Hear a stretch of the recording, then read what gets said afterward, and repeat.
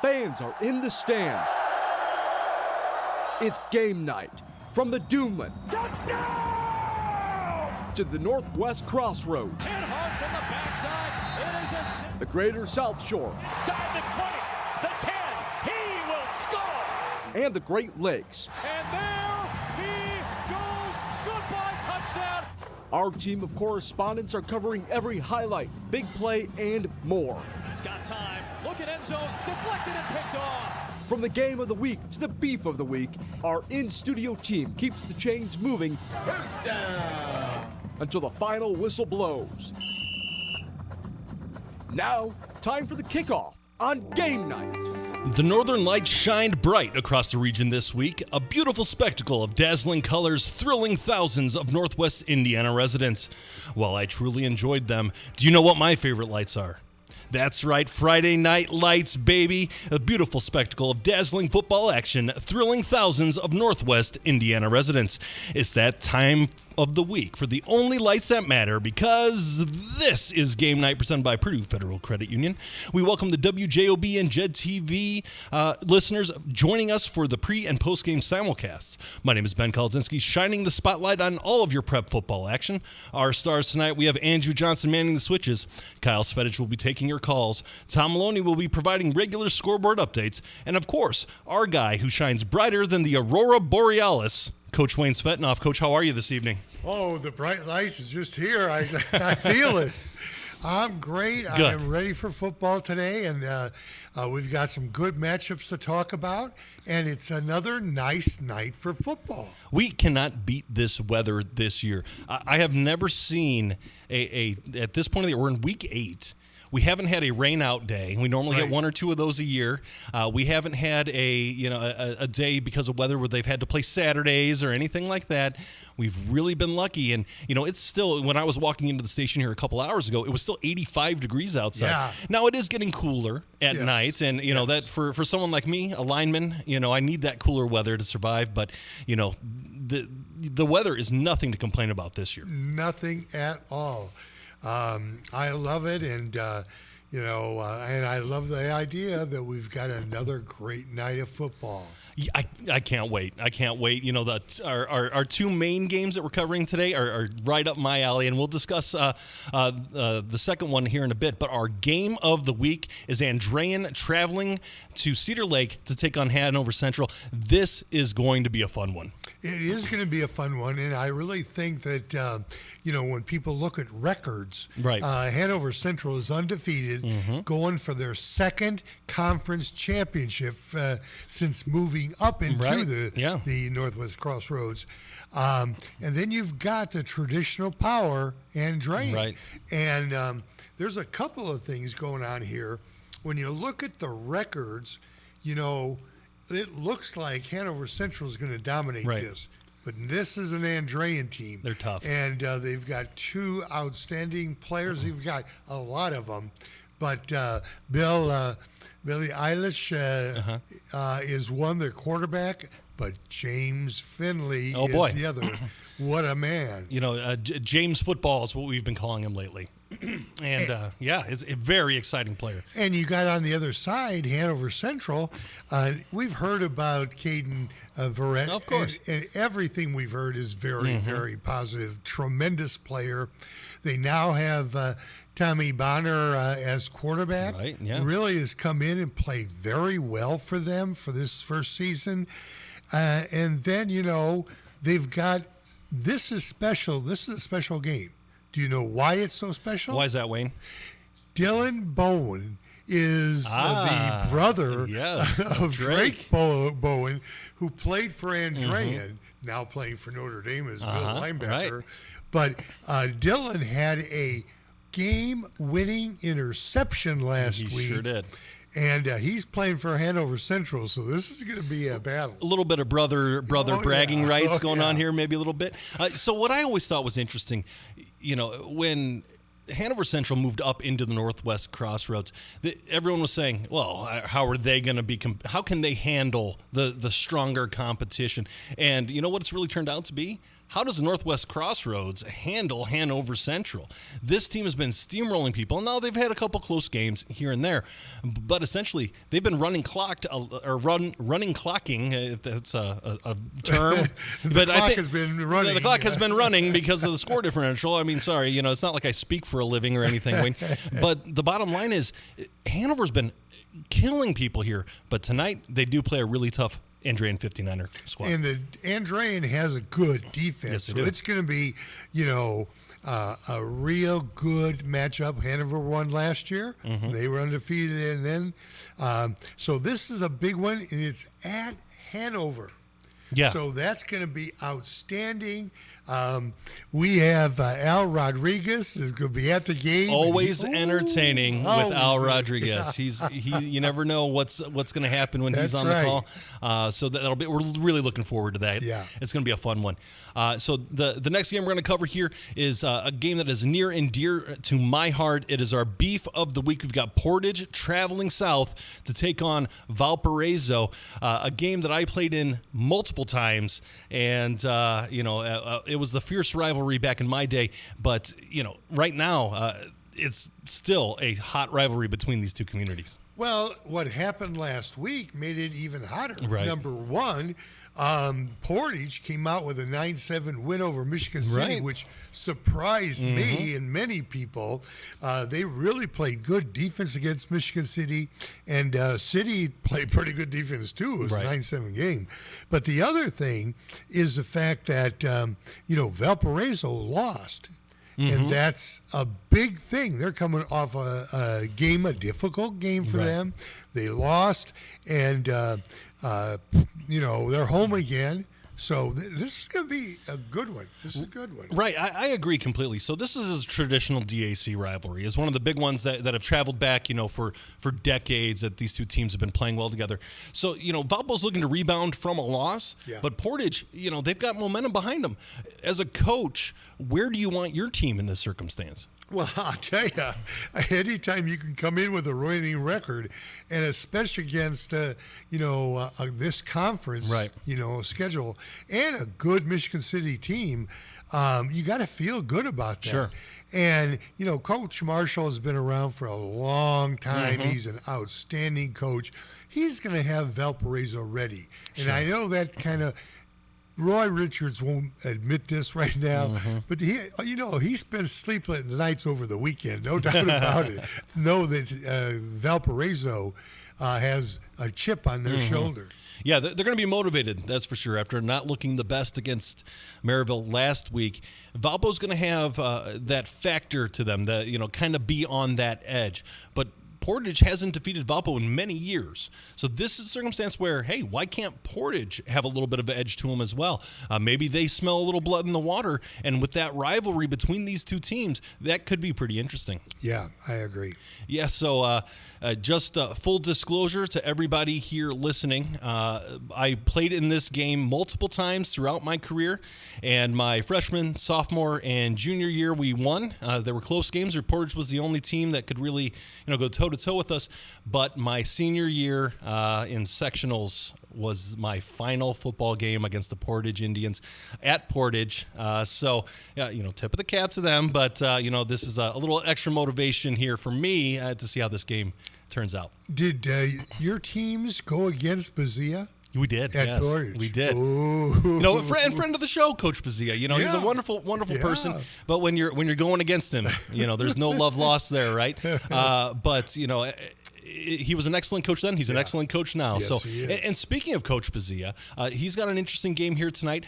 He's got Chesterton traveling to Crown Point to take on the Bulldogs.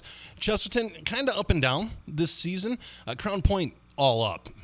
Yeah, and this has to be. This scares me more than any other game tonight, just because Crown Point has been so dominant. Right. And they struggled a little bit in the first half of a couple of games, and then all of a sudden just blew out people. And Chesterton has a defense that can play with Crown Point. Now, do they have an offense that scores enough points to beat Crown Point, especially at Crown Point. And, Crown Point always packs their stadium. They have a beautiful football facility out there. If our listeners haven't had an opportunity to go down there and watch a football game, it's fantastic. But they always have that great atmosphere. It's not quite the same as being on the square with the clock, the courthouse in the background, but it's still a beautiful, beautiful facility. Yes, it is. And the fans are raucous. And they're rowdy. And there's a lot of excitement that Coach Bazia has helped generate for this Crown Point Bulldogs team. Do I think that there's going to be a letdown or anything there? We haven't seen any evidence that there would be a letdown. Crown Point keeps doing what they need to be doing, and they're in the driver's seat for the DAC.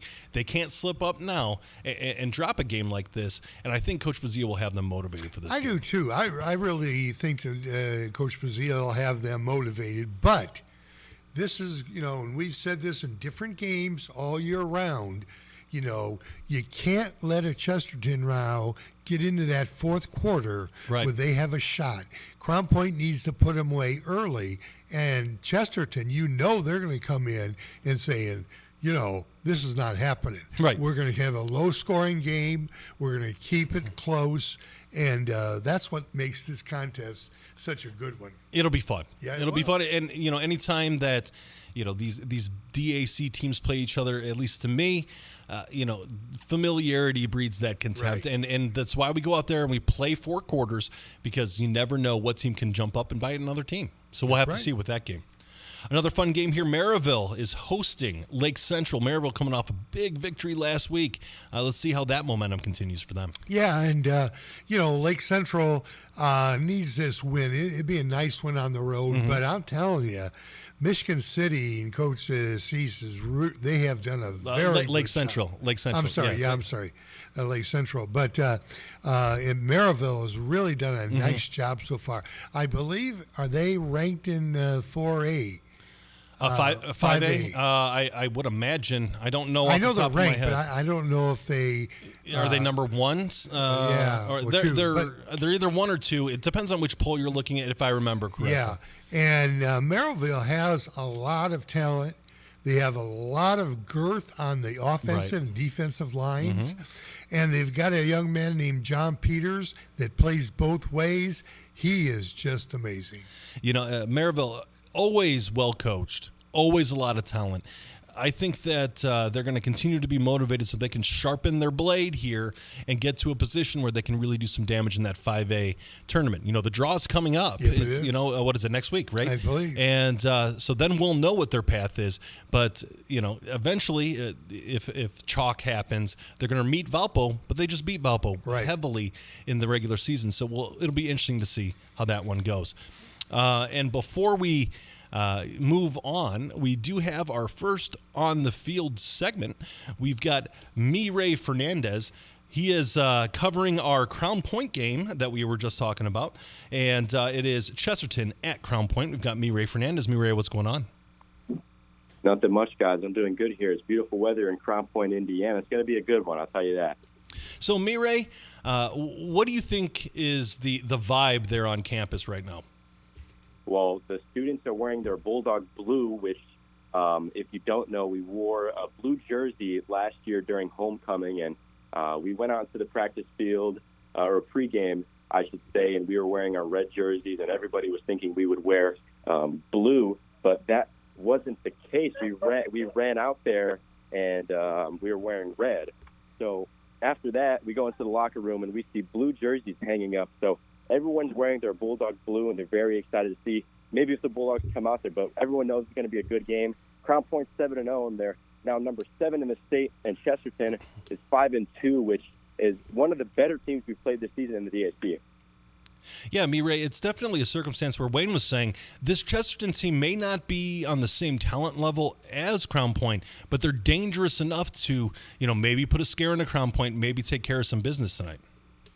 Absolutely, and I was talking to a few buddies that are also doing the broadcast with me, and they said that if there was a game the Crown Point were to get upset by throughout this whole regular season, it would be Chesterton. I mean, they just came off of a 17-16 win against LC, which isn't the greatest of teams, but, I mean, we see what they can do with their roster, and it's going to be a really good game against Crown Point here. I'll tell you guys that.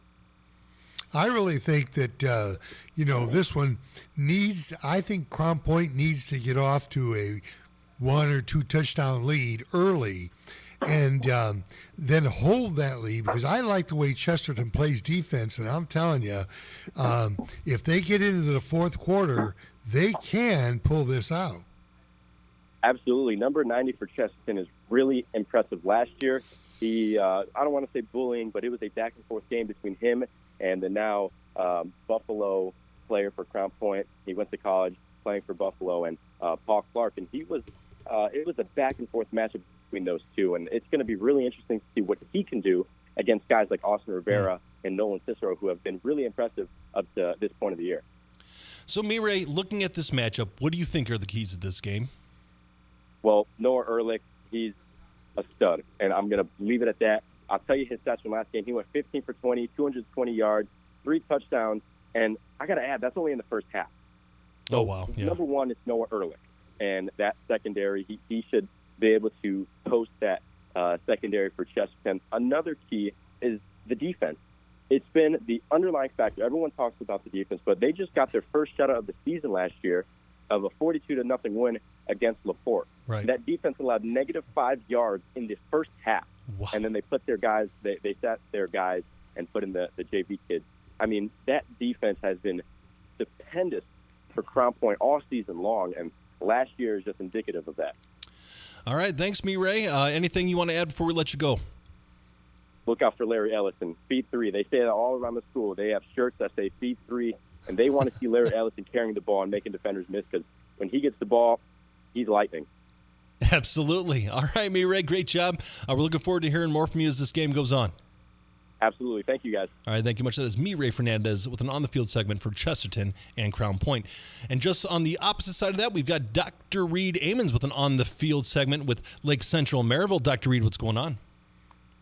Yeah, good evening, gentlemen. I hope all is well. Yes, another beautiful night for football. It's an exciting time, as you guys were mentioning. We have the sectional tournament draw here in just a couple days. We'll see that on Sunday. And as teams prepare to wrap up their regular season and get ready for the playoffs. So it's a really interesting matchup tonight with Lake Central traveling over to Maryville to meet the Pirates. And as the conference season starts to wind down and tournament action gets ready to heat up here pretty soon. So, Dr. Reed, this is a team that are, two traditional rivals here in Northwest Indiana, two of the bigger schools here in Northwest Indiana as well. How do you think they match up today? Yeah, I think the critical part tonight will be that, and you guys mentioned it, the offensive and defensive lines, kind of the battle of the trenches. Lake Central is going to need to be able to run the ball tonight in order to, I think, have success. If they can establish the run to set up their passing game so they're not constantly playing behind the sticks and facing second and third and long. And certainly Maryville wants to be able to run the ball first. And Vicarious Johnson and Cam Jordan back there running the ball most of the season so far. If they can establish that line of scrimmage, then that really opens up the passing game for the Pirates. So what I'm most interested in tonight is to see how the offensive and defensive lines can establish themselves for both teams. Doc, Lake Central has struggled a little bit this year, but boy, Cam Reddick, this is the first year for him playing quarterback, has started to mature a little bit. I know that he threw, I believe, 2 touchdown passes towards the end of his game last week, and he's coming out a little bit. I just think that Lake Central doesn't have enough of a running game, and Maryville certainly does. J.Q. Johnson had a wonderful game last week, and I was really impressed by this Sanders as a quarterback. Yeah, he played probably his best game of the season a week ago, and really the whole Maryville Pirate team played extremely well. I believe they had 4 penalties for a total of only 30 yards and no turnovers on the game. So if Maryville can continue that throughout the rest of their season, they're going to make a very deep run. Like you said, Wayne, very well coached, and they have a lot of talent. And if they can minimize those negative plays and penalties and turnovers, they're certainly going to have a long run. But what we have found this year against Maryville's defense is if you are one-dimensional, if you can only pass, if you can only run, you're going to have a long night offensively against the Pirates. You have to have that balanced attack. So that's why I'm really interested in that line of scrimmage matchup. If they can establish some sort of running game to go along with some timely passing, that's what's going to give Maryville fits tonight. And I think on the Lake Central side, what they needed, they needed to be able to keep the game close. They played a number of close games this year. We talked about the 1-point victory a week ago, 1-point game a week ago against Chesterton, a 1-point defeat. And, they've had a couple of games that have been under touchdowns this year. So they're used to playing close games. And if they can keep this game close, I think they have to keep Maryville under 21 points in order to be able to give themselves a chance late in the game. If Maryville's able to get into the 30s and 40s, Lake Central's going to have a hard time keeping up with the scoring. And so I'm really interested to see how Lake Central's defense can react tonight and see if they can hold Maryville down and give their offense a chance to maybe pull out a victory tonight. I totally agree. If Lake Central can get some turnovers, capitalize on turnovers with Maryville, and if they can get into that 21 area, they could have a chance. But boy, that's going to be tough with the defense from Maryville. Yeah, that's going to be quite a challenge. I mean, Maryville's offense has looked very balanced this year. They do try to establish the run first, for sure, but after that, they have been effective with the pass down the field, and they can do everything from catch the ball 3 yards down the field and run it 75 yards because they have good speed on the outside and they run really good routes, as well as just throwing the ball 55 yards down the field and running underneath it for a score. So they can beat you lots of ways, and certainly we know that running attack is very dangerous between the kind of two-headed monster between Johnson and Jordan, and Lake Central definitely has their work cut out for them tonight. I am interested to see how they can react, and here we are kind of late in the season, and this is one of their better conference showings here in 2024 for Lake Central. I'm sure they're thinking if they can get to 4-3 or so in the conference, then they'll be real pleased with how their conference season has gone. That's a step in the right direction for them. So I'm sure that's what they're working towards, and they can't get there unless they get a victory tonight. Yeah, and Doc, I really like this young man named John Peters, who is the Deion Sanders of Maryville here. What a defensive player. I think that he's had 2 or 3 games where he's caught a touchdown pass and intercepted a pass, and he is very, very athletic. Yeah, he would be what we would call a ball hawk. He's someone that has a really good read for the ball, whether it's on offense or defense. He had the interception return for a 100-yard touchdown return against Portage a couple weeks ago. He had a nice interception last week against Valpo as Valpo was starting to drive, and I believe it was on about the 8 or 9 yard line as Valpo was getting in the scoring position. So he's done a really nice job all season. He's also a big play threat on the outside offensively, lining up at wide receiver. He's fairly tall and lanky and has really good hands and good speed. He's also a track kid, does a nice job in the track season as well. So, yeah, John's a really good two-way player for the Pirates and has done a lot of really positive things. All right, thank you, Dr. Reed. Anything else you want to add before we let you go? I don't think so, guys. It should be a good night of football. Really interested to see how the conference finals kind of pan out here over the next couple of weeks in the final standings, and should be a great night. And I just look forward to talking to you soon. All right, thanks, Dr. Reed. We appreciate it. That is Dr. Reed Amons for On the Field segment for Lake Central and Maryville. We're going to go to another On the Field segment. We've got Gary Graben with an On the Field segment for Hobart at Morton. Gary, what's going on? Nothing, just good to be here at Zlotnick Field here on yet another beautiful Friday night. How do you spell that? T-H-A-T. There you go. Thank you. I needed that. So, Gary, what are your eyes on for this game? Well, this is an interesting matchup, an out-of-conference matchup. Now, for Morton, they play a lot of out-of-conference matchups because they're in basically a 3-team conference. But for Hobart to have an out-of-conference matchup here in Week 8 is a little bit of an interesting thing. Obviously, this rivalry renewed last year. For Hobart, they had a very tough loss last week with Hanover Central. I think their young players are growing up. We're seeing it right before our eyes. But this is really the last test. Next week, they're going to have Highland, who admittedly they're going to be heavy favorites at Highland. So this is the last test against an athletic team for Hobart to sort of finalize some stuff before the playoffs. So I'm looking forward to that matchup. And then, as we've talked about most of the season, on the notepad with Morton, you put a big question mark because you thought at the start of the year that this would be a team that would be stacking up some wins with all the talent that's on the team, and it hasn't happened. They have just 2 wins so far. They have East Chicago next week. Again, they'll be prohibitive favorites next week. But this is a chance for Morton to prove that they can hang with one of the better teams in Northwest Indiana. Gary, I really agree there. But, Morton, number one, they're at home. Number two, Deshaun Woods has really started to play. I thought at the beginning of the year that Woods would really make a big difference, and he's played well, but not to the point where I thought he would. And now I think last week he had 2 touchdowns, and Morton is coming on. This is another game that Hobart just can't sleep on. They've got to, they got to keep Morton at bay early. Absolutely so. And I would tell you one of the things I think Morton had to feel out early in the year is they have a lot of talented skill players. They have a Division I wide receiver in LeBron Hill going to Purdue next year. They have a lot of players to share the ball. And I think at first maybe Woods was not getting as many carries as expected.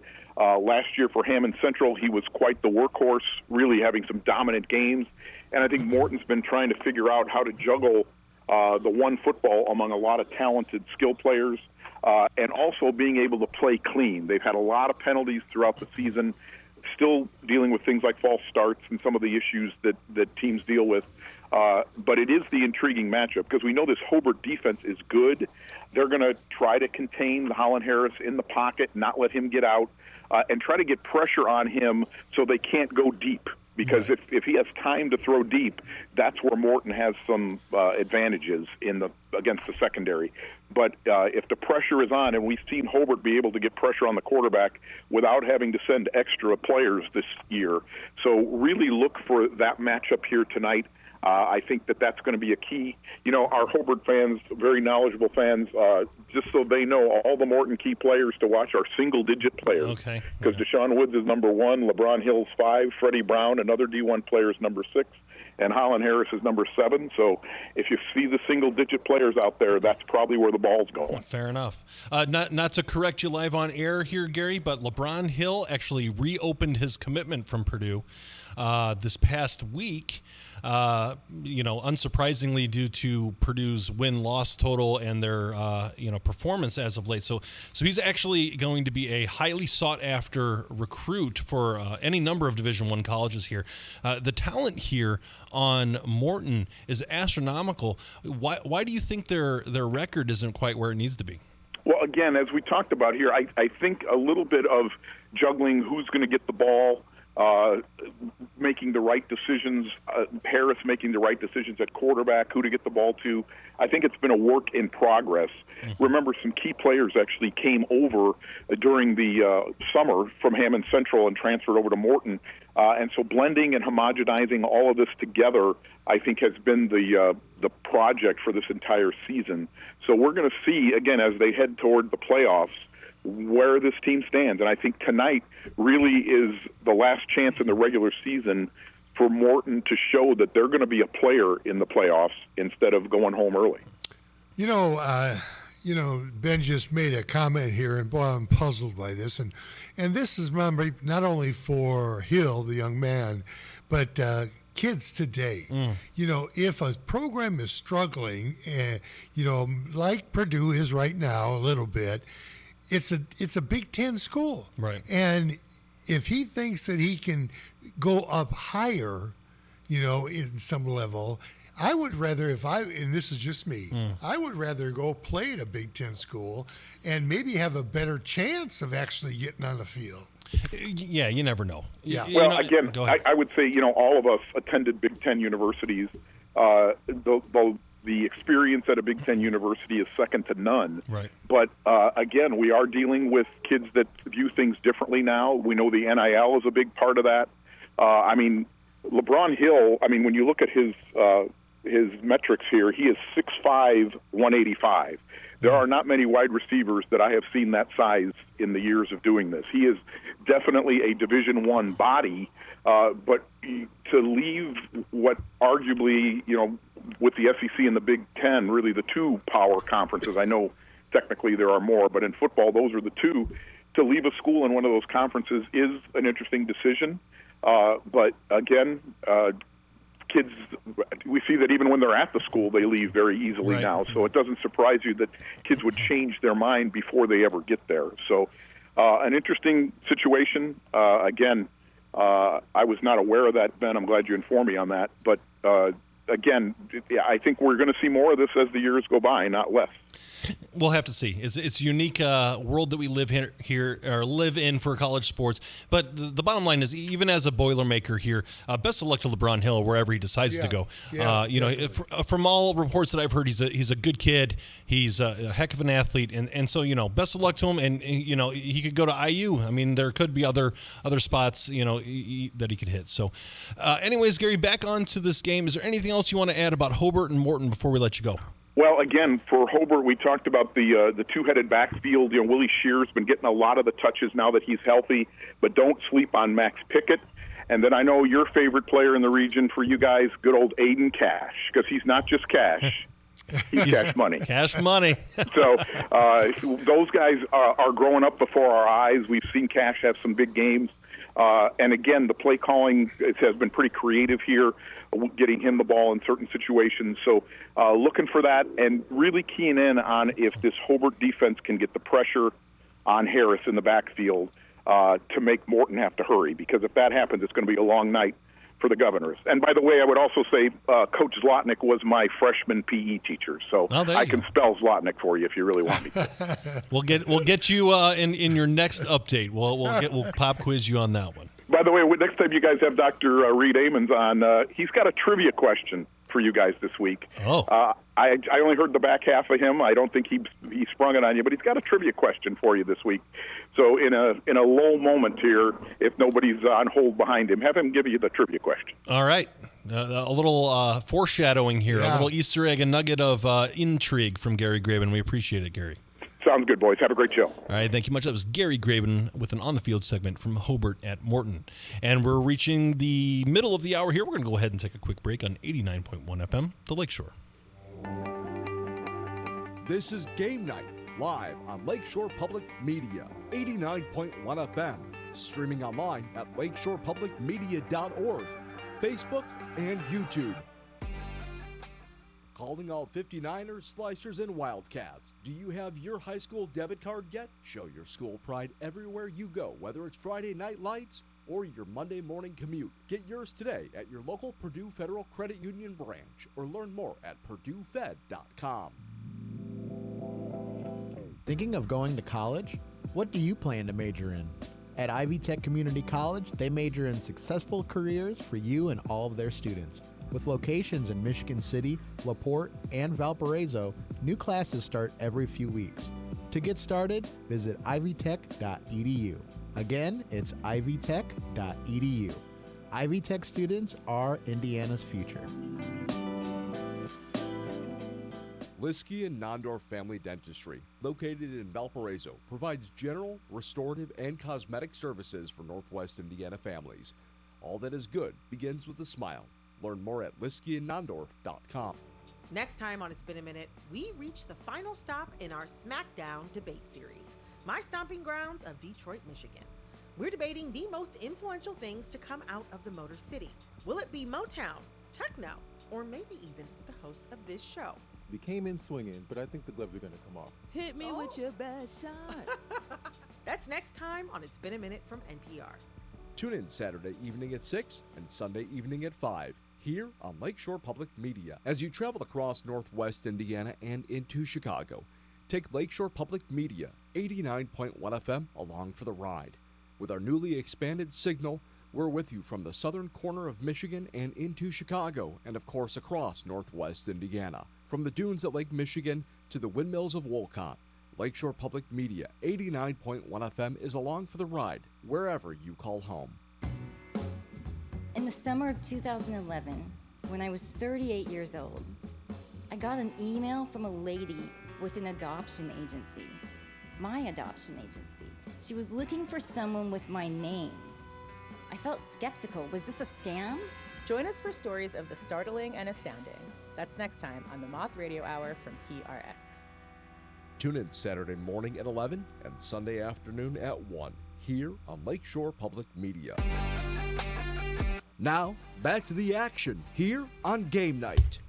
I want to say a big thank you to Palermo's for taking care of the Game Night crew this evening. Palermo's is real Chicago pizza, serving the community since 1961. You can visit Palermo's of 63rd Street at 2893 East 81st Street in Maryville, on the Maryville-Hobart line between Home Depot and PetSmart. This pizza is fantastic. Wayne, how'd you like your dinner? Oh, boy. It is excellent, excellent pizza. And everybody out there that would like to grab a, pizza and take it home after the game, stop in because they do a great job no matter what kind you get. And I like the sausage and that's nice. It was delicious. But it is excellent pizza. You know what a perfect Friday night is, in my opinion? Yes.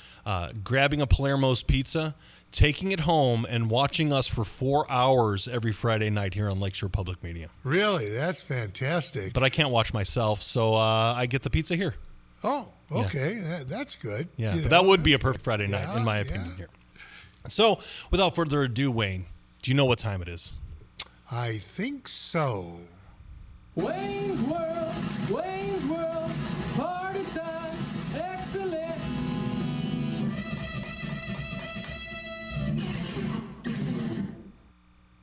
That's right. It's everybody's favorite time of the week. It is Wayne's World. We're going to start off with our Little Five. Wayne, what do you got?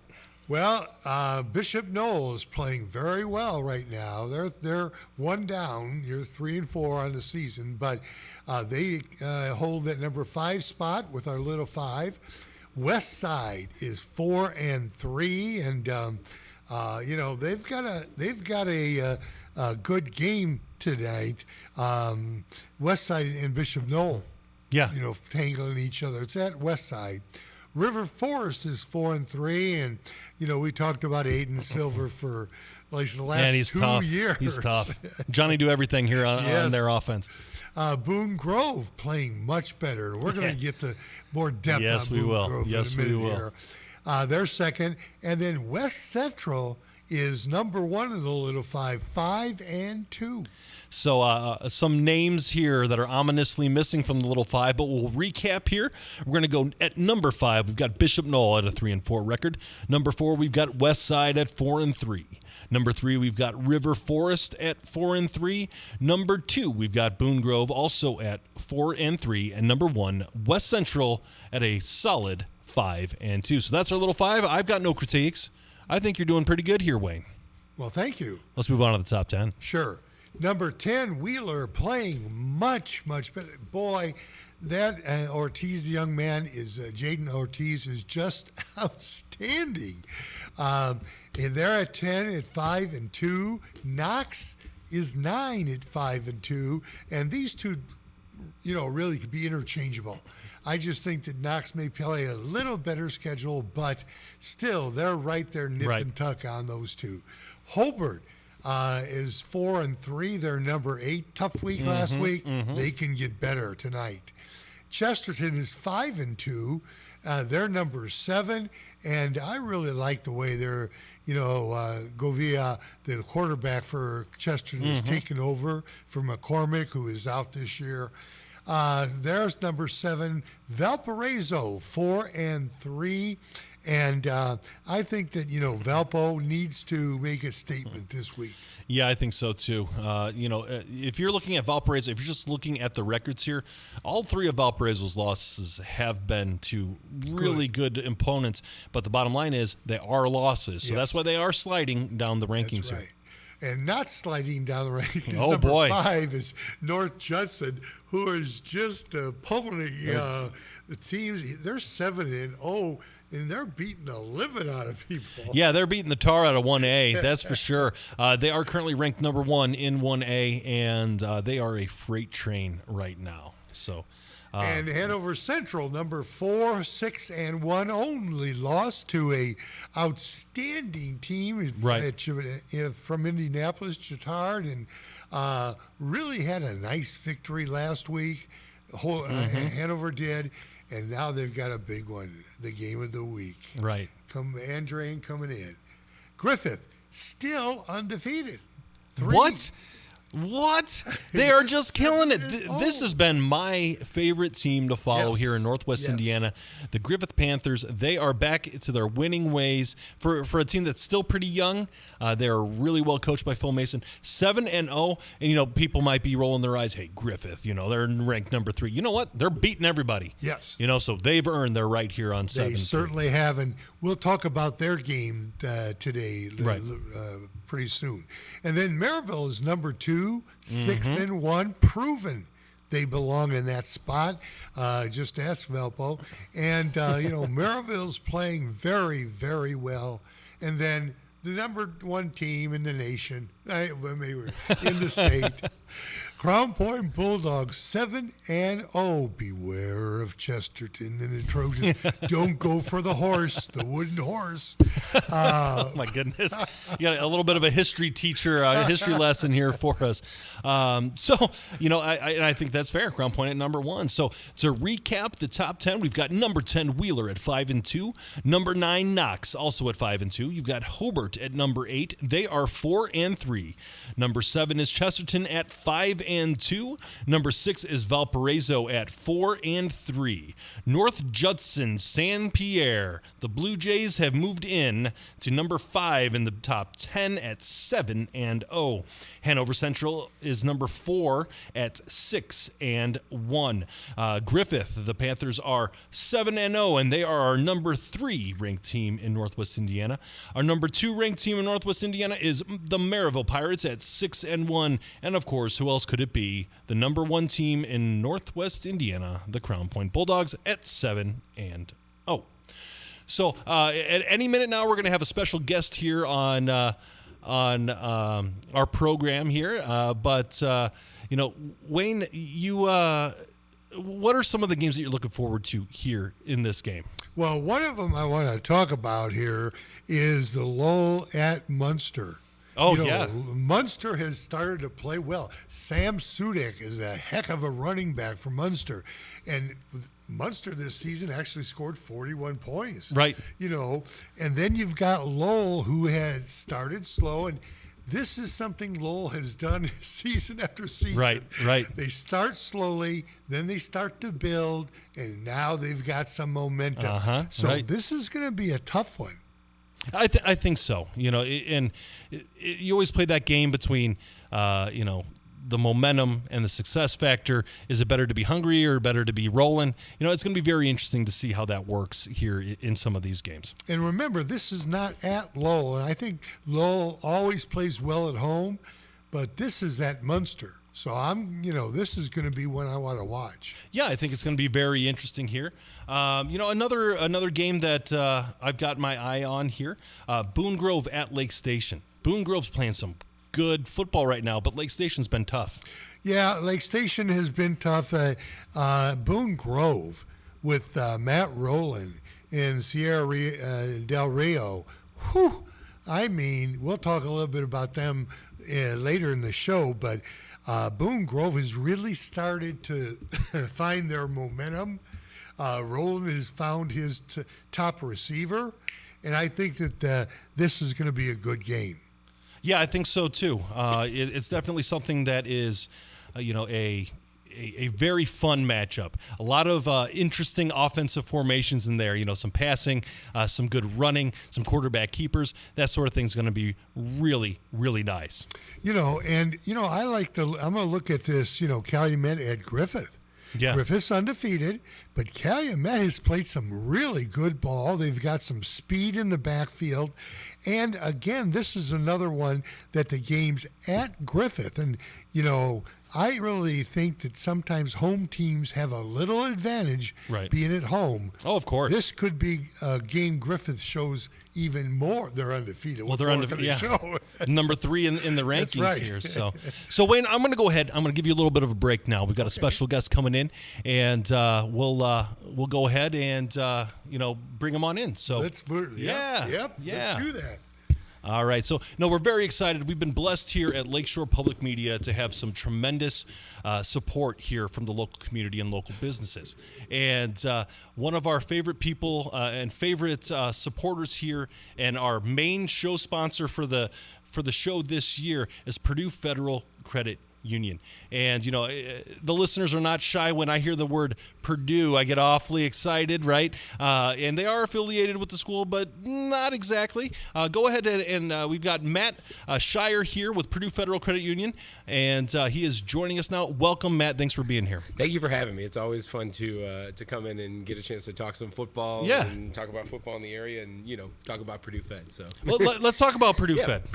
What do you guys do? Well, we can tackle all of your banking needs. I'm sorry, that's terrible. No, it's okay. That's what we're here for. I'll never use that joke ever again. We lean into the cheese here. It's okay. I like it. But, we're located right down the street in Crown Point. Mm-hmm. We opened the branch about 5 years ago now, just before COVID. We love to be out in the community. We love to have those partnerships with the community that, can really tie everything together. Sure. And sponsoring things like, Lakeshore Public Media and Gamenight is one of those. Yeah. We love being in the schools.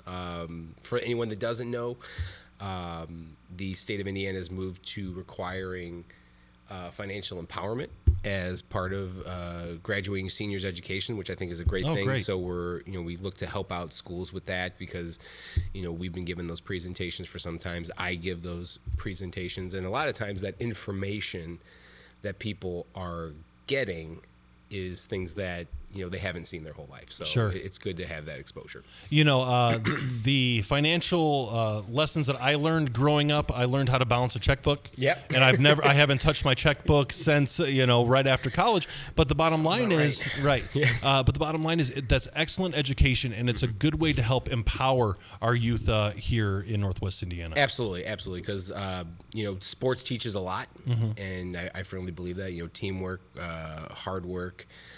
Showing up when you might not be at your best, but there are other areas which we're all going to be exposed to life, and finances is definitely going to be one of them. And when you have a firm grasp on your finances, a lot of times you mentally feel like a lot of other things fall into place. So why a federal credit union?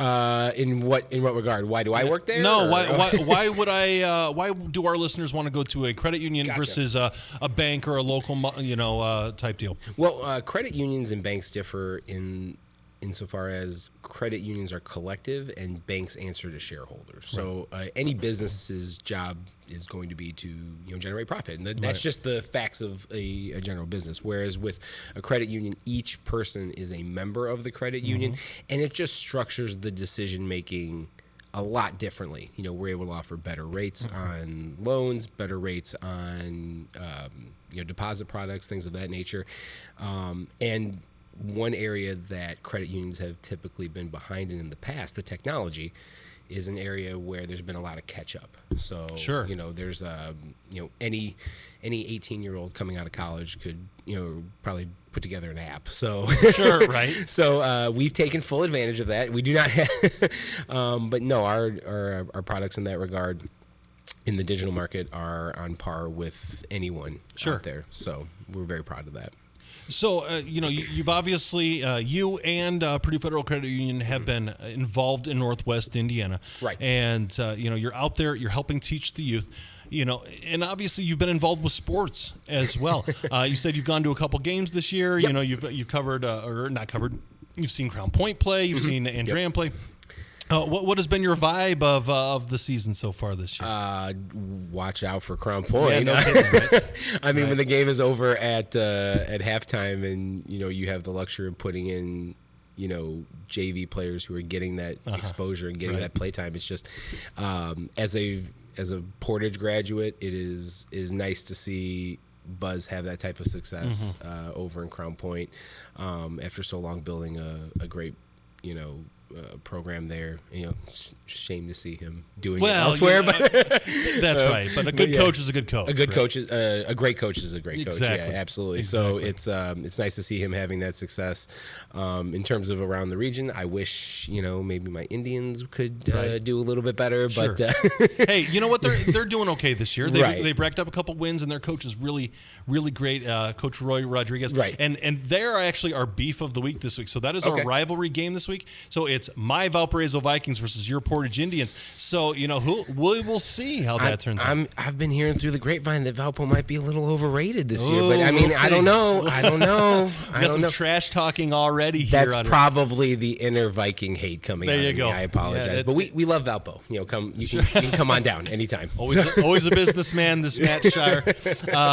So what's interesting about Northwest Indiana and your involvement with certain things around here, you actually have a unique circumstance where you are friends with a foe of Coach Bazia this year, the coach of the Arizona College prep team that came in from out of town. So how was that relationship formed? So he played with my brother. His name's Steve Vaught, and he played with my brother, and then we played on some recreational leagues together. Sure. Exceptionally nice guy. Moved out to Arizona with his wife and kids, and he's been moving up the coaching ranks there. So it was really cool to see him, come back to Indiana.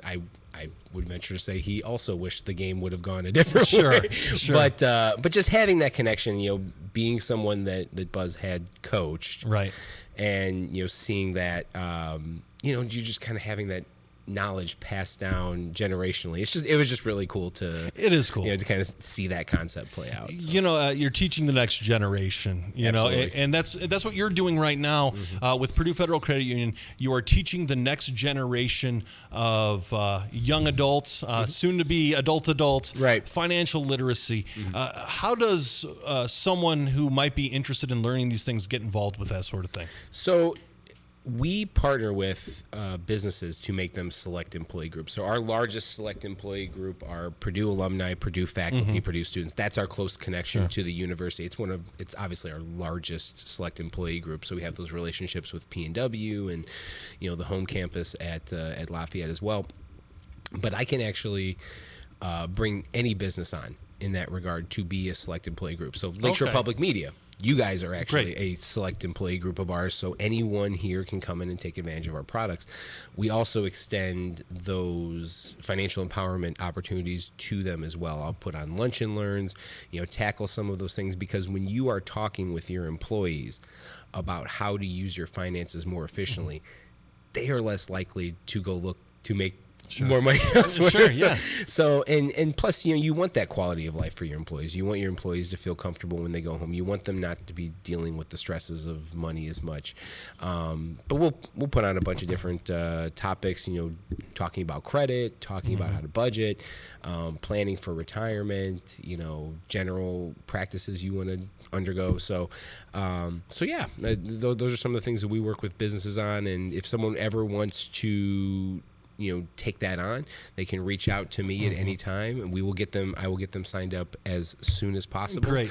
And we'll come in and talk some money. There you go. Yeah. I love to hear it. Yeah. And I just, as we're winding up this interview and kind of getting ready to close this out, I want to say thank you very much for Game Night, for myself as Ben Kolodzinski, for Wayne Svetanoff, Tom Maloney, and this whole group here.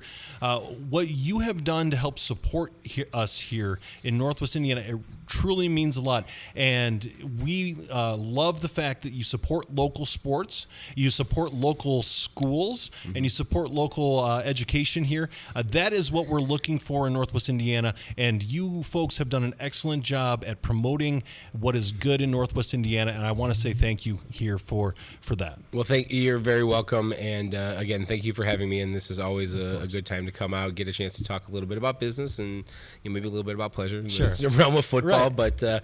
But yeah, no, anytime anybody wants to come in, we can take care of your finances. I won't say the cheesy.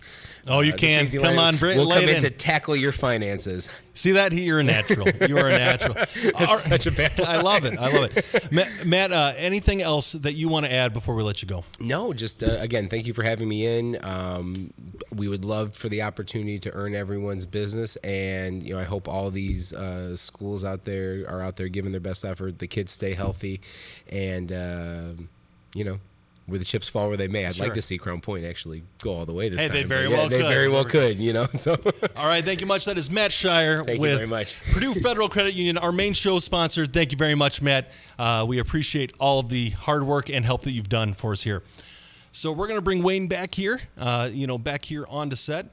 And, it's always great to hear from our lovely sponsors that help make this show happen. And, Matt does a great job with his career and what he's doing there at Purdue Federal Credit Union. But he also did a great job on air for us here today. Entertaining. Yeah, he is one of the more entertaining guests that we ever have here on this show. I remember chatting with him last year. It was great. And he did a great job here today. So, who else did a great job? We're going to talk about our players of the week this week. All right, so what's interesting here, we actually have a pair, a duo, a Batman and Robin for the Chuck DeMoss players, plural, of the week. We've got Samir Del Rio and Matt Rowland for Boone Grove. Yeah, boy. How could you separate these two? Rowland's throwing the ball and Del Rio is catching it.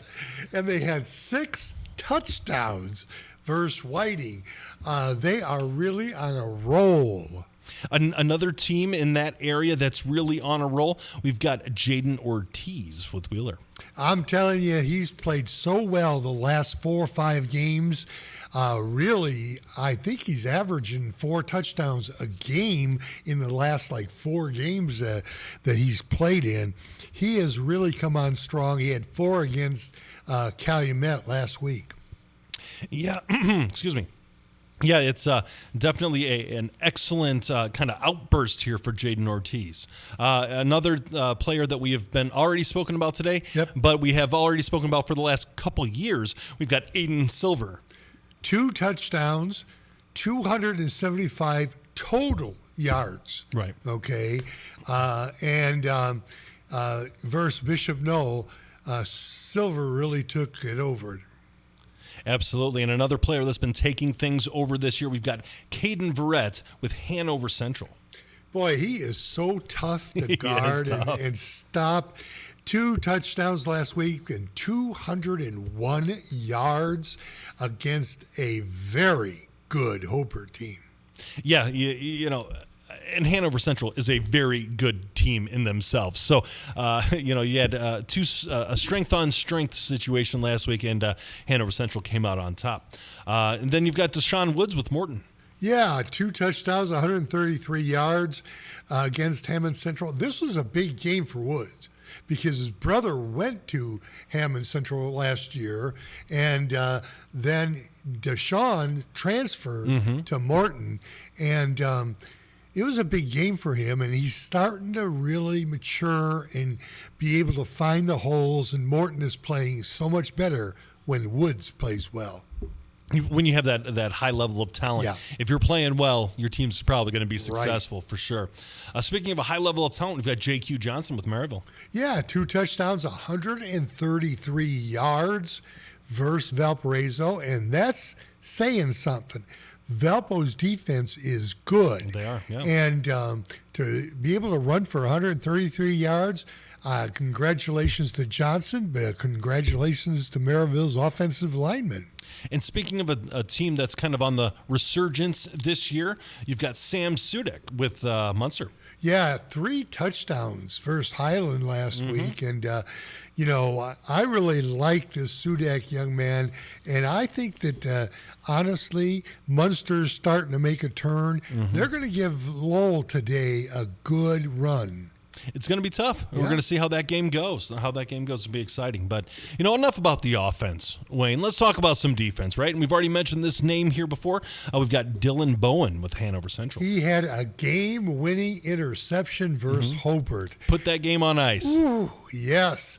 And he's played so well defensively, following his footsteps of his brother, Big Bro, who right. Really is good at Notre Dame. Yeah, the Bowen family has really cemented themselves as one of the elite athletic families here in Northwest Indiana. So congratulations to Dylan with that game-winning interception. So another defensive player, someone we've already mentioned today, we've got John Peters with Maryville. Yeah, boy, he goes both ways. He had an interception last week. He had a 1-yard touchdown catch. Or not, he had 1 touchdown catch, not a 1-yarder catch versus Valpo. And he has been, we talk about quarterbacks, being the mainstay. If you want a quarterback of the defense, this young man is it. All right, another Hanover Central player, we've got Blake Belcher. He had a fumble recovery versus Hobart. He's a lineman, and it's always nice when the defensive linemen get their hands on the ball. Yeah, absolutely.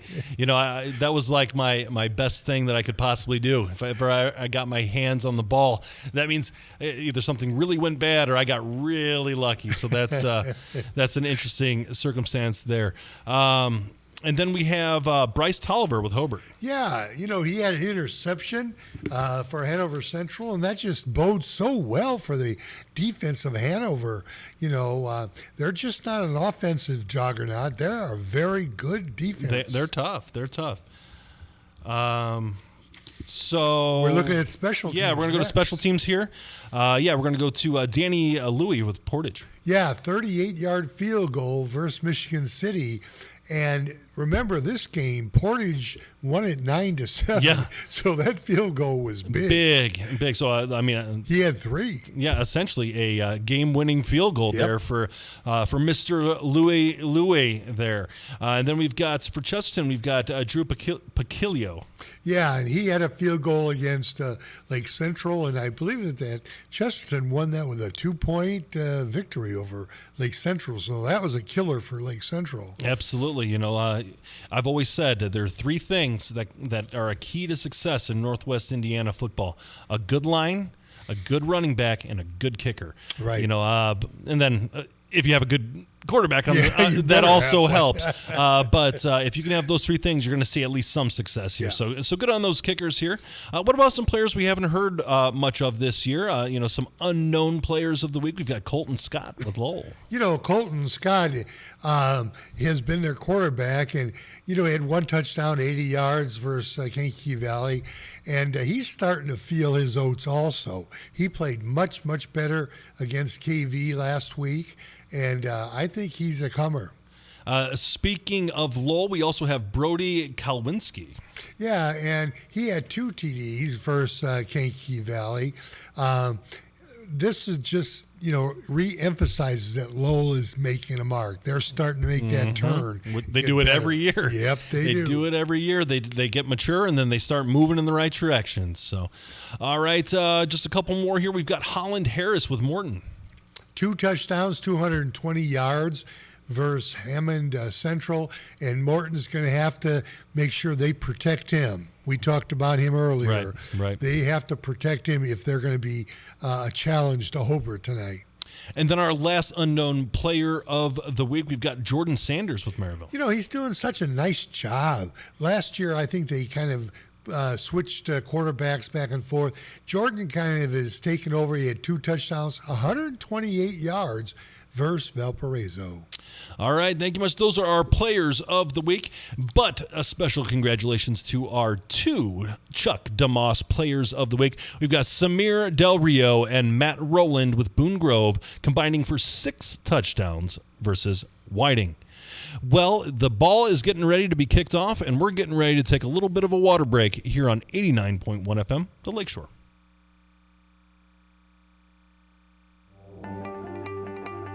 This is Game Night, live on Lakeshore Public Media, 89.1 FM, streaming online at lakeshorepublicmedia.org, Facebook, and YouTube. Thinking of going to college? What do you plan to major in? At Ivy Tech Community College, they major in successful careers for you and all of their students. With locations in Michigan City, LaPorte, and Valparaiso, new classes start every few weeks. To get started, visit ivytech.edu. Again, it's ivytech.edu. Ivy Tech students are Indiana's future. Liskey and Nondorf Family Dentistry, located in Valparaiso, provides general, restorative, and cosmetic services for Northwest Indiana families. All that is good begins with a smile. Learn more at liskeyandnondorf.com. Calling all 59ers, Slicers, and Wildcats. Do you have your high school debit card yet? Show your school pride everywhere you go, whether it's Friday night lights or your Monday morning commute. Get yours today at your local Purdue Federal Credit Union branch or learn more at purduefed.com. Hi, I'm Terry. And I'm Joe. We host the People's Pharmacy heard live Saturday mornings at 6 here on Lakeshore Public Radio 89.1 FM. We talk with you about everything from home remedies to breakthrough drugs. Hear from leading experts about drugs, herbs, home remedies, and other health topics. Join us on the People's Pharmacy Saturday mornings at 6 here on Lakeshore Public Radio 89.1 FM. On the next Radiolab, we dance the forbidden dance between sweet, calming order and... Oh my God. Chaos.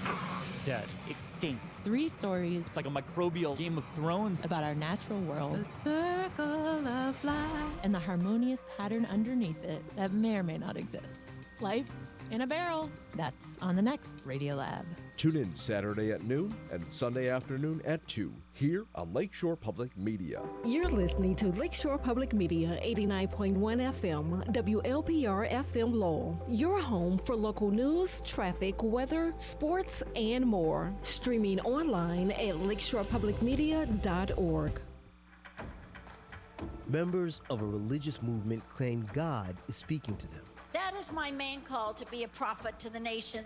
And they're spreading not just their religion, but their politics. We demand legal votes to be counted and illegal votes not to be counted in the name of Jesus. Blurring the lines between church and state on the next Reveal. Tune in Saturday afternoon at 3 here on Lakeshore Public Media, 89.1 FM. A screw-up is one thing. A kerfuffle is all well and good, but every once in a while, you run right past your typical hullabaloo into a full-on brouhaha. On the next Snap Judgment, we proudly present Bonkers. Snap Judgment, storytelling with the beat. Do not miss it. Tune in Saturday morning at 10 and Sunday at noon here on Lakeshore Public Media. And now, the scoreboard update. It's the calm before the storm, boys. We got to play the games before we can get to the draw on Sunday. The games tonight are as follows. The Andrean 59ers travel to Hanover Central to take on the Wildcats in our game of the week. On the call tonight will be El Rodriguez. Meanwhile, Chesterton versus Crown Point. Can the Trojans' offense hang with the high-flying Bulldogs, who, with a victory tonight, will clinch a share of the Duneland Conference title at a minimum? So we'll see what happens there. Lake Central will travel to Maryville to take on the Pirates in a Maryville team that is really hoping Chesterton can pull off that miracle this week. LaPorte versus Michigan City. The Portage Indians travel to Valparaiso to take on those Vikings. No comment on Matt's earlier comments about if Valpo's overrated. I don't know where he got that information from, Ben. I don't know who he was talking to. Hey, people can have their opinions on things. It all comes out on the wash on the field. It's a little warm in here. Highland travels to Kankakee Valley to take on the Cougars. The Lowell Red Devils travel to Munster to take on the Munster Mustangs, who over the last couple of weeks actually do have an offense. Can that offense continue to keep moving the ball forward? Meanwhile, the Griffith Panthers look to remain undefeated as they welcome in the Calumet Warriors. The Hobart Brickies take on the Morton Governors, and my Boone Grove Wolves. Wayne, I saw that. Number 2 this week on the Little Five. You've done better. They are in Lake Station tonight to take on the Fighting Eagles. Whiting travels to Wheeler to take on the Bearcats, and East Chicago travels to Hammond Central tonight. Bishop Knoll and the Warriors, they travel to West Side to take on the Cougars. The River Forest Ingots travel to Rensselaer to take on the Central Bombers. And North Judson welcomes in Caston. South Central versus Winnemac. Winnemac is up already 16-0 in that game as they have an early start there.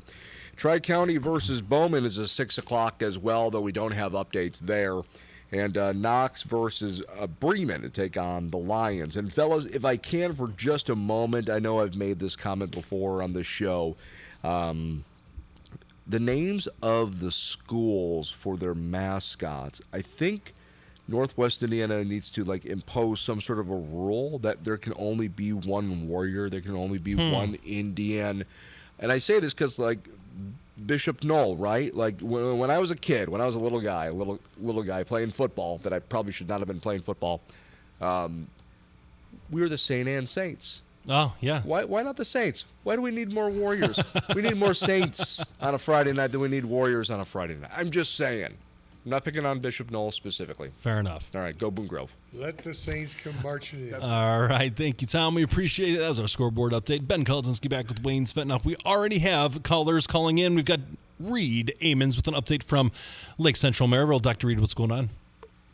Yeah, Maryville gets the ball first tonight. On the first play from scrimmage from their own 28-yard line, Cam Jordan, sophomore running back, takes it to the house, a 72-yard touchdown. Wow. The extra point was good. That just 30 seconds into the game, that put Maryville on top, 7-0. They just forced a 3-and-out by the Indians of Lake Central. So Maryville's just now getting the ball back right around looks like it's probably going to be about their own 30-yard line. And for the second possession, there's 9:12 to go here in the opening quarter. Maryville already on top, 7-0. All right, Dr. Reed. So a really hot start for the Pirates there. Yeah, I don't know if they'll be able to keep up the average yards per play here at 72, but so far, a good start for the Pirates. All right, fair enough, Reed. One more time, what is that score and time update, please?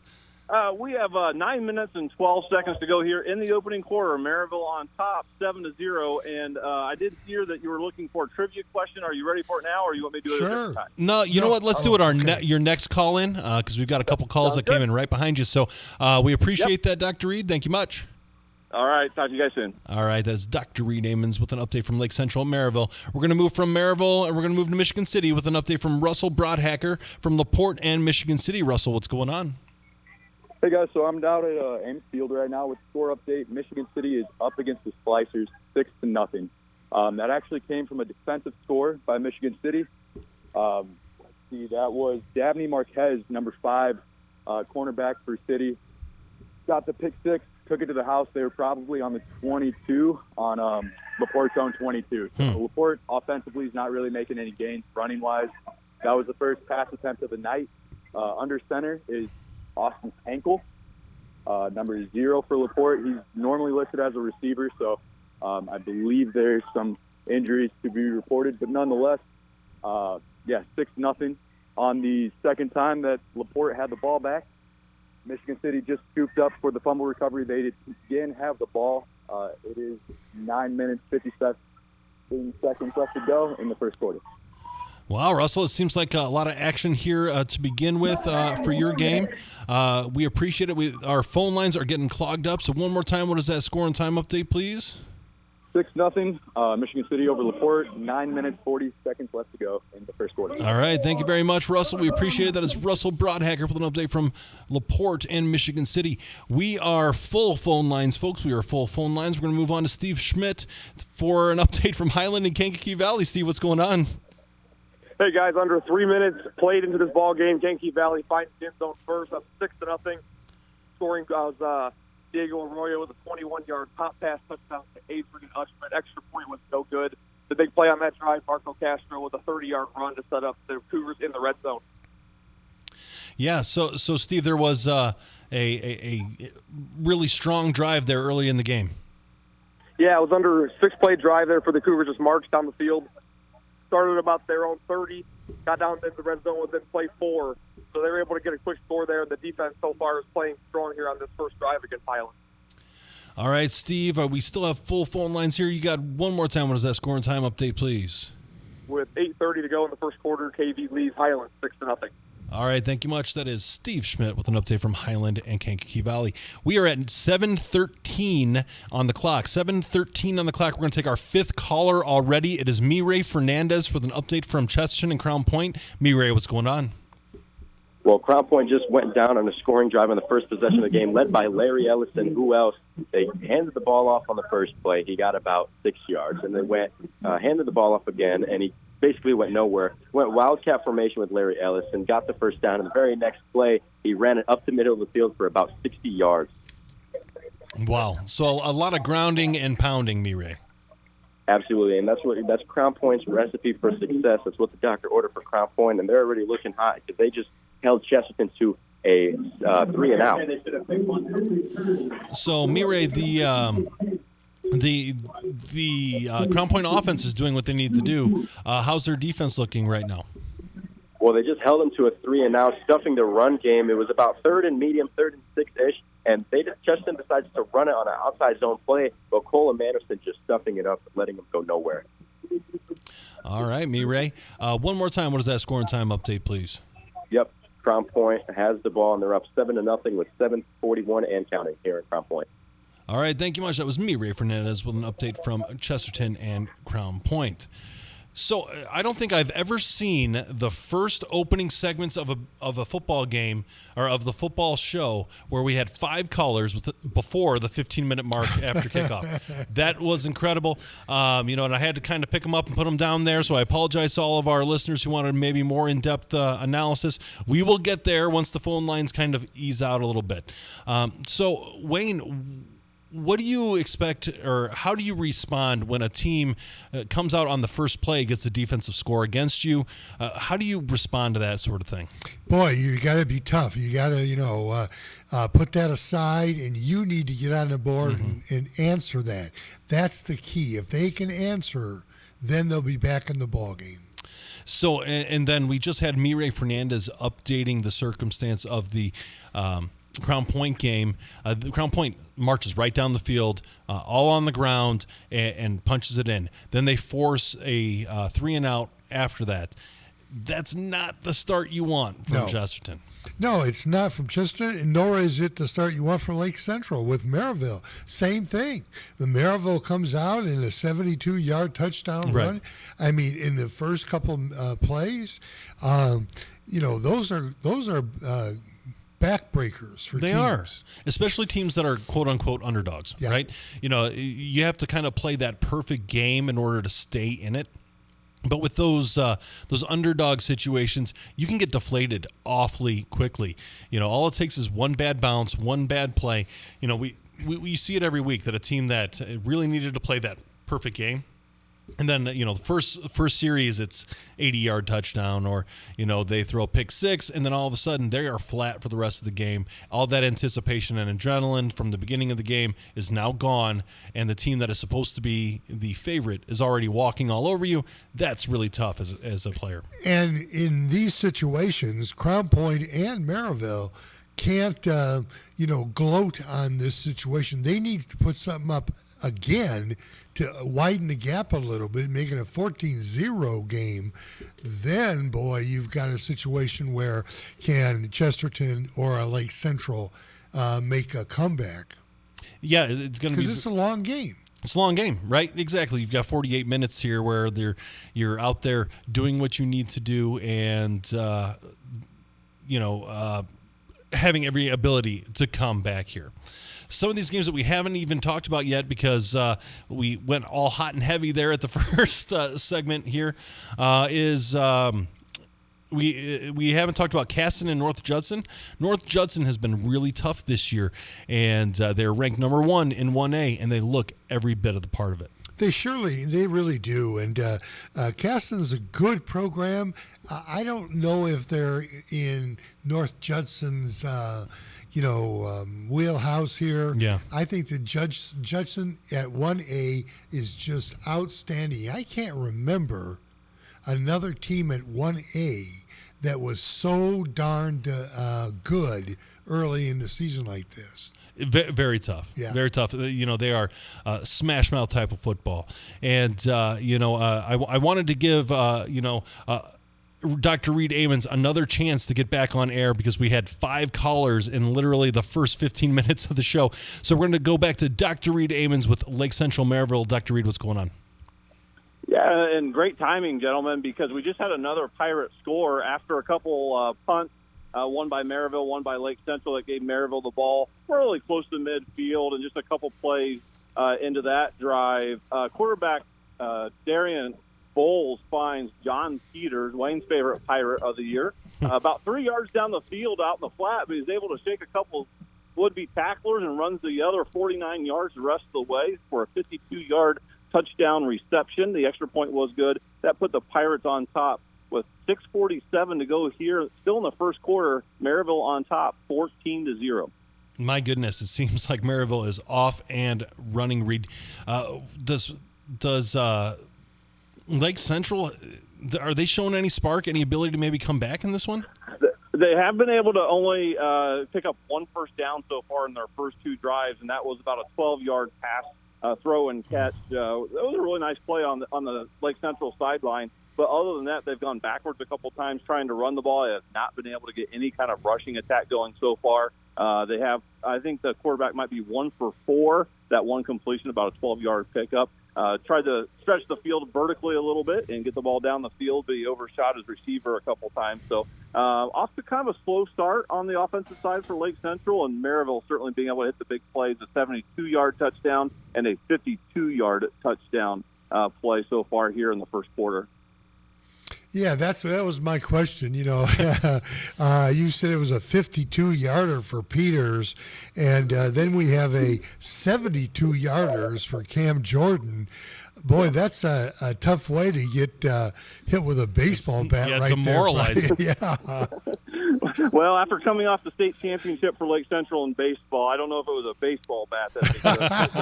Maybe a club, maybe a club from the Pirates to the Indians from Lake Central. But yeah, Lake Central, a couple of big plays so far here early on for the Pirates as they get things started here in the opening quarter. All right, Dr. Reed, you've teased us enough now. What is this trivia question you got? All right, gentlemen. So maybe 2 weeks ago you had Wheeler coach Nick Testa on for the Tommy Williams Coach's Corner. What does Coach Nick Testa coach Phil Mason over at Griffith, and a couple of our correspondents, Gary Graben and Jason Hill, all have in common? I'll leave that to you guys to ponder for a while. So coaches Nick Testa and Phil Mason, what do they have in common with correspondents Gary Graben and Jason Hill? And I'll let you guys ponder that for a while, and I'll get back to you maybe before the end of the show. Are we allowed to comment on the looks? The physical looks. It has nothing to do with physical appearance. I was going to say they're all handsome individuals is what I was going to say. So, all right. We're going to throw that one out. Okay. And you cannot say 4 gentlemen who have never been in my kitchen if you are familiar with the Cliff Clavin from Cheers episode when he was on Jeopardy. Okay. All right. We appreciate it, Dr. Reed. I will keep that in mind. What is Nick Testa, Phil Mason, Gary Graben, and Jason Hill. Jason Hill. All right. What are the four? They're four. What do they have in common? What do those four gentlemen have in common? All Two right. coaches here in Northwest Indiana with two correspondents from the Lakeshore 89.1. All right. Thank you very much, Reed. We'll let you go. One more time, what is that score and time update? Yeah, we have 5:30 to go here in the opening quarter. Lake Central is moving the ball, but they do trail Maryville 14-0 here in the opening quarter. All right, thank you much, Reed. That is Dr. Reed Ammons with an update from Lake Central and Maryville. All right, we've got an update from Steve Schmidt from Highland and Kankakee Valley. Steve, what's going on? Hey, guys, last time I got off the phone with you, Highland was just in the process of punting. Punt was recovered by Brevin Whaley, returned it to the 5-yard line. 2 plays later, Diego Arroyo punched it in from 2 yards out for KV. Extra point was good. 13-0 Cougars here in the first quarter. So, Steve, it seems like Kankakee Valley has come out really motivated this game. Yeah, they've been playing really well tonight. This is a battle for the first conference win of the season for both teams tonight. So both teams really want to get that monkey off their back tonight. But KV has definitely come out a little bit more focused, a little more energized tonight. It is senior night here in the Valley, so there's a little bit extra pep in the step of everybody here on the sideline. So that could have a little factor in this as well. But so far, KV has definitely outplayed Highland. Yeah, that's kind of as expected to this point, Steve. But what does Highland need to do to get back into it? They just picked up their first down of the ball game, so they need to try to pick up a couple more first downs here, at least get a couple plays in KV territory, try to see if KV makes a few mistakes. A couple plays before that, though, they tried to connect on a ball deep downfield, was just out of the reach of the wide receiver for Highland. It was about an inch away from being a walk-in touchdown. So they have a quarterback that can throw the ball down the field, so KV knows that now. So they just have to be able to solidify the back-end defense there. But they really haven't been able to establish anything on the ground. So if they can establish the ground game, pick up a few first downs, this could give us a little something to think about here in this first half. All right, thank you much, Steve. One more time, was that score and time update? With about 5 minutes to go in the first quarter, Kankakee Valley leads Highland 13-0. All right, thank you much. That is Steve Schmidt with an update from Highland and Kankakee Valley. We're going to go from KV. We're going to move over to Morton with an update from Gary Graben with Hobart at Morton. Gary, what's going on? Interesting start to the game. Morton had the opening kickoff, and when Holland Harris came out to take the first snap, he must have had some sort of brace that was not covered, so he had to leave the field, and freshman Amir Daniels came on as the starting quarterback. After a play, Harris came back in, and then after 2 plays, he injured his left hand, had to leave again, and Amir Daniels was back on the field. They were able to drive on their first drive deep into Hobart territory, but on a 4th and 14 did not convert. Hobart went 3 and out, but had the benefit of a 70-plus yard punt that landed on the Morton 2, but that was nothing for the Governors here because they drove 98 yards to score. Extra point good. It is 7-0 Governors over Hobart. Wow. That drive with the touchdown, there was a 38-yard run by Woods, and it was Harris to Freddie Brown for the touchdown. Morton looks very sharp and with a good game plan here, using a lot of 5 receivers out, 4 receivers out, different combinations. LeBron Hill has actually been single covered, which is dangerous. It looked like he had a touchdown pass. They said he was out of bounds. I don't argue with officials. But Morton looks very sharp here, using their speed, getting the ball, just quick passes, getting things out, getting runners in space.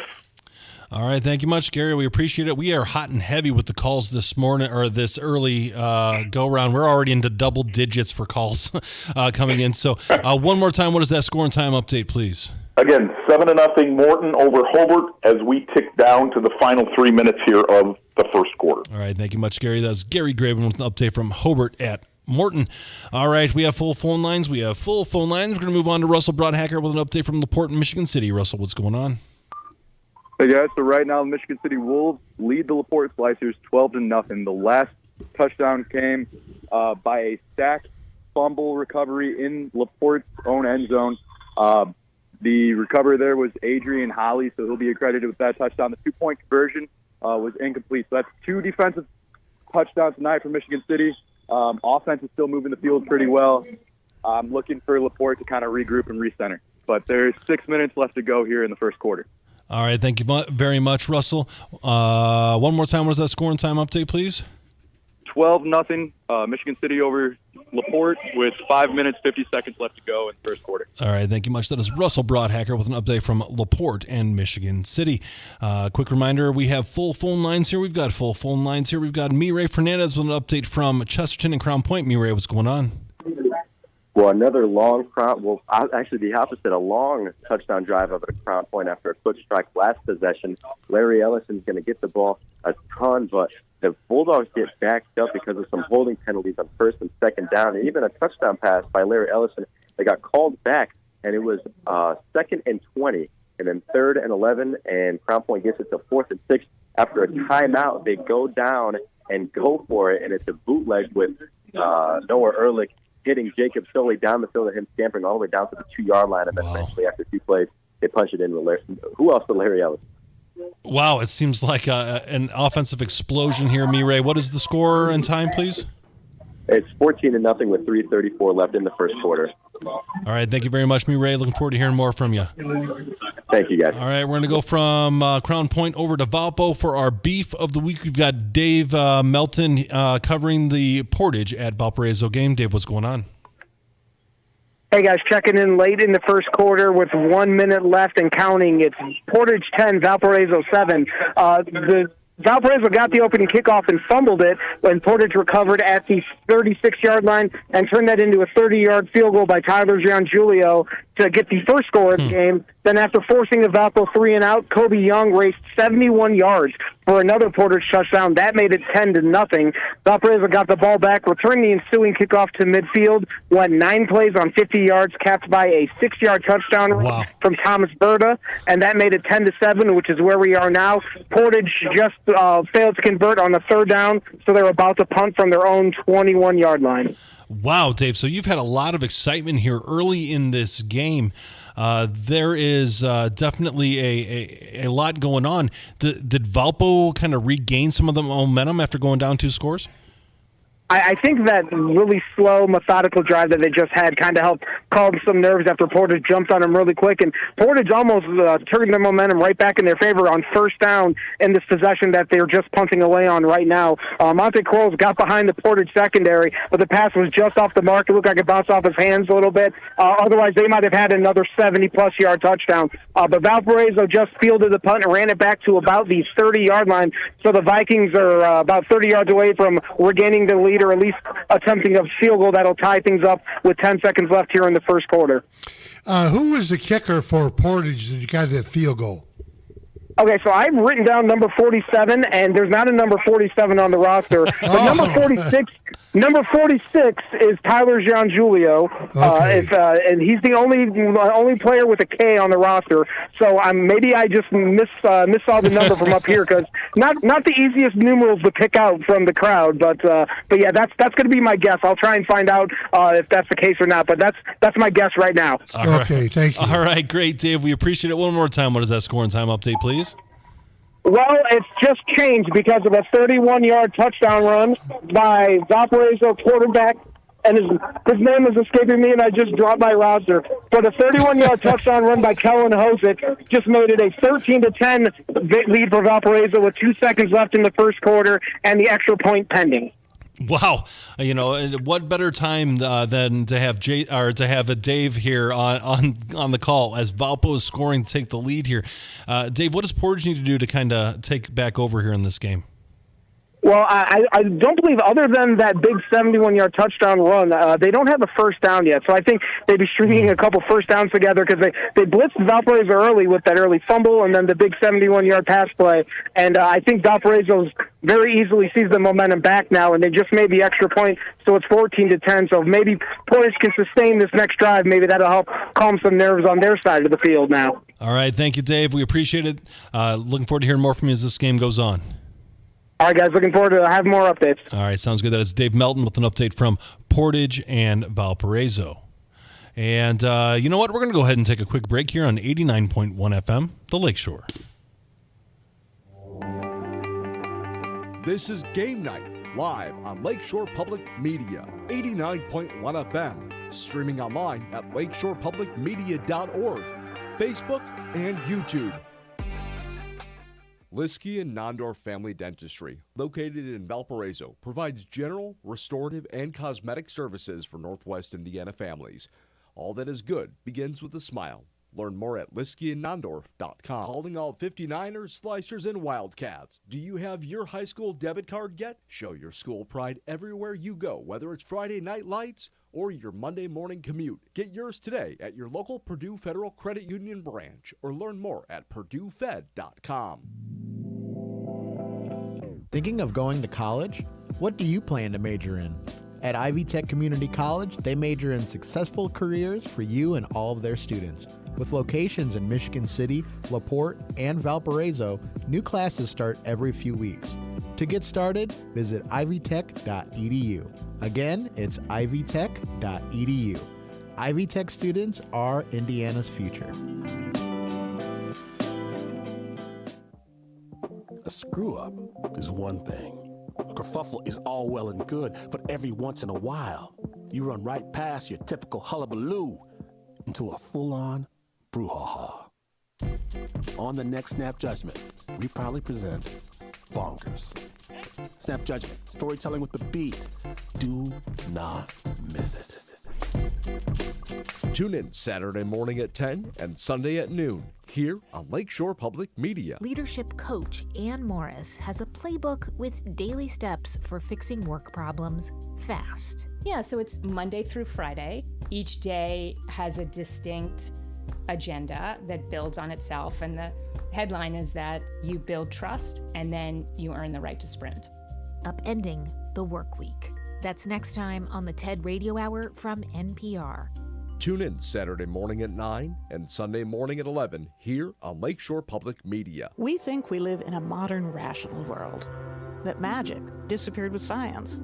But if you look around, magic is everywhere. Belief and hope are two very, very powerful forces.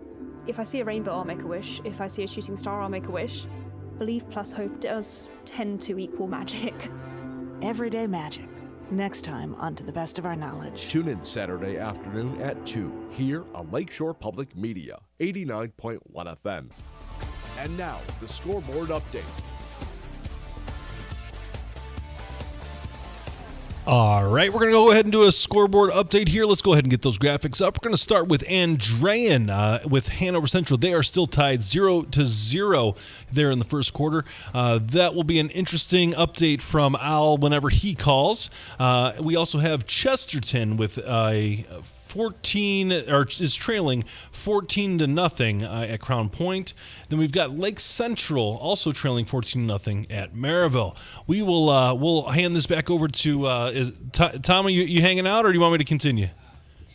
All right, so I'll go ahead and we'll continue here. Wayne, do you want to take this slide? Michigan City, LaPorte. Michigan City at home leads LaPorte 12-0. Valparaiso comes back because they were down the Portage, but they come back and they have a 14-10 lead now over Portage towards the end of the first. And then Kankakee Valley has a 20-0 lead over Highland. Yeah, we'll have an update from Steve Schmidt here shortly after that.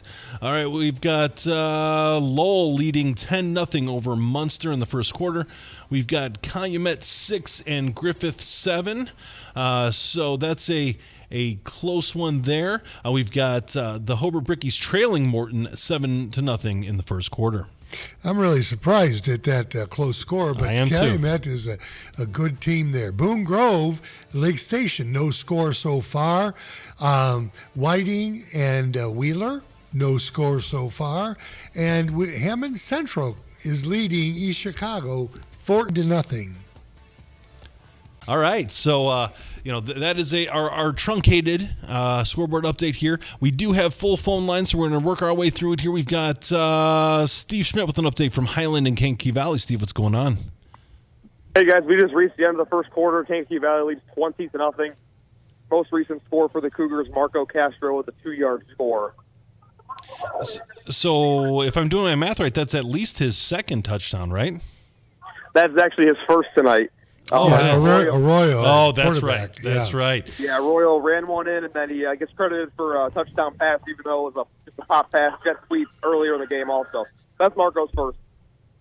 Well, fair enough, Steve. So it seems Kankakee Valley's all over Highland. Yeah, last drive for Highland, they got a couple first downs. They're able to start moving the ball a little bit. They want to pass the ball, though. That's the identity that they're trying to establish. They've been 75% pass so far here early on in the first quarter. I don't know if that's just necessarily their system or if that's a byproduct of the way this game's going so far. But they're going to have to probably try to open up the pass or playbook a little bit more as if they can't stop the Kankakee Valley offense. All right, fair enough. Steve, one more time, what is that score and time update, please? We are just now starting the second quarter. Kankakee Valley leads 20-0 over Highland. All right, thank you much. That is Steve Schmidt with an update from Highland at Kankakee Valley. All right, we're going to move on from Steve Schmidt to Mireille Fernandez. We have full phone lines here. Mireille Fernandez with an update from Chesterton and Crown Point. Mireille, what's going on?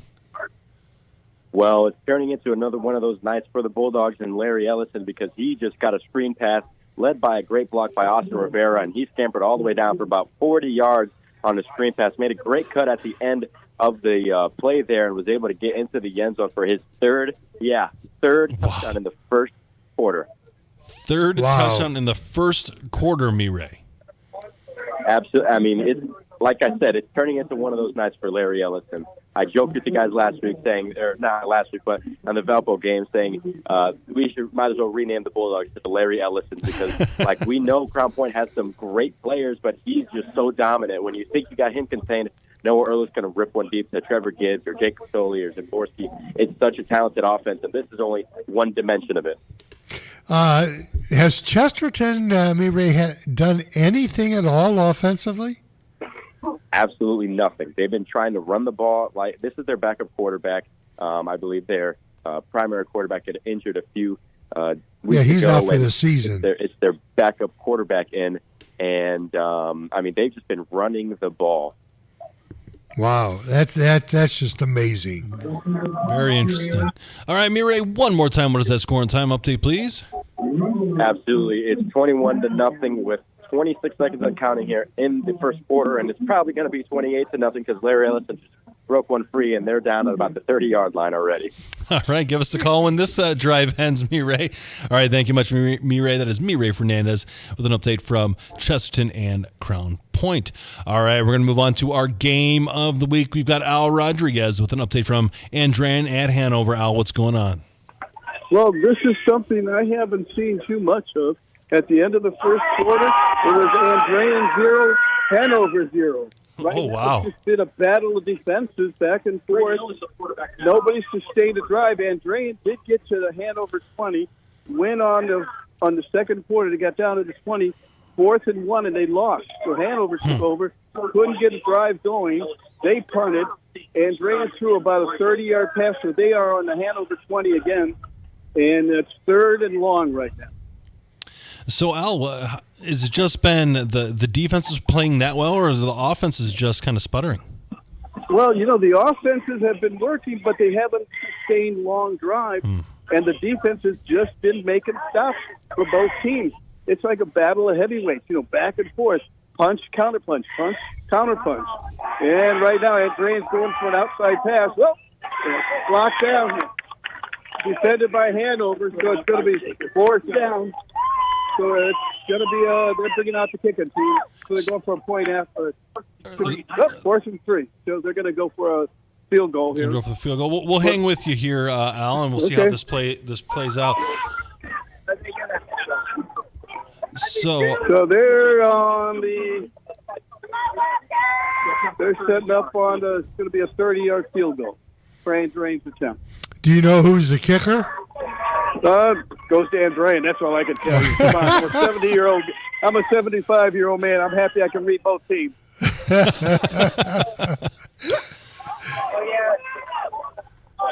Hold on, we're getting ready. Here comes the snap. Oh, they're delaying it. The kick is long. It's good. So Andran has the lead. 3-0, 8:59 left in the second quarter. All right. Thank you very much, Al. Looking forward to hearing more from you as this game goes on. Take care. All right. That is Al Rodriguez with our game of the week. Andran taking a 3-0 lead over Hanover live on the Lakeshore. we had all the breaking news and coverage right here in the second quarter for that game. Defensive battle. All right, we're going to move from Hanover. We're going to move up to Morton. We've got an update from Gary Graben with Hobart and Morton. Gary, what's going on? After Morton had taken the 7-0 lead, a drive that was mostly Alex Tatum running the ball, the quarterback, the sophomore quarterback for Hobart, aided by 3 Morton penalties. Willie Shearer finished off the drive with a 3-yard touchdown run. Extra point was good. It is 7-7, Hobart and Morton here with about 11 minutes here in the first half. So is it pretty evenly matched, Gary, or is it kind of a, how's the game flow going? It looks, Morton's been able to move the ball. They've just bogged down a little bit on that first drive. Each team has had long drives, so Morton right now is just on their 3rd possession. But Woods is incredible. He's cutting back. He's going to have a huge run here. He may go all the way. Is he running out of gas? He's angling. Touchdown. Wow. Touchdown. What an incredible play here. I don't know if our guy Joe can pull this highlight up.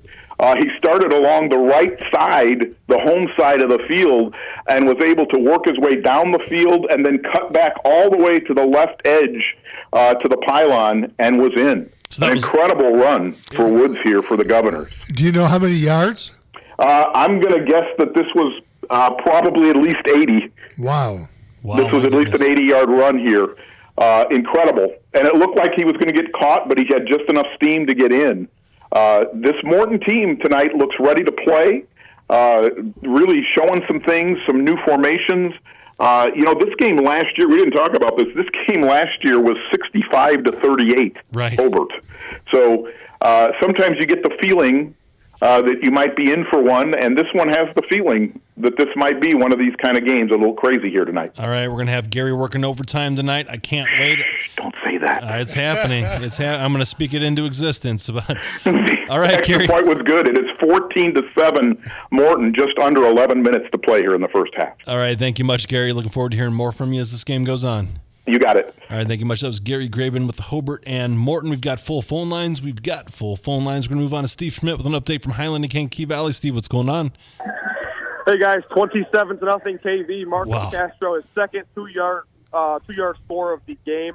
Here 10 minutes to go. That's where we're at, 27-0 Cougars. And that snap just went over the quarterback's head, back toward the end zone. Quarterback picks it up and drops it to the Highland 4. So the Cougars defense stepping up also here tonight, fellas. It seems like everything is coming up KV. Has Highland shown any positivity at all? Aside from maybe their second drive when they picked up 2 first downs, there hasn't been much for the Highland Trojans to speak of tonight. They're working through some stuff, but KV's come out playing well tonight.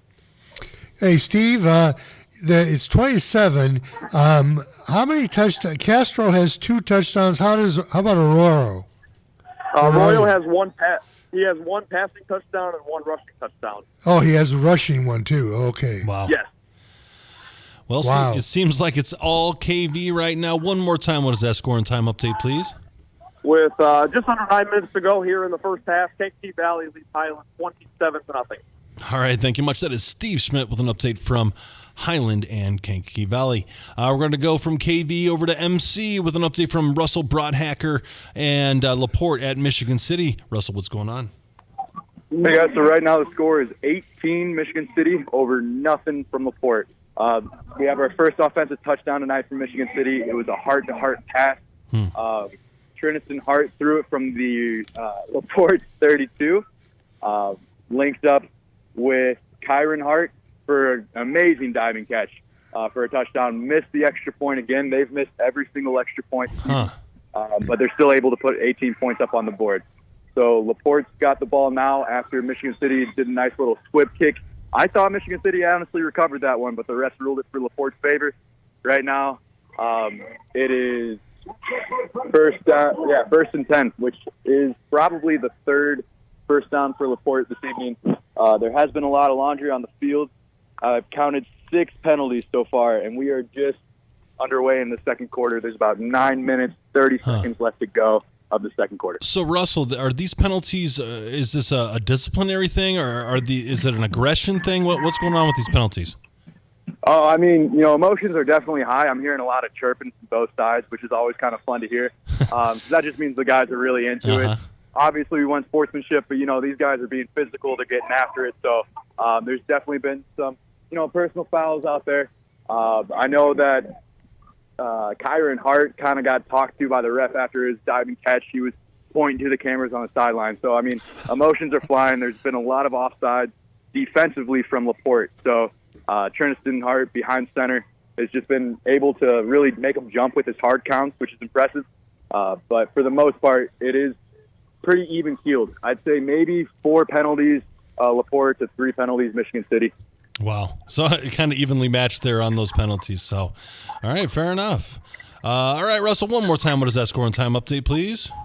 It is 18-0 Michigan City over LaPorte with 8 minutes, 30 seconds left to go in the second quarter. All right, thank you much. That is Russell Broadhacker with an update from LaPorte and Michigan City. We still have full phone lines. We're going to move from LaPorte County into Porter County with an update from Dave Melton with Portage and Valparaiso. Our beef of the week. Dave, what's going on? Well, another quick round of scores while I was waiting for you guys to get on the line here. It's 21, Valparaiso 21, Portage 17 with 6:48 to go in the second quarter. Since I last talked to you guys, the teams have traded touchdowns. Portage drove 80 yards on 10 plays with a 12-yard touchdown run by Bono Williamson Jr. Capping that drive. Valparaiso returning soon kickoff to the 34-yard line, and then 3 carries, 66 yards for Thomas Berta put Valparaiso into the end zone with a 57-yard run in the middle of all of that as the big play. So again, with 6:48 to go in the second quarter, it's Valparaiso 21, Portage 17. Dave, you're watching a heavyweight fight here right now. You're seeing punch and counterpunch. Who has the momentum right now? I guess Valparaiso, because they scored last, but in the next 5 to 10 minutes, if Portage goes down and scores, I might have to swing it back in their momentum. And it seems like the way this game is going, like if you compare the results of the way the two teams have fared throughout the season, if the transitive property applies at all to high school football, this is going to be a pretty close game that might come down to the wire and maybe even overtime at this rate. All right, thank you much, Dave. One more time, what is that score and time update, please? Valparaiso 21, Portage 17 with 6:40 and counting in the second quarter. All right, thank you much, Dave. That is Dave Melton with an update from our Beef of the Week, Portage at Valparaiso. We still have full phone lines. We're going to go ahead and talk to Mireille Fernandez with an update from Chesterton and Crown Point. Mireille, what's going on? Well, I'll tell you guys this. Before I talked to you guys, when I talked to you guys last time, I said that Larry Ellison scampered down and got the ball about the 30-yard line, and the Bulldogs capitalized coming into the second quarter. They drove down the field, and Noah Ehrlich, with pressure in his face on a bootleg, stepped up and avoided the pressure, redirected his man Trevor Gibbs, and it was caught for a touchdown after a little bit of a confusing flag, and it was caught for a touchdown. So Crown Point is up 28-0 with 8 minutes and 10 seconds remaining in the second quarter. Oh, my goodness, Mireille. So this is all Crown Point. Has Chesterton shown any fight? They're looking sluggish. They just went out on another 3-and-out drive on offense. They just look all out of sorts. They can't get the running game going. It was 3rd and short. That's running territory for any football team, and they just couldn't get anything. They were stuffed. If anything, they got more yards lost on that play than they needed for the first down. All right, fair enough, Mireille. One more time, what is that score and time update, please? Absolutely. Crown Point is up 28-0 with 8:10 and counting in the second quarter. All right, Mireille, thank you much. Hey, do me a favor. Give us a call at halftime, would you please? Sounds good. All right, thank you much. That is Mireille Fernandez with an update from Chesterton and Crown Point. All right, we're going to move on from Crown Point and move up the road here to Maryville, where Dr. Reed Amons has an update from Lake Central and Maryville. Dr. Reed, what's going on?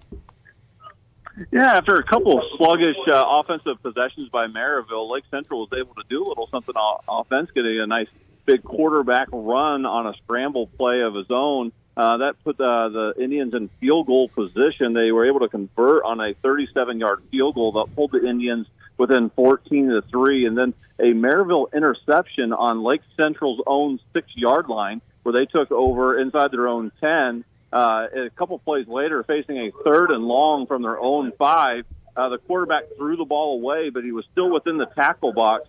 So the call was intentional grounding from his own end zone, and that resulted in a Maryville safety. So Maryville was able to get the ball back here right at the 50-yard line after going up 16-3 with about 8 minutes to go here before halftime. Maryville is driving. They've got the ball inside the 30. down to the Lake Central 28 where they just converted a first down. There's just under 7 minutes to go here in the second quarter. Maryville on top, 16-3. So it's 16-3, you said? Yeah. Okay. Yeah, 16-3. Yeah, kind of an odd score, something you don't see too frequently. But Reed, what does Lake Central have to do to get back into this?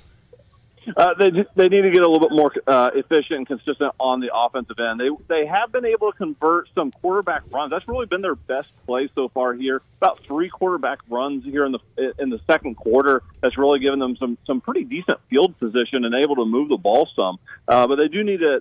They're getting very little out of their running back. And they really haven't been able to convert on the passing game yet. So they really need to be able to let their offense help them out. We just have a touchdown pass for 24 yards from quarterback Jordan Sanders to number 12, Zamir Martin.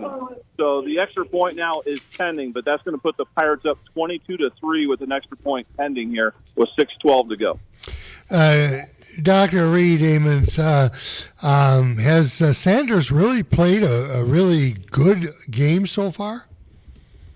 So he did not start tonight. It was Bowles who started the night, and he was the one that gave the handoff to Cam Jordan for that initial 72-yard touchdown, and he's also the one who was able to convert on the pass to John Peters. To John Peters, I'm sorry, on that 52-yard touchdown. So Jordan Sanders has played the last maybe four possessions for the Pirates. He just had a touchdown pass there. He did throw the interception earlier on, but it's been a lot of running back between Jacarius Johnson and Cameron Jordan so far here for the Pirates. So there haven't been too many passing opportunities, but what passing has been pretty efficient and pretty effective so far here early on. The extra point was good, by the way, gentlemen. It's 23-3 with 6:12 to go here. Pirates on top. All right. Thank you very much, Dr. Reed. We'll catch you at halftime. Sounds good, guys. All right, thank you much. That is Dr. Reed Amons with an update from Lake Central and Maryville. All right, we're going to move on to Steve Schmidt with an update from Highland and Kankakee Valley. Steve, what's going on? Hey, guys. Late here in the end of the first half, Kankakee Valley finds the end zone yet again. This time, Nolan Koistra, a 5-yard score. KV guys likes to go for the extra point instead of for the 2-point conversion to push the running clock. The extra point was good, so we're 34-0 here with 4.5 to go in the second quarter. Wow, Steve. So it's all KV this first half. How have we gotten to this point? Just a lot of domination on the offensive ground game for KV tonight. And a lot of things, too, for Highland. They've shot themselves in the foot a lot tonight. There's another penalty marker on the field here. There's at least 7 pre-snap penalties that I've counted from them in this first half. My goodness. That's a frustrating situation if you're a coach for that team. I mean, when they've started with the ball, all their possessions just about, they've been so deep in their own territory to where KV's able just to pin their ears back and go right after them. So if they keep getting these pre-snap penalties, it's pushing them further and further back, and it's making it extra difficult for them to get anything going offensively. Steve, this late in the season, you don't like to see that as coach. There has to be more discipline, and KV at least is taking advantage of some of those situations. Yeah, definitely. That's part of the game, and almost a safety here as the quarterback tried to escape out of the pocket, was just able to throw the ball away. But yeah, you hit the nail on the head right there, Wayne. Just they have to be more disciplined here at this point of the season. Definitely something they got to go back to the drawing board on, because they use a lot of motion pre-snap. I think that they just have their timing and their cues all messed up right now. So I feel like that's something that they can fix in practice week to week. But that's something that they definitely have to shore up before playoffs here in a few weeks. So, Steve, what has been the most impressive part of a KV's performance? I think they've just been really balanced tonight. It hasn't really been one guy running the show. Early on in the first quarter, Arroyo got the 2 scores, then Marco Castro with the following 2 scores, and now they're going to their second running back, Nolan Koistra. As there's a fumble in the end zone and recovery, there's a scrum here. We'll see what the initial signal is. Waiting for the official here, trying to get everybody out of the pile, and it's a safety. So now we've reached the running clock score, 36-0. But it's just been a balanced attack for KV tonight. And they've been able to run a couple of different plays than what we haven't seen all season. They've run a couple of read options really well for the quarterback, Arroyo. So it's just been a nice night offensively for the Cougars. And what a more suiting way to cross the 35-point threshold than with a safety. Just kind of showing how dominant this performance has been. So, Steve, while we're at it here, how about we go ahead and give us one more time, what is that scoring time update, please? With 4:08 to go in the second quarter here, Kankakee Valley leads Highland 36-0. Oh, my goodness. Thank you, Steve. We appreciate the update. That is Steve Schmidt. No problem, guys. Talk to you soon. Thanks, Steve. That was Steve Schmidt with an update from Highland and Kankakee Valley. Well, a lot of these games are reaching halftime, and I think it's time for us to take a little bit of a halftime breather on 89.1 FM, the Lakeshore. This is Game Night, live on Lakeshore Public Media, 89.1 FM, streaming online at lakeshorepublicmedia.org, Facebook, and YouTube. Calling all 59ers, Slicers, and Wildcats. Do you have your high school debit card yet? Show your school pride everywhere you go, whether it's Friday night lights or your Monday morning commute. Get yours today at your local Purdue Federal Credit Union branch or learn more at purduefed.com. Thinking of going to college? What do you plan to major in? At Ivy Tech Community College, they major in successful careers for you and all of their students. With locations in Michigan City, LaPorte, and Valparaiso, new classes start every few weeks. To get started, visit ivytech.edu. Again, it's ivytech.edu. Ivy Tech students are Indiana's future. Liskey and Nondorf Family Dentistry, located in Valparaiso, provides general, restorative, and cosmetic services for Northwest Indiana families. All that is good begins with a smile. Learn more at liskeyandnondorf.com. The small African kingdom of Eswatini might not be the first place you'd look for rising country music stars, but the duo Dusty and Stone's rural upbringing there gave them an uncanny proximity to country music's themes. They were living the stories of Dolly Parton, and they were living the stories of Hank Williams. A new documentary explores their dream to make it in America. That's on All Things Considered from NPR News. Tune in at 4 o'clock for Weekend All Things Considered here on Lakeshore Public Media, 89.1 FM. Jason Reitman had a couple of dreams as a child, make movies and write for Saturday Night Live. Years later, he'd pitched this to SNL's comic legends. I'd like to make a movie about one of the most anxious nights of your life. Saturday Night dramatizes 90 chaotic minutes up until the first time Chevy ever said, "Live from New York, it's Saturday night." Director Jason Reitman, Saturday on Weekend Edition from NPR News. Tune in Saturday morning at 7 for Weekend Edition Saturday, here on Lakeshore Public Media. You're listening to Lakeshore Public Media, 89.1 FM, WLPR FM Lowell. Your home for local news, traffic, weather, sports, and more. Streaming online at lakeshorepublicmedia.org. And now, the scoreboard update. And it is a fast-moving Friday night here on Week 8. Game of the weekend, Drain versus Hanover. And Drain finally gets on the board the first points of the night thanks to a 30-yard field goal from P.J. Kushik. Puts in Drain up 3-0. It has been all Crown Point. Larry Ellison has scored all but one of the Bulldogs' touchdowns. They are up 28-0 over Chesterton. Maryville is up 23-3, and they are rolling over Lake Central. Michigan City is up 18-0. The defense scored the first two touchdowns for the Wolves in that game versus LaPorte. Valpo and Portage trading heavyweight bombs left and right. The last update we had here, Valpo's up 21-17 thanks to a Thomas Berta touchdown run over the Portage Indians. It has been all KV as they cross that much-needed 35-point threshold to get that running clock in the second half. They are up 36-0 thanks to a safety against the Highland Trojans. Lowell is shutting out the Munster Mustangs 23-0 there. It has been all Griffith. Calumet got up early 6-0, and then Griffith has now scored 28 unanswered points. They lead 28-6. Morton leads 14-7 over Hobart there. Boone Grove is up 20-0 over Lake Station. Still no update from Whiting versus Wheeler. Hammond Central is up 27-0 over East Chicago. No update still from Bishop Knoll versus West Side and the Cougars there. Rensselaer is up 21-7. River Forest finally got on the board thanks to a Burgess for a 34-yard touchdown, but River Forest turned it over 3 times, and Rensselaer took all 3 turnovers and turned them into offensive touchdowns there in that game. North Judson, the last update we had there in the second quarter, they're up 41-0 over Caston.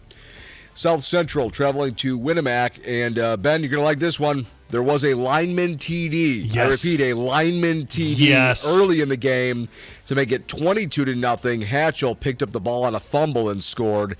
Winnemac now leads 44-6 in that game. So you always love to see those. Tri-County versus Bowman Eagles, still no update there, and then still no update from Knox versus Bremen. All right, thank you, Tom. That was Tom Maloney with our scoreboard update. This is Ben Kolodzinski back with Wayne Svetanoff. We still have callers, and they're calling in. We've got Jason Hill with an update from Lowell and Munster. Jason, what's going on? Hey, guys. I got a halftime score update for you here. It is 23-6, Lowell over Munster. First quarter was a little bit slow to get the game started. Lowell got on the board first. Brody Kolodzinski. 12-yard run, got Lowell on the board. Munster offense struggled in the first quarter there. Shortly after that touchdown by Lowell, an interception for the Red Devils is Max Arredondo, picked off the Mustangs quarterback, which led to a 24-yard field goal for the Red Devils. Then Max Arredondo, after another punt, got Lowell back on the board again there in the second quarter with a 43-yard touchdown catch. Munster's offense still just kind of struggled up until that point. Was forced to punt deep in their own end, and it was actually blocked by Juan Perez for the Red Devils, which set up a one-play, 10-yard run by Colton Scott. So Lowell jumped out 23-0, just kind of in a flurry in that first quarter and a half. Munster's offense had a little bit going there, relied on a couple of big plays, a couple of jet sweeps, a couple of option pitches. They were able to rack up a few yards, a few big chunk plays here and there, but they were able to get on the scoreboard on the very last play of the half as time expired and no timeouts. We were able to line up for one last play on 4th down, and Sam Studak was able to punch it in. Then on the extra point, just some odd light effect happened here. I'm assuming it was supposed to be after the touchdown. So the lights went out. Everything kind of just stalled. Extra point was no good. So that's where we sit. 23-6. Big first half for the Red Devils.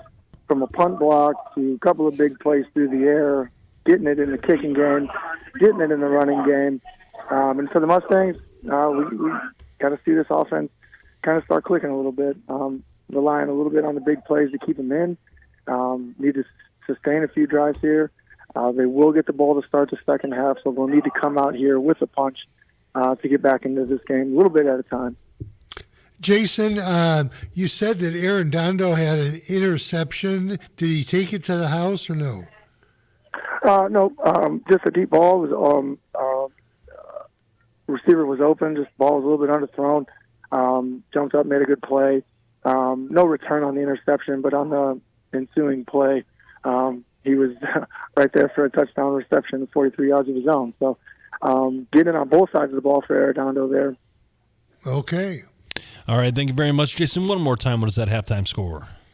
It is halftime here at Munster as they honor Coach Marsh for his 50 years and honoring Coach Friend here, longtime staple in the Munster community. It is 23-6. Lowell leads Munster. All right, thank you much. That is Jason Hill with an update from Lowell and Munster. Jason, looking forward to hearing more from you.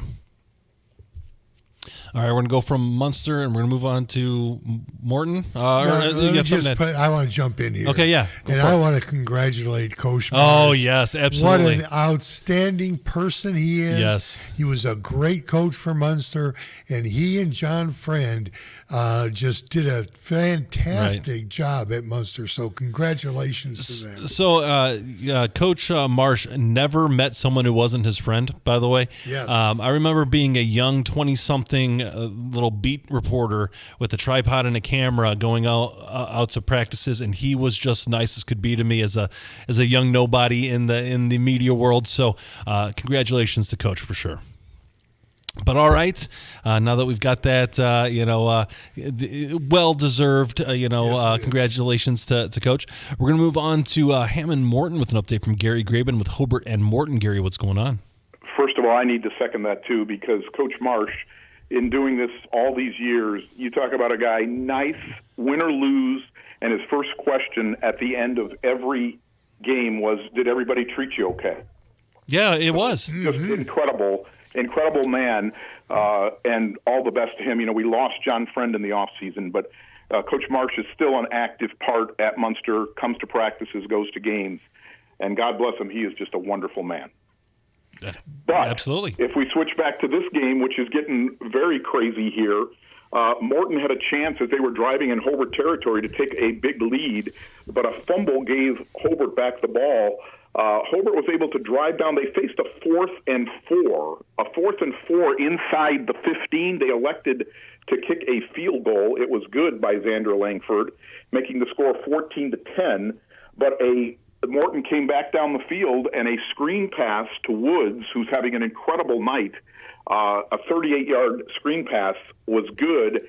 The extra point was missed, making the score 20-10. But as I was on hold with you guys stepping away from the field, Willie Shearer stepped into the phone booth, put a cape on, and returned the kick about 75 yards for a touchdown for Hobart. So, again, while I catch my breath, Hobart is attempting the extra point, and I didn't see the referee signal there. I think it was no good. I think it is 20-16, Morton over Hobart here, but an incredible flurry of action. And Wayne, you asked in the pregame about Woods and the touches and the numbers. Well, he must have been listening, because tonight he has come out ready to play. I thought I heard him say Svetanoff as he ran by, but he runs so fast I don't know what it really was. But it's really incredible performance. The last score before this, if I didn't describe that correctly, it was actually a swing pass. It was not. So he has 2 pass receptions for touchdowns. The other one was big. So Morton has drives of 98, 91, and I believe 70 yards in this for the scores. So they have done it the long way without any help. Hobart has not turned the ball over. This Hobart offense tonight is a little bit different than what I've seen in other games. Really, their biggest weapon is Alex Tatum running the ball between the tackles. They did had one long pass to Leonard, but they haven't really gotten any runs to the outside and haven't done a whole lot else in the pass game. So for Hobart here, I think it's that this kick return was huge, because they will get the ball to start the second half. So as crazy as it seems here, again, we have a very exciting game. It is 20-16, the Morton Governors over the Hobart Brickies, with 2 minutes and change to go here in the first half. Gary, this has to be not only surprising to me, but for you too, because you've seen Hobart. Defensively, they have been very staunch in a lot of their games. It seems like Morton is able to move the ball on them. Well, again, we talked in the pregame, and Morton is doing a lot with the short passes, swing passes, screen passes. There was a beautiful long pass to Hill on that drive where they ultimately fumbled, a 40-plus yard pass. But most of this is the quick get the ball out of your hands. So Hobart has not been able to put a lot of pressure on Holland Harris, the Morton quarterback. So there's the difference. When Morton can get the players the ball with space, it is trouble. And Woods has been cutting and leaving guys standing still, swinging at air. So a lot different. We talked early on, the very first play of the game, I think you knew Morton had something in mind here. They had 4 wide receivers to one side and LeBron Hill to the other side, just daring Hobart to see if they would cover him one-on-one. Yep. And again, the game plan has been good. Multiple formations here with Morton, with 3 receivers to one side, 1 to the other, and a back. They're really, I think, confusing the Hobart defense a little bit. And when these Morton players get some space in between them, they can make moves that cause the Hobart players to miss the tackle. So, so far, so good for the Governors here. But again, we'll see. This is, as we talked about in the last hit, this is one of those games that has the feel that something crazy is going to happen going down the stretch. All right, Gary. Yeah, very interesting. The 4 to one side, 1 to the other. That's called the oop-de-oop offense, and it's a very rare thing. But we'll let you go here one more time. What is that score and time update? Again, the Governors 20, the Brickies 16, 2:01 and running here in the. Well, I'm just waiting to see here. There was a backward pass that looked like it was a backward pass for Morton. They're saying it's incomplete. Okay. So we're going to stay 20-16 Morton over Hobart with 1:52 to go here in the first half. All right. Thank you much, Gary. Go ahead and give us a call here at halftime. Yes, sir. We'll go ahead and move on from Gary, and we'll go to Al Rodriguez with an update from our game of the week, Andrean at Hanover. Al, what's going on? Hey, good evening, gentlemen. Well, it's been a strange game. Hanover has had, Andrean's been on Hanover's side almost the whole third quarter. Hanover has not been able to sustain a drive. Score hasn't changed. Hanover's best play was Caden's punt, which went over an Andrean player's head and put him down on the 10-yard line. But other than that, halftime score is Andrean 3, Hanover 0. My goodness. So a defensive battle here, Al. Are the offenses just not carrying their weight, or is the defense playing that good? Well, Andrean's defense is holding Hanover better than Hanover is holding Andrean. Because Andrean's sustaining drives, they just can't complete them. It's like they're close to breaking it, then Hanover holds them. It's just been that battle, but like I said, mostly been on Hanover's side of the field until they finally got a decent punch off and then held Andrean to halftime, and Andrean couldn't sustain a drive because the clock ran out. Okay.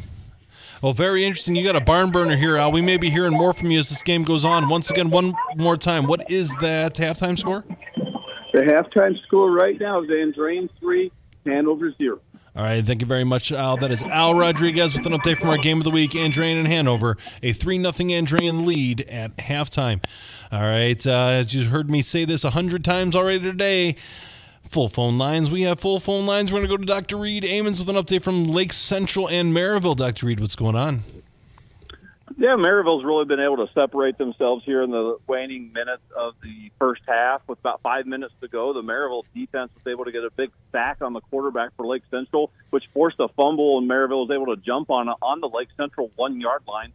Cam Jordan, just a play later, is able to run one in, his second touchdown of the night. The extra point was no good, though, and that put the Pirates up 29-3. And with just about 30 seconds to go right before half, Maryville marched the ball down the field once again, and the quarterback for the Pirates was able to find Rydell Lewis for a 9-yard touchdown strike as well. The extra point was good, and that put the Pirates up 36-3. We have now gone to halftime with Maryville on top, 36-3 over Lake Central. All right, so really impressive performance here, Reed, by Maryville. What is Lake Central doing that is not working against the Pirates? Yeah, they're having a hard time stopping the Pirates on offense, but a lot of that is because they've been able to work with a short field. The Maryville defense has played tremendous so far tonight, with the exception of that one drive that Lake Central was able to put together, and that's really set their offense up in really good shape with short fields. You know, one time they took twice, I think, right at midfield, right around the 50-yard line. Once on certainly on the Lake Central 1-yard line. That's going to give them a chance to score with pretty easily. So Lake Central's got to move the ball, put a drive together, and make sure even when the drive does stall that they punt the ball away and not give Maryville such short field position. But right now we got Maryville on top 36-3. It has gone to halftime over Lake Central. All right, thank you much, Dr. Reed. Looking forward to hearing more from you in the second half. Sounds good, guys. Talk to you soon. All right, thank you much. That is Dr. Reed Ammons with an update from Lake Central and Maryville. We're going to go from Maryville and we're going to move to Michigan City with an update from Russell Broadhacker Laporte at Michigan City. Russell, what's going on? Hey, guys, so score update. We just went into the half, but score right now is 26 Michigan City, 0 for Laporte. So that's 2.5 games so far for Laporte without scoring any points. Wow. The last touchdown came from another heart-to-heart connection. Trinniston Hart to Kyron Hart. It was a nice little 3-yard bubble pass, met in the end zone. And then the 2-point conversion for the first time was good for Michigan City. First time they were able to convert after a touchdown. That came from Hart to their tight end, Logan Maureen, who's also their kicker this evening. But they linked up for that 2-point conversion, making it 26-0. Michigan City over Laporte. Russell, last week Michigan City's had a very, very good defense, but their offense has struggled. Last week they lost to Portage 9-7. Now they scored 26 on Laporte, so obviously something's clicking offensively. They do have 2 touchdowns defensively, so this is just their second offensive touchdown this evening.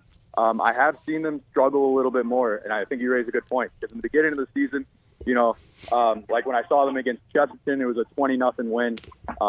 Trinniston was really able to move the ball a little bit more. He was more mobile on the field, bigger gains there.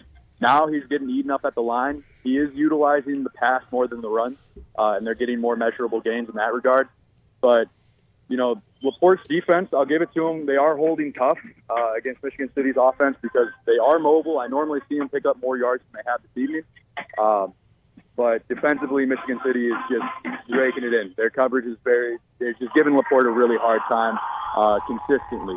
So if they keep going out as they are, this is obviously their game. All right, thank you much, Russell. One more time, what is that halftime score? It is 26-0 Michigan City over Laporte. All right, thank you much. That is Russell Broadhacker with an update from Laporte and Michigan City. We're going to go from Michigan City to Morton. We're going to go with Gary Graben with an update from Hammond Morton hosting Hobart. Gary, what's going on? The pendulum swings in this game are quite remarkable. First of all, that extra point that we talked about, whether it was good or not, it did end up being good. Okay. The score 21-17. When last I talked to you, there was a swing pass that I thought was a backward pass that went through and out the end zone. It was ruled that it did, and that was a safety for Hobart, making the score 21-19. Morton then had to punt because of the safety, had to punt to Hobart. Hobart had the ball on the Morton 45-yard line in great field position to strike in the last under 2 minutes here in the first half, but Tatum was picked off, and the ball was returned past midfield. There was a Hobart 15-yard penalty to move it even further, and then while I was on hold here, there was a touchdown pass here for Morton, and I did not catch the number of the young man who caught the ball, but Morton now has moved ahead 28-19 in a whirlwind of scores here. My goodness, Gary, how many touchdowns does Harris have, the quarterback? Let's see here. He's got, I'm trying to read my own writing here. The first one was a touchdown pass to Freddie Brown, then the Woods swing pass, then the screen pass to Woods, and now this one, so 4. Wow. 4 touchdown passes. Wow. My goodness. 4 touchdown passes. Well, so really incredible here. Hobart had a chance here to have the Bill Belichick dream, which was not only did they get the safety, they could have scored, they were in Morton territory, and they would get the opening kickoff for the second half. And in a moment's notice, that all blew up on Hobart here, and now Morton is in with a bigger than 1-score lead here all of a sudden on this play. It seems Again, this one was not a short pass. This was a long pass over the middle.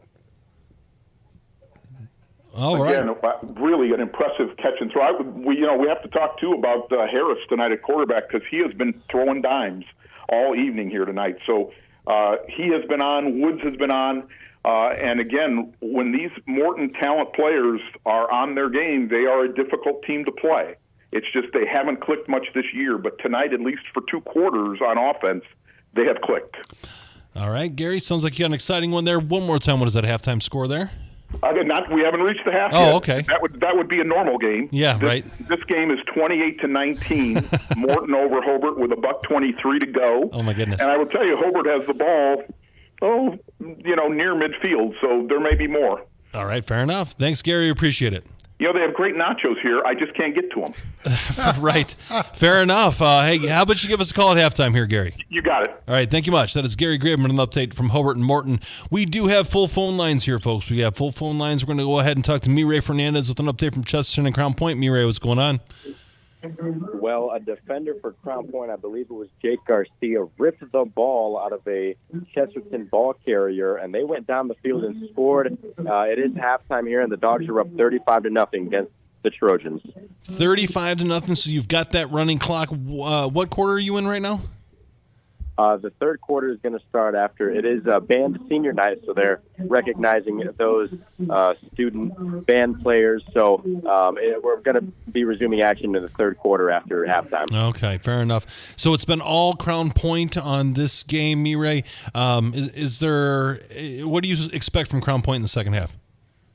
Well, it's been really sloppy. I tell you the score of 35-0, and you think, wow, Crown Point is just dominating.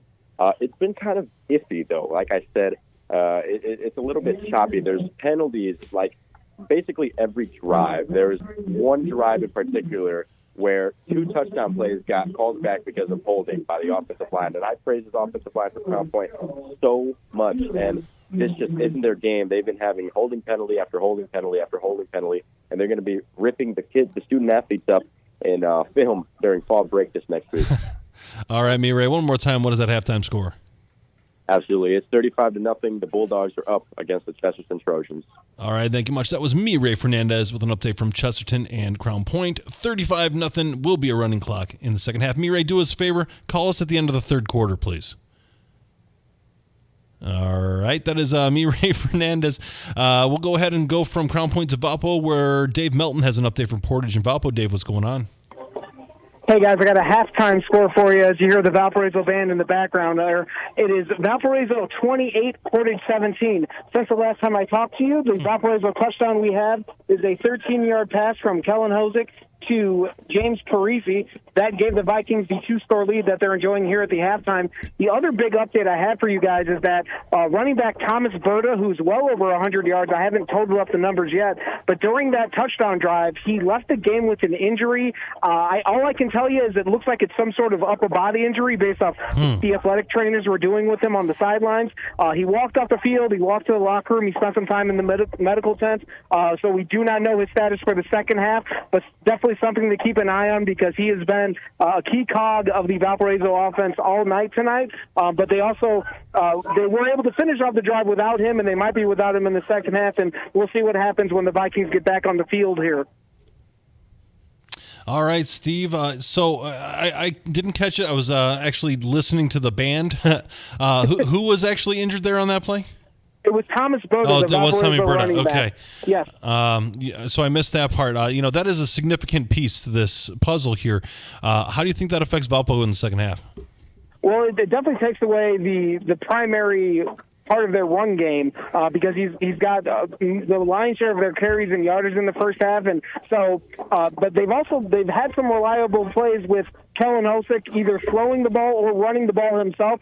So I think they have some counters to that, but it's just the big target of the Portage defense was probably on number 4, and now that it's not there, they might focus on some other guys. So it'll be interesting to see how Valpo responds if they don't have their leading rusher back for the second half.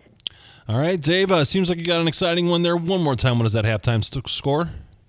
Valparaiso 28, Portage 17. All right, thank you very much. That is Dave Melton. Looking forward to hearing more from you in the second half. All right, we're going to go from Valpo. We're going to move down to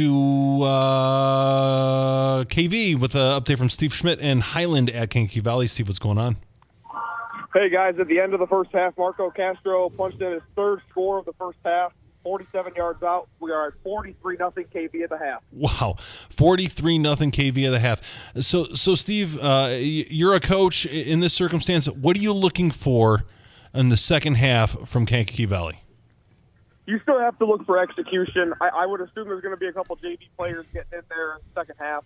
So you want to see them execute the playbook and kind of get a look ahead for next year. You still want to keep the foot on the gas pedal to an extent. I think once you get over your side of the, or once you cross over the opponent's side of the 50, you might take the foot off the gas just a little bit and go half throttle. But you're still wanting some execution here, and you're wanting to see your offense still put points on the board. You want to see the defense flying all over the field still. Conversely, Highland hasn't scored. Have they even been close to that scoring? Honestly, no, Wayne. I don't even believe they've crossed midfield yet offensively. If it was on a third down that made it fourth down early on in the first quarter. I'm trying to remember, but they really have not had anything going offensively. Just about all of their drives have started within their own side of the 20. I mean, they're backed up on just about every single offensive possession, so they really have no chance to get going offensively. Well, Steve, it looks like Kankakee Valley is taking care of business here. What do you think is the key for the rest of this game? I think the key is just ground game. Try to get a couple extra guys in there that haven't seen the field as much this season. Keep opening up lanes offensively, and just let the running backs go to work. Let the quarterback option maybe still be a play here in the second half. Work on it. But I think you just keep the ball on the ground. Obviously, it's the running clock, so even if it's an incomplete pass, the clock still runs. But in theory, you still want to keep the ball on the ground and just try to establish something for next week, in my opinion. All right, thank you very much, Steve. One more time, what is that halftime score, please? At the half, Kankakee Valley leads Highland 43-0. All right, thank you much. That is Steve Schmidt with an update from the one-sided bout at Kankakee Valley as they lead 43-0. Well, all right, folks. All these other kids are getting a nice break here at halftime. I think we need a quick break here on 89.1 FM, the Lakeshore.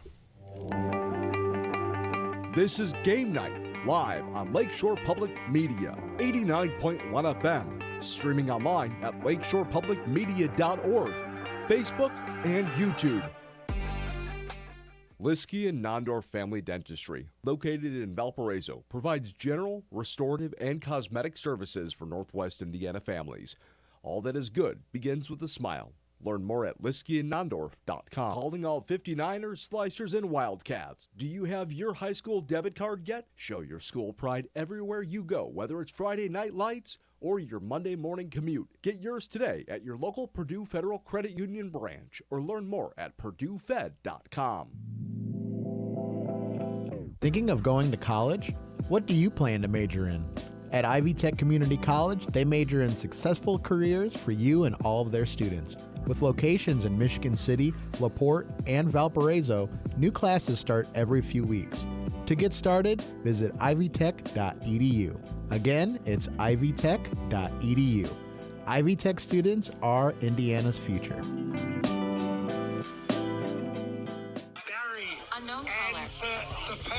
I'm Jesse Thorne. The voice you're hearing is that of director Werner Herzog, and he recorded this custom ringtone for my guest Barry Sonnenfeld, director of Men in Black, The Addams Family, and Get Shorty.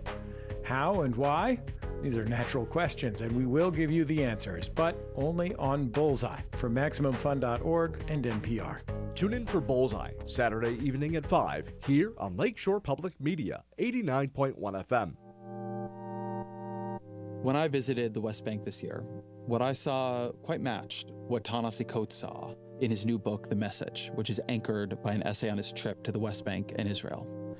But his writing also leaves out key perspectives on the Israeli side and on the Palestinian side. And I wanted to understand why he made the choices he made and how he thinks about the issue, having published this piece of work. We discuss on this week's episode of The Ezra Klein Show. Tune in Saturday afternoon at 1 and Sunday morning at 10 here on Lakeshore Public Media. Next time on It's Been a Minute, we reach the final stop in our SmackDown debate series, my stomping grounds of Detroit, Michigan. We're debating the most influential things to come out of the Motor City. Will it be Motown, techno, or maybe even the host of this show? They came in swinging, but I think the gloves are going to come off. Hit me with your best shot. That's next time on It's Been a Minute from NPR. Tune in Saturday evening at 6 and Sunday evening at 5 here on Lakeshore Public Media. And now, the scoreboard update. Week 8 Well, it has been quick. Every time we report on one score, somebody else is scoring as well. Nobody's scoring right now, we hope, because we're tired. The game of the week, though, 3-0 Andrean, thanks to a 30-yard field goal from P.J. Kusick. If you had told me that game would be 3-0, I'd have probably looked at you funny. The score of this one, though, not at all a surprise. It is all Larry Ellison tonight. A 50-yard touchdown run, a 1-yard touchdown run, a 37-yard touchdown reception, a 4-yard touchdown run. He has scored 4 times for Crown Point tonight. They're up 35-0 over Chesterton in that one. The Maryville Pirates came to play on both ends. The defense scoring a safety, the defense forcing turnovers. You love to see it when it makes the offensive football field a lot shorter. Cam Jordan's knocked it in from 1 yard out. Bowles to Lewis for a 9-yard touchdown reception most recently to put Maryville up 36-3 over Lake Central. It has been all Michigan City and their defense over LaPorte. The defense got the scoring done early thanks to a pick six, and then there was another strip and fumble recovery by the defense to put City up 12-0. Then Hart to Hart for an 18-0 lead. Hart to Hart again for a 26-0 lead thanks to the 2-point conversion being converted there. It's 26-0 City over LaPorte. Valpo up 28-17. Hozak to Parisi there to extend the Valpo Viking lead. But the big story, obviously, Thomas Berta leaving with an upper body injury. You know, Dave's a hockey guy, so him reporting a UBI, I guess, is pretty on brand in terms of it's an upper body injury. It could be a pinky, it could be, a shoulder. We don't know. But we'll definitely keep an eye on that one and see if Berta does come back to play here in the second half. Steve Schmidt's got to like this one. It is all KV, 43-0 over Highland. Marco Castro has scored 3 times tonight. Once from 2 yards out, once from 2 yards out, and then once from 47 yards out as well. So big night for Castro and the KV Cougars there. Last update we had here, Lowell was up 23-0 over the Munster Mustangs in that one. Calumet traveling to Griffith. It's been all Griffith tonight. They're up 42-6, most recently thanks to a Tedder 1-yard touchdown run there.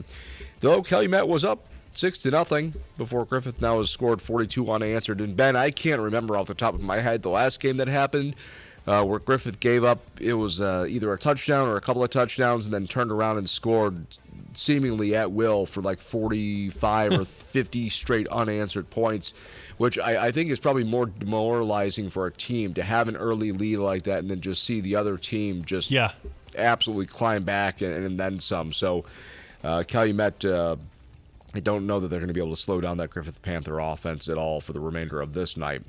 Hobart and Morton, and Morton's up 28-19. This game has been back and forth all night. We'll have to see how this one progresses through the second half. We'll have Gary Graben on the call there. My Boone Grove Wolves are up 28-0 over Lake Station. Still no update from Whiting versus Wheeler. Last update we had here, Hammond Central was up 27-0 over East Chicago in that one. Still no update from Bishop Knoll versus West Side there. River Forest traveling to Rensselaer. Rensselaer's up 21-14, but Forest opened up the third quarter with a touchdown drive thanks to an Aiden Silver 3-yard touchdown run. The Bombers were up 21-17, but Forest now pulls it within a score, 21-14 there. Last update we had here with North Judson was 55-0 over Caston in the second quarter in that one. So might already be final at this point. Winnemack's up 44-12 in the third quarter as they are beating up on the South Central Satellites. And the Tri-County Cavaliers traveling to Bowman. Still no update there, and we don't have an update for Knox versus Bremen. All right, thank you, Tom. That was Tom Maloney with the scoreboard update. This is Ben Kolodzinski back with Wayne Svetanoff. I want to send a thank you to Palermo's for taking care of the game night crew this evening. Palermo's is real Chicago pizza served serving the community since 1961.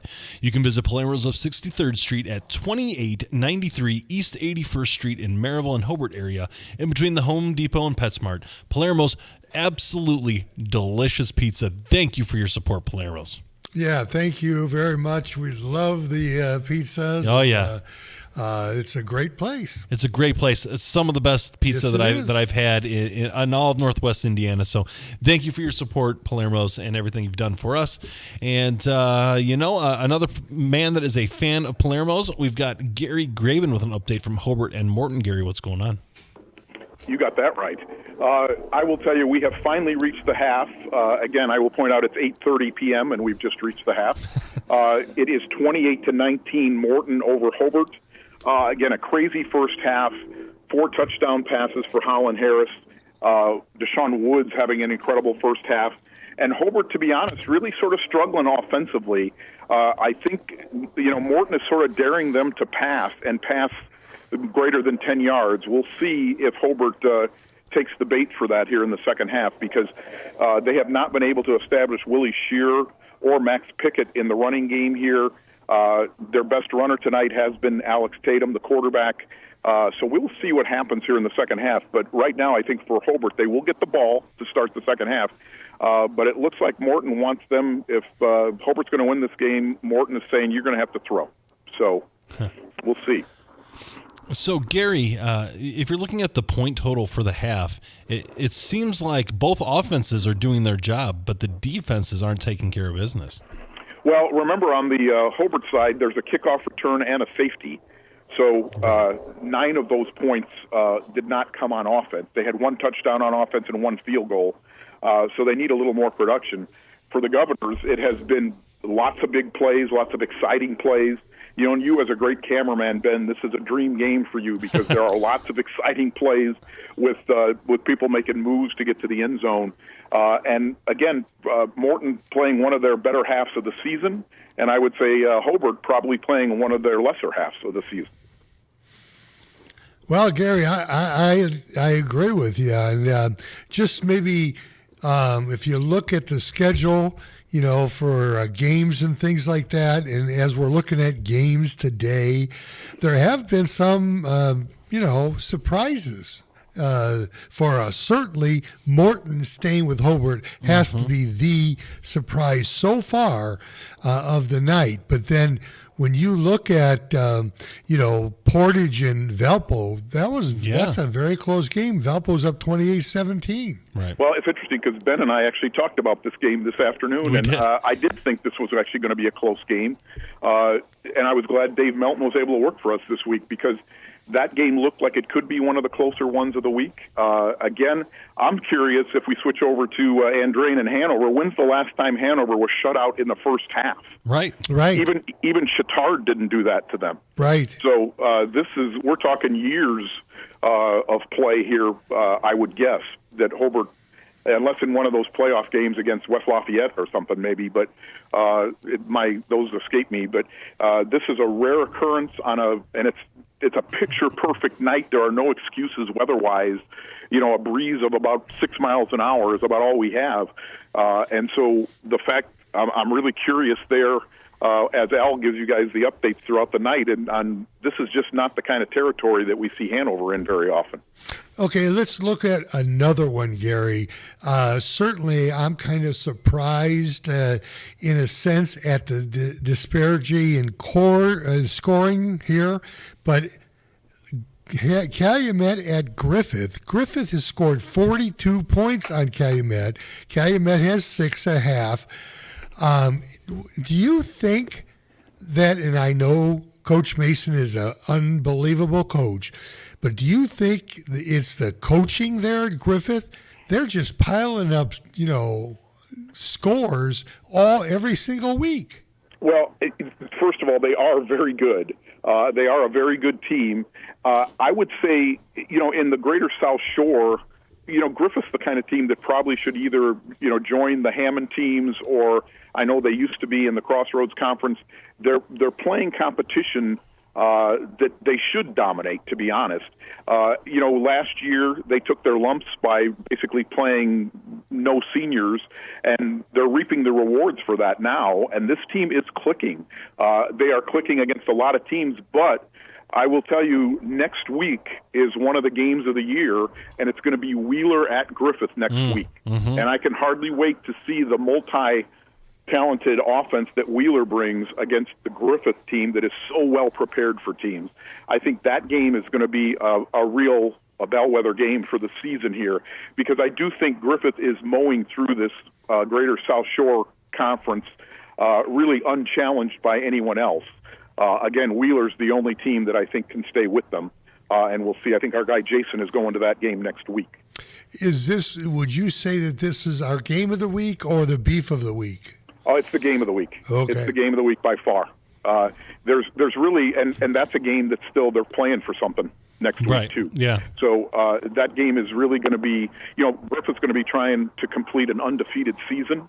That is not a common occurrence for hardly any teams, as we know. I mean, North Judson and Crown Point will more than likely go undefeated this year. But Griffith is the only other team with that opportunity. So I think being at Griffith at the Boneyard, the crowds have been great. I was there week 3, I believe it was, when they played Hammond Central. Good Griffith crowd, and it's just getting nothing but better as the season goes on. So I think the Griffith people are certainly on the bandwagon here. But there's a couple interesting points there. One, the game with Wheeler next week, and then when you look at their sectional, we'll get into the sectionals a lot more, maybe after 9:30 tonight, depending on how games go, or next week. But in their sectional, there are some very good teams who are not from this area. Mishawaka Marion is in their sectional. John Glenn is in their sectional. If you look at Sagarin ratings, I don't believe Griffith is even in the top 2 in their sectional in Sagarin ratings. So there are tough games ahead starting next week for the Panthers. But through the first 8 weeks, they have passed with flying colors. And what more can you ask for? You just got to beat the teams that are in front of you, Gary. Absolutely. I think this is, again, I know you guys have used this theme correctly during the season. You play who's on your schedule. Right. And they can't go out and play somebody else this week. This game's scheduled, it's contracted. And it's, these conference games, it's just that if Phil Mason is going to stay at Griffith, they may have to try to look at some other things because they're going to be good. This reminds you of the lighter version of Buzz's job out at Crown Point. You give him a couple years, as Reed Amons told us when Buzz came back to the area, and look out for Crown Point. Well, you better look out for Crown Point, and this season you better look out for Griffith if you're on their schedule. Yeah, absolutely. Yeah, Griffith is tough. They're tough, and they've been really impressive. Their development this year versus as compared to last year has been just astronomical difference, and it's really impressed me this year. Well, when you give these good coaches an off season, that's what the key is. You see what Coach Bazia did after one off season in the weight room. You see what Coach Mason has done. It's very, very difficult, to come in and try to change a program, get things run in the right direction. But when you have a full year and you can work the hallway with kids, make sure they're coming to workouts starting in January, February, coming in the summer, that's how you turn a program around, and then kids want to play. That's one of the biggest problems some of the schools that are mired in losing seasons have, is they just can't get the athletes to come compete. They'll play other sports. Football is very demanding. So, again, kudos to Coach Mason, but even before this season, we already knew what kind of coach he was. Of course. He's won a state title. Those don't grow on trees, Gary. They do not. And he's part of a Reed Amons trivia question.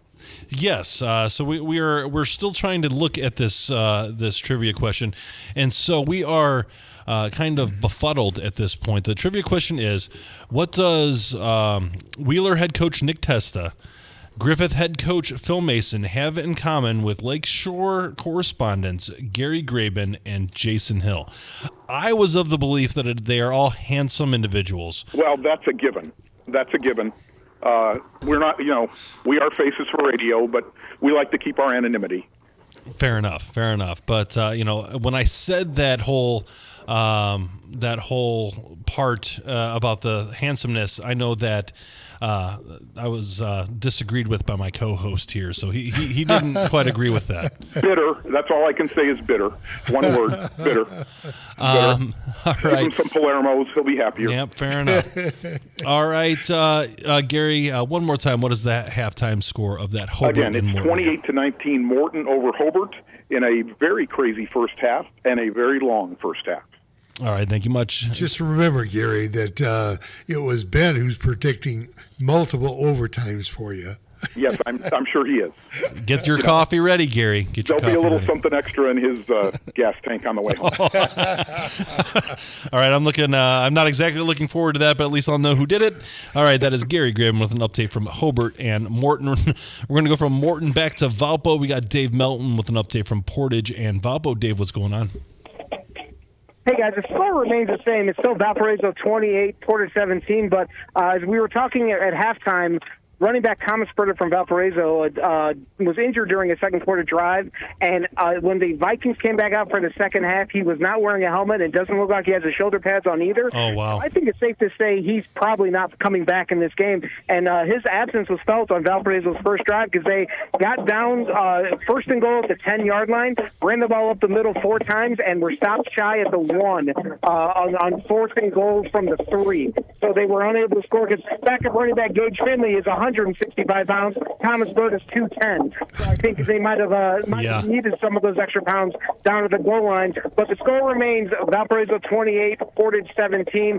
Indians are driving a little bit after stopping Valparaiso just shy of the goal line, but they're still about 70 yards from the end zone here. We got to give Portage a lot of credit. Oh, yeah. Valpo does not miss opportunities like that close to the goal line. Yeah, absolutely. The Portage defense has been, the Portage team in general has been ready for the fight tonight. And I have one quick correction to give you guys. From the first half when we were talking about the Portage kicker who made a 30-yard field goal to open the scoring tonight, it was number 47. He's not on the roster. And thanks to Portage boys soccer coach Matt Pawlucki for telling me it's Danny Lule. Number 47 is the Portage kicker. He's not on the roster, but he's a soccer player who's on the football team. So he was the one who had the field goal in the first half. All right. Thank you very much, Dave. I love the investigative reporting that you took care of and took it into your own hands. That's the type of go-getter that we're looking for here at Game Night. Nothing but the best for Lakeshore Game Night, guys. You know that. Thank you very much, Dave. Hey, Dave, one more time. What is that scoring time update, please? It's Valparaiso 28, Portage 17 with 4.5 to go in the third quarter, and Portage now at the Valpo 41 and driving. All right. Thank you much, Dave. You're going to have we're going to be hearing from Dave quite a bit here at the end of the show. So thank you, Dave. We appreciate the update. All right. We'll go from Valpo. We'll move on to Maryville with an update from Dr. Reed Amons with Lake Central Maryville. Dr. Reed, what's going on? Yeah, Maryville was leading 36-3 at halftime, and on the first possession for the Lake Central of the second half, they faced a 3-and-out. Maryville was able to get the ball and drive the ball all the way down the field.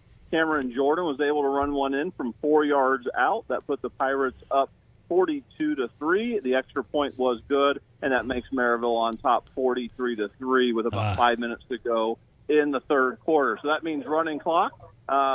Lake Central punted the ball back over to Maryville, and on about the third play from scrimmage, Maryville just threw a pick-6, and Lake Central was able to run it back in. The extra point was good there. So there's 1:08 to go here in the third quarter with a running clock, but the score is Maryville 43, Lake Central 10.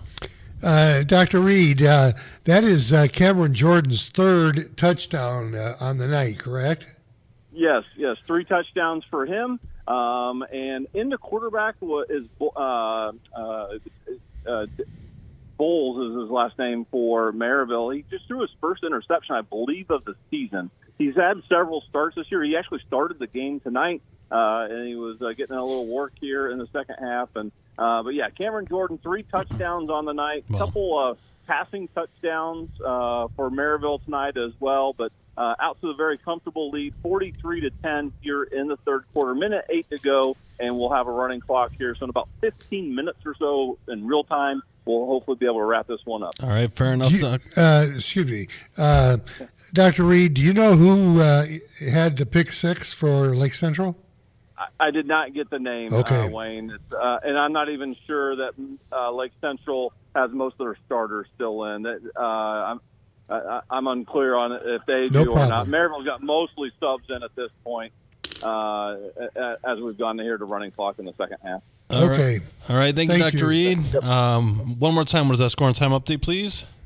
Yeah, we got Maryville 43, Lake Central 10. We're here at the end of the third quarter, getting ready to start the fourth quarter. Okay, thank you, Dr. Reed. We appreciate it. All right, we'll move on from Maryville to Steve Schmidt with an update from Highland and Kankakee Valley. I want to make a note. We have full phone lines. We have super full phone lines, So we got Steve Schmidt here with Highland and Kankakee Valley. Steve, what's going on? Hey, guys, midway through the third quarter, Diego Arroyo with his third touchdown of the game. And just while I was on hold with you guys, Jaden Anderson of the Cougars with a pick six, extra point. Oh, wow. 57-0 Cougars here in the fourth quarter. Who was the pick six? Jaden Anderson. 57-0, Steve. This is an absolute drubbing right now. Yeah, I would think the Highlands put a couple backups in. KV's sporadically putting some backups in as we speak. So it's becoming a battle of the backups here now. But it's just been a domination game for the Cougars here tonight. With 8:50 to go, we're up 57-0, and clock is running. It is the fourth quarter, right, Steve? Correct. All right, Steve, go ahead and give us a call when this game goes final, would you please? Will do. All right, thank you much. That is Steve Schmidt with an update from Highland and Kankakee Valley. We're going to move on from Kankakee Valley to Al Rodriguez with an update from our game of the week. We've got Andrian at Hanover. Al, what's going on? Hey, good evening. This has been a battle of defenses. Andrian kicked off to start the third quarter. Thought Hanover had something going. Caden Barrett ran it out of the end zone to Andrian's 40-yard line. They had a couple of first downs. Andrian held them on fourth and third, turned over the ball. Andrian started moving. Hanover held them. Now they're marching down the field. Oh, hold on a second. Andrian's got the ball now. Hanover turned. Oh, he's in the end zone. He's scrambling for his life here. Oh, he's out of the end zone. Andrian quarterback got it down to about the 12-yard line. So right now, in the third quarter, we're in the fourth quarter with 10 minutes left, and Drain still leads 3, Hanover 0. 3-0 in this game. Al, I am not a betting man. I am not a very good sports bettor, and here's why. I would have bet $1 million that this game would not have been 3-0 after three quarters. I've not seen this all the years I've been here. I've not seen Hanover look so stymied. You got to give credit to this Andrian defense. They got this one kid's got to be 7 foot, 400 pounds. He's an awfully big kid. I'm telling you, I think he has to duck when he goes under the goalpost. But anyways, Andrian's moving the ball. They're on their 15, 17-yard line. I'll give you updates if there's any change. All right, thanks, Al. We appreciate it. We got Al Rodriguez with the questionably bizarre defensive battle between Andrian and Hanover. What an amazing turn of events that has been. So we'll go from Cedar Lake, Indiana. We'll drive up to Crown Point, Indiana, with Mireille Fernandez with an update from Chesterton and Crown Point. Mireille, what's going on? Well, Chesterton finally gets on the board against the Crown Point backups, making the score 35-7 with 10 minutes and counting here in the fourth and final quarter. It is a running clock here, and Crown Point's JV offense is out there right now. So has there been a drop-off in the production with the JV offense out there, or how is that? How's it look right now? Well, just as I was about to say that the JV offense, in particular the JV offensive line, isn't the greatest at run blocking. Tommy Godogno, the backup, third-string running back, rips a big one for about 20 yards. I was just about to tell you guys how I didn't really trust this JV offensive line, but they just had a great hole there for Tommy Godogno to run through. Other than that play, though, it's been really inconsistent. They haven't blocked well up front, but that's what you expect out of your young guys. You're getting them these reps so they can improve their game eventually, hopefully when they start. Yeah, so Mireille, this has been all Crown Point. What do you take away from this game? Well, we're inching closer towards playoff season, as you guys know, and this is the final home game of the season for Crown Point. My biggest takeaway is they need to clean some things up because you cannot have penalties like they've had against great teams in the playoffs. If this was a playoff game right now and they were playing a different team that was in the playoffs, obviously, against them, it would be a really close game. If not, Crown Point would probably lose just because they've lost out on so many points just because of penalties. And that comes from the offensive line with their holding calls that have returned touchdowns twice in this game. Very interesting, Mireille. Very interesting. All right, one more time. What is the score and time update, please? Absolutely. With 8 minutes and counting here in the fourth quarter, Crown Point is up 35-7. Thank you, Mireille. Do us a favor. Give us a call when this game goes final. Sounds good. Thank you, guys. All right, thank you much. That is Mireille Fernandez with an update from Chesterton and Crown Point. Well, Coach, this has been a really exciting, night. Some real tight games. We're kind of getting into our last hour here, so we're going to go ahead and take a quick break on 89.1 FM, The Lakeshore. This is Game Night, live on Lakeshore Public Media, 89.1 FM, streaming online at lakeshorepublicmedia.org, Facebook, and YouTube. Calling all 59ers, Slicers, and Wildcats. Do you have your high school debit card yet? Show your school pride everywhere you go, whether it's Friday night lights or your Monday morning commute. Get yours today at your local Purdue Federal Credit Union branch or learn more at purduefed.com. Thinking of going to college? What do you plan to major in? At Ivy Tech Community College, they major in successful careers for you and all of their students. With locations in Michigan City, LaPorte, and Valparaiso, new classes start every few weeks. To get started, visit ivytech.edu. Again, it's ivytech.edu. Ivy Tech students are Indiana's future. Liskey and Nondorf Family Dentistry, located in Valparaiso, provides general, restorative, and cosmetic services for Northwest Indiana families. All that is good begins with a smile.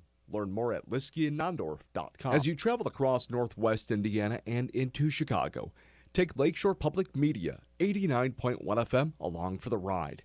With our newly expanded signal, we're with you from the southern corner of Michigan and into Chicago, and of course across Northwest Indiana. From the dunes at Lake Michigan to the windmills of Wolcott, Lakeshore Public Media, 89.1 FM is along for the ride, wherever you call home.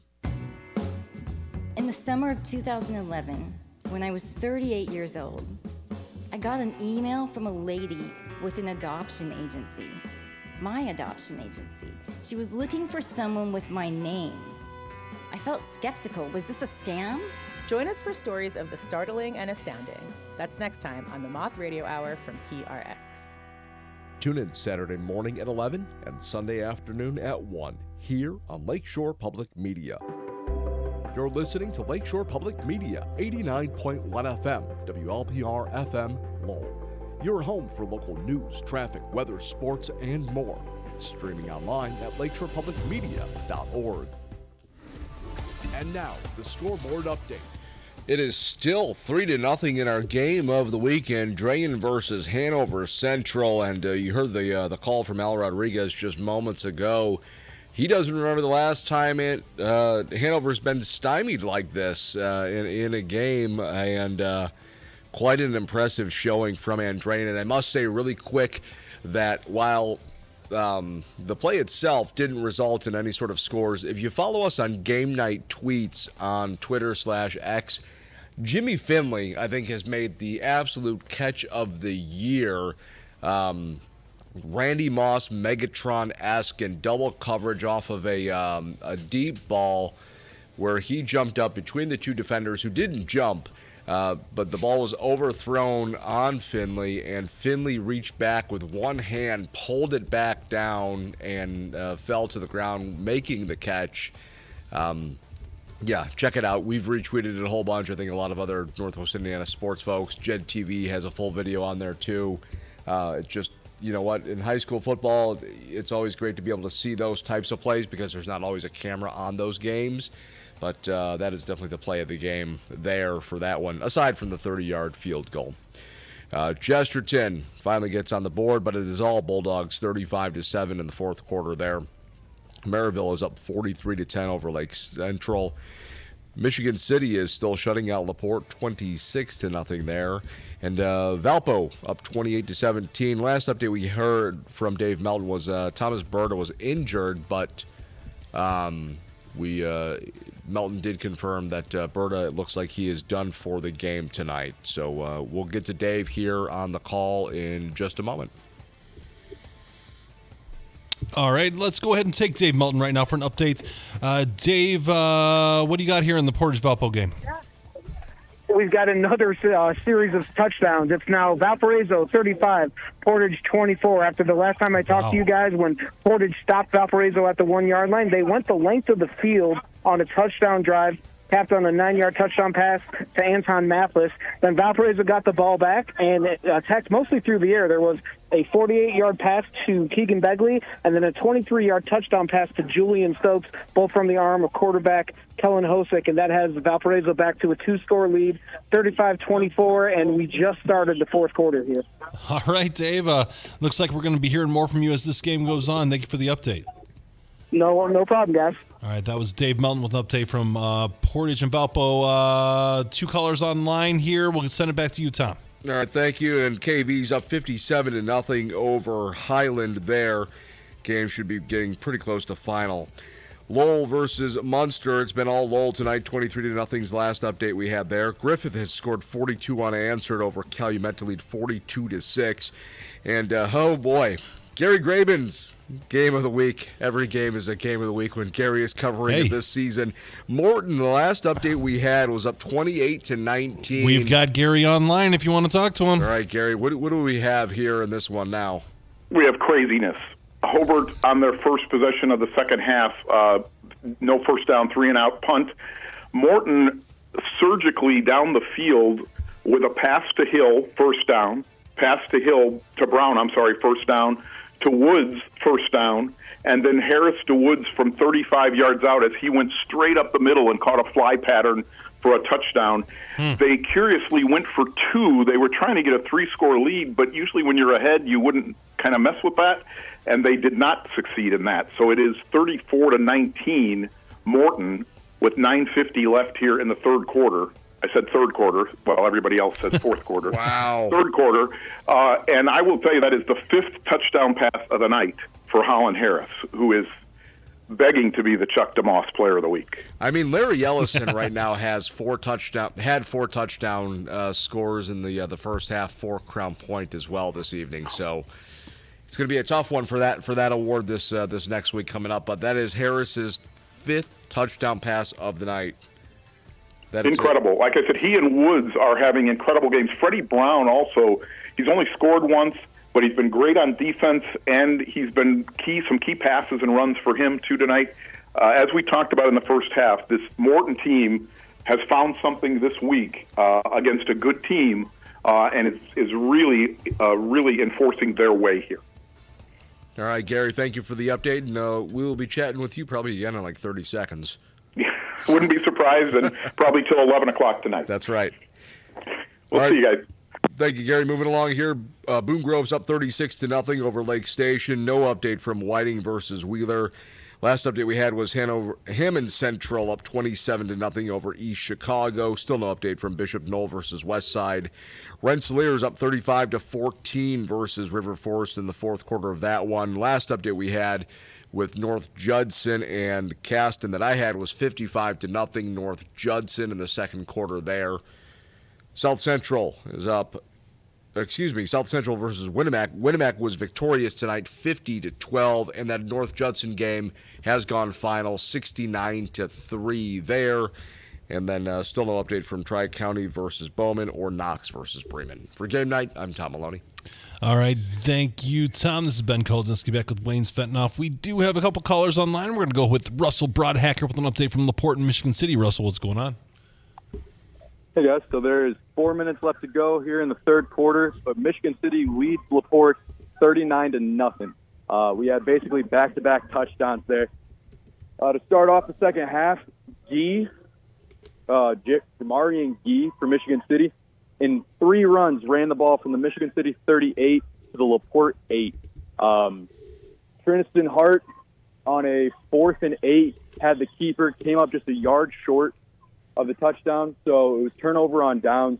Laporte got the ball. Reed Raymond had a wonderful 37-yard breakout run, but that was pretty much all for naught. 2 plays later, it was fumbled. Michigan City recovered. Adrian Holly was accredited with that fumble recovery there.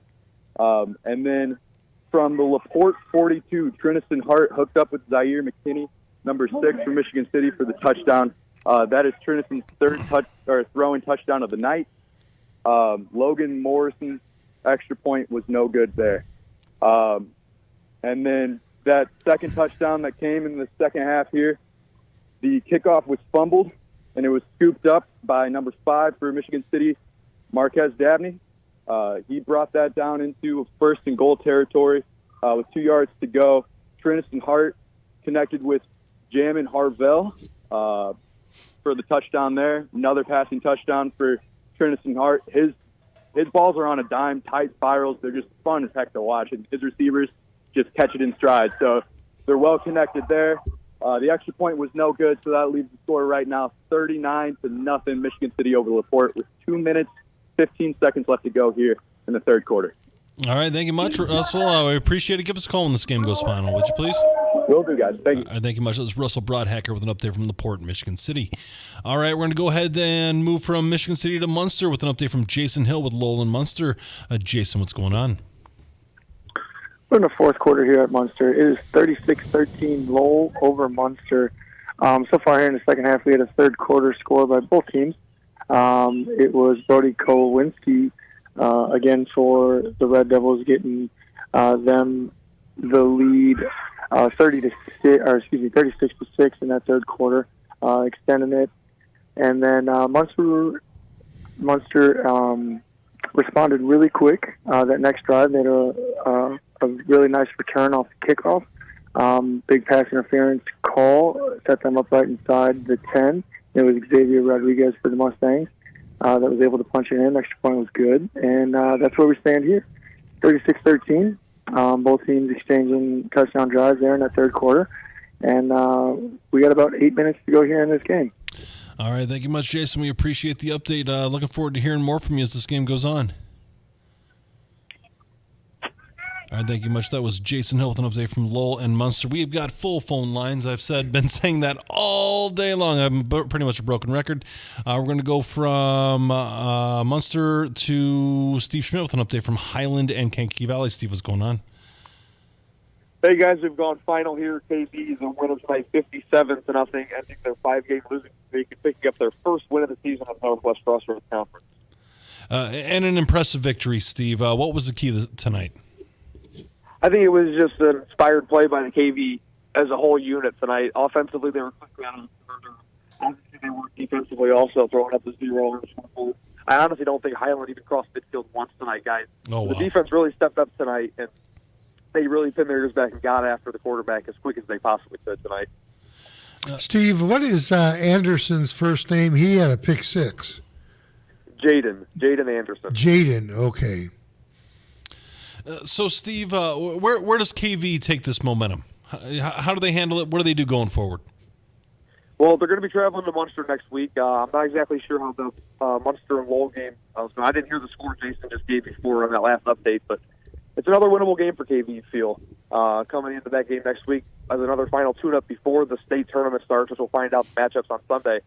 So it's going to be interesting to see if they can carry this momentum into Munster. I feel like they could. Considering looking at the scores from last week, how Munster was able to defeat Highland in similar fashion. It's going to be a good ball game, I think, next week against Munster. Lowell leads that one 36-13 over Munster. Okay. Yeah, so it's okay. That should be a good ball game. Yeah, it seems like it's going to be a Lowell victory here, presuming the status quo continues with that game. But Steve, it was an impressive victory by KV tonight. Do you think things are starting to click for that program down there? I know they've had a lot of struggles the last couple of weeks. I think so. I think that they were able to find something on the offensive line. They were able to create wide openings for Castro to run through tonight. Arroyo, the quarterback, made great decisions all night long and when to keep the option and when to push the ball downfield. I think if they can continue this going into next week, it's going to give them a lot of momentum heading into the sectional, depending on who it's going to be against. But I think KV's going to be a tough out in the sectional anyway. But if they're able to continue this momentum, they're for sure going to be a tough out. All right, thank you very much, Steve. One more time, what was that final? Final score, Kankakee Valley 57, Highland 0. All right, thank you much. That was Steve Schmidt with an update from Highland and Kankakee Valley, a 57-0 victory for Kankakee Valley. Thank you, Steve. Great job tonight. All right, we're going to go from Kankakee Valley to Morton with an update from Gary Graben with Hobart and Morton. Gary, what's going on? When last we spoke, Morton had taken a 15-point lead. On the ensuing possession, Hobart went 3 and out. Xander Langford, the punter for Hobart, we should note, he's had 2 punts tonight of over 65 yards. Wow. Not been returned. So he's flipped the field. And on the first play for the Governors, the little swing pass they've been running hit LeBron Hill in the shoulder pads, bounced up, and Bryce Tolliver for the Brickies picked it off and went in the 18 yards for a touchdown. Hobart went for 2 and made their 2-point conversion. So it's now a 1-score game, Morton 34, Hobart 27, with 7 minutes and change left here in the third quarter. In the third quarter yet. Yes. We are approaching the final few minutes of this show, and well, at least the final 45 minutes of the show, and you're still in the third quarter. So we'll see how this one turns out for you, Gary. Yeah, again, this is an unbelievable game. Lots of incredible highlights here. This one, like I said, just hit LeBron in the shoulder pad and popped up, and Tolliver, the sophomore, picked it off and was able to go untouched into the end zone. All right, thank you much. Gary, one more time, what is that score and time update, please? Again, it's the Governors 34, the Brickies 27, with 6:45 to go here in the third quarter. All right, thank you much, Gary. We appreciate it. Looking forward to hearing more information as you achieve it throughout the rest of the night. Sounds like a plan. All right, thank you much. We're going to move on to Dr. Reed Amons with the Lake Central and Maryville score update. Reed, what's going on? Yeah, we have gone final here at Demery Stadium. Maryville victorious tonight, 43-10 over Lake Central. No scoring in the fourth quarter. And 43-10 final, Maryville on top and victorious tonight over Lake Central. So Maryville flexed their muscles here and continues their winning ways. What was the key today, Reed? Yeah, they established it right off the beginning. First play from scrimmage, 72-yard touchdown run by Cameron Jordan, sophomore running back, and it was a lot of really good things for Maryville from then on. They were able to establish the line of scrimmage both on offense and defense, winning the battle of the trenches, and they were really able just to establish themselves, and that really set up the throwing game, the passing game for the Pirates as well, and a lot of offense going for the Pirates tonight. They were able to take advantage of some short field situations due to a very good defense and really controlled the game really from the tip-off. Yeah, it seems like Maryville's starting to peak right at the right time. This is pretty fortuitous considering that we're leading up into the state tournament. Yeah, this is 2 weeks in a row, an excellent game last week against Valparaiso, a nice victory, 35-7 over the Vikings, and a really pivotal game for position within the conference and within the Duneland, and then to come out tonight and really take advantage of a game where you would say, yeah, this is a game that they should come out victorious, and they were able to do so in great fashion. They were able to establish themselves as dominant tonight on the football field, and now they're going to face a Chesterton team a week from now that has been very tough. And 2 years ago, Maryville had a good record, and Chesterton did not. And Maryville went over to Chesterton and lost by a big margin. So they have a lot to play for next week, as well as they continue to build up momentum going into the playoffs. All right, Dr. Reed, before we let you go, we have some trivia discussions to make. For those of you who have been listening since the beginning of the show, Dr. Reed Amons posed us a riddle or a trivia question. The question is, what does Wheeler head coach Nick Testa, Griffith head coach Phil Mason, and Gamenight correspondents Gary Graben and Jason Hill, what do they all have in common? And I think, Wayne's got this this grin on his face. Wayne may have figured something out. Wayne, what do you got? I think that all of them have some connection to Hammond Clark, either as coaches or players or teachers. Oh, all right. So, Andrew, what is your guess? That was my guess as well, actually. You guys are, that very well could way be. over there. Yeah, they're not close to each other. You see, my whole thing was they've all been cherished memories of Lakeshore game night. Every single one of these people has been excellent for us on air. So that's what I was going for. Dr. Reed, what is the answer here for your trivia question? You guys did a tremendous job. You must have hit the research. Wayne, we're going to have to take Gary's shirt from him, because now it's Wayne is always right, and you guys did a great job. Actually, at one time in their careers, all four of those gentlemen were head coaches of some sort at now closed Hammond Clark, George Rogers Clark Middle High School in the school city of Hammond, address in Whiting, up there on the Battle of 119th Street. For sure. Nick Testa and Phil Mason were head football coaches at Clark in their careers. Gary Graben was a head golf coach at Hammond Clark, and Jason Hill was the head boys basketball coach at one time in his career. So all four of them spent quality time at George Rogers Clark and Hammond, and contributed to our Northwest Indiana lore as head coaches at one time in their career. So nice job. Hats off to you guys, and kind of the circle here in Northwest Indiana is that we're all very much connected here in the region. All right, excellent. You got our brains working a little bit hard this evening. So thank you for that, Dr. Reed, and thank you for a great job today. One more time, what was that final? We had Maryville 43, Lake Central 10, and a battle over at Demery Stadium. Final score, Maryville on top, 43-10. Thanks, gentlemen. Have a great rest of your weekend. All right, you as well. That's Dr. Reed Amons. Great job, as always, with his updates from Lake Central and Maryville. All right, so we've got another game that just went final. We've got Mireille Fernandez with an update from Chesterton and Crown Point. Mireille, what's going on? Well, the fourth quarter came and went. The JV offense for Crown Point went down and scored a great pass by Kyle Brainerd, and it hit the receiver. He had to dive for the catch, but great catch there by the young man, a very acrobatic catch. And I know that's going to impress the varsity coach, but the Bulldogs come away with the win here, 41-7 at home, in their final home game of the season, wearing that Bulldog blue. All right, Mireille, what was the key to this game? Crown Point made tons of mistakes. I'm not going to sugarcoat it.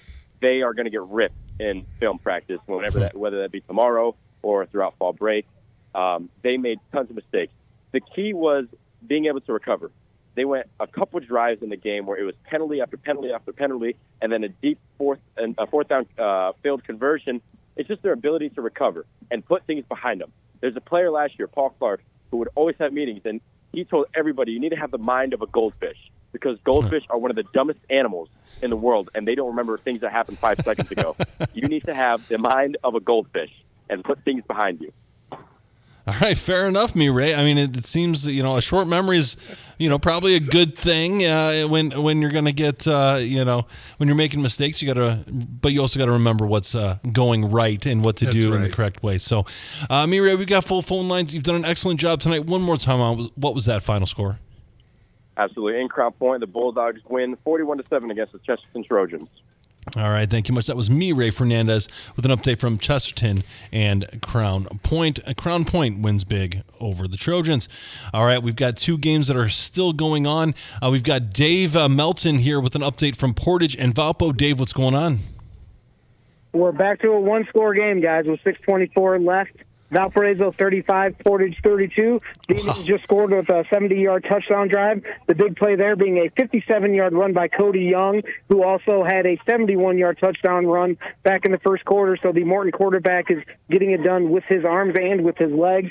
The scoring play was a 2-yard touchdown run by Daquan Fields, and then Josiah Maven scored the 2-point conversion to make it a 3-point game. So once again, 6:24 to go. Valparaiso 35, Portage 32, and the Vikings are just now fielding the kickoff. Yeah, David, does Portage have a kicker? Yes. So the kicker is Danny Lulay. He was incorrectly identified. There was he's number 47. He's not on the roster. And there was a number 46 who was also identified as a kicker on the roster, but apparently they picked him up off the soccer team and added him as the kicker. And as I'm talking now, guys, Valparaiso just ran the kickoff back to the 39-yard line of Portage. Oh, my goodness. So golden field position here for the Vikings to potentially make it a two-score game again and possibly put this one away. All right, Dave, you've got a lot of excitement. We're going to be hearing a lot from you as this game goes on. One more time, what is that score and time update, please? Valparaiso 35, Portage 32, 6:16 to go. All right, that is Dave Melton there with an update from Portage and Valpo. We're going to go from Valpo and move on to Hobart and Morton. Gary, what's going on? After the pick six for Hobart had cut this to a one-score game, Morton went 3 and out on their next possession and had their first punt of the game. Hobart got good field position inside the Morton 50. Willie Shearer on the jet sweep that he runs so well, he knows right where to cut the ball up, a 44-yard touchdown run. His third score of the night, so maybe he wants to be the Chuck DeMoss Player of the Week. An extra point was good, and it is tied at 34-34. My goodness, Gary Graben, you're going to be out there all night, aren't you? It is incredible. Again, the pendulum swings in this game are like no other, where it seemed each team has had a chance to do some things. Morton really had a chance at the start of this third quarter to put things away, but now it's Hobart that has 15 straight points. And I look at the clock and see that we still have 5:25 to play here in the third quarter. In the third quarter, and we're approaching the last half hour of the show, so this could be a long night for Gary Graben. O-T. How do you spell that, Wayne? O-T. See, I don't know. Just checking. All right, Gary, one more time. What does that score and time up? It is tied at 34 between Morton and Hobart. 5:25 to go here in the third quarter. All right. Gary Graben, thank you for the update. We're going to be hearing more from you as this game goes on for sure as well. All right. We're going to go from Morton. We're going to go to Michigan City with an update from Russell Broadhacker, Laporte at Michigan City. Russell, what's going on? Hey, guys. So no score update. It is still 39-0 Michigan City over Laporte.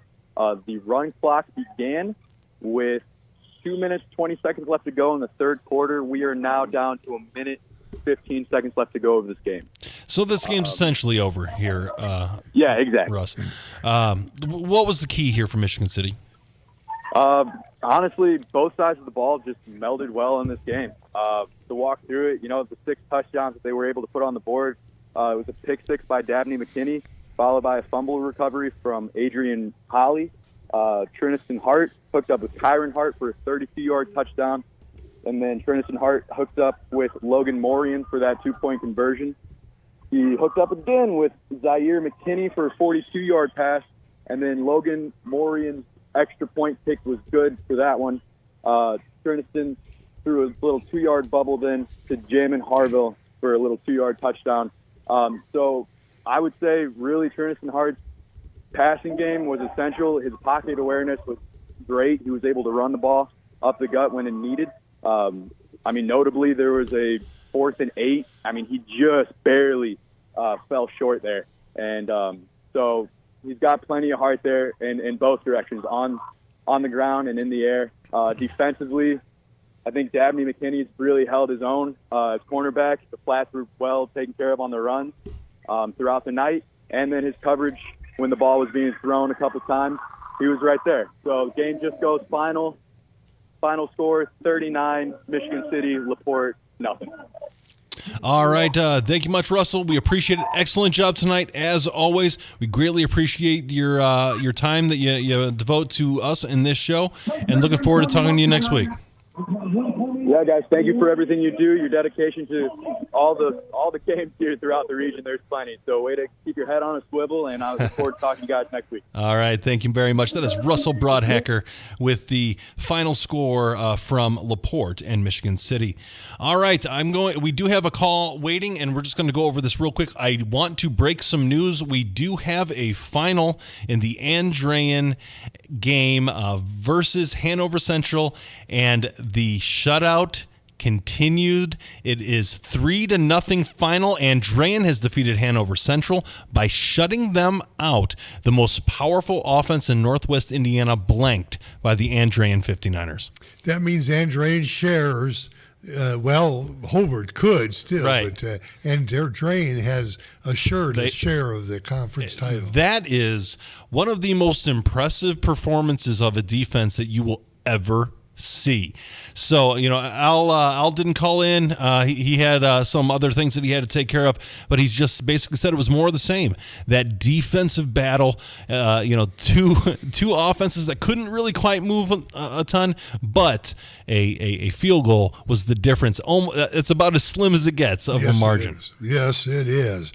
And maybe Andrean playing a tough schedule this year. Certainly Maryville, and then you had Chittard, and so that really helped them in this particular ball game. Yeah, it's you get kind of iron sharpens iron, right? You're kind of tempered by all that heat, and they're in a position where, hey, they've seen adversity. Yep. They took care of it today.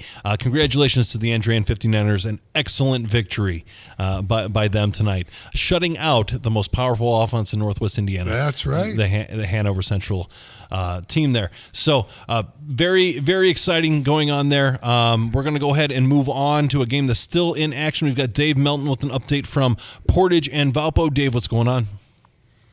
Yeah, guys, all the points that weren't scored in that Andrean Hanover game made their way over to Valpo. It's Valparaiso 42, Portage 32. We just had another touchdown from the Vikings. Wow. Like I said, when we were talking at the break, Valpo ran the kickoff back to the 38-yard line. 3 plays later, it was quarterback Kellen Hosick with a 21-yard touchdown run. His 4th touchdown of the night. He's got 2 throwing, 2 running, 127 yards passing, 108 on the ground. So that's probably the story of the night right now is Kellen Hosick is really having a night for Valparaiso, especially helping out with the absence of running back Thomas Berta in the second half. So he's doing it all, right? So he's running it, he's passing it, he's doing it all. What is his name? Kellen Hosick. Hosick. Yeah, Hosick. Okay. Yeah. So go ahead. I was going to tell you, I just threw a quick Google search. It looks like he's a baseball player, and I'm going to guess he's either a shortstop or a pitcher based off the way he's throwing it around tonight. Oh, yeah, exactly right. He's got that arm, right? Mm-hmm. Yeah, exactly, yes. So, Dave, Valpo's got a 10-point lead, 2 scores. How much time is left in this game? 5:05, and Portage is facing 3rd and 10 at their own 21-yard line after the kickoff following that most recent Valparaiso touchdown. A stop here would be a huge deal for the Valparaiso Vikings. Yeah, a stop here, and the way Valpo's offense has been humming the last few drives, you might be talking about the ball game. Yeah, absolutely, and be able to bleed that clock out. So, Dave, there's, is Valpo just kind of wearing Portage down here? Because this was back and forth early. Portage came out to a big lead, and then Valpo came back, but it seems like Valpo's kind of harnessed this momentum. Yeah, it seems like the Valpo offense has just been steady and consistent all night long. I think they've only punted maybe once or twice this game. Every drive they've been able to move the ball pretty well. They had the only drive of the second half that hasn't ended in points ended at the 1-yard line.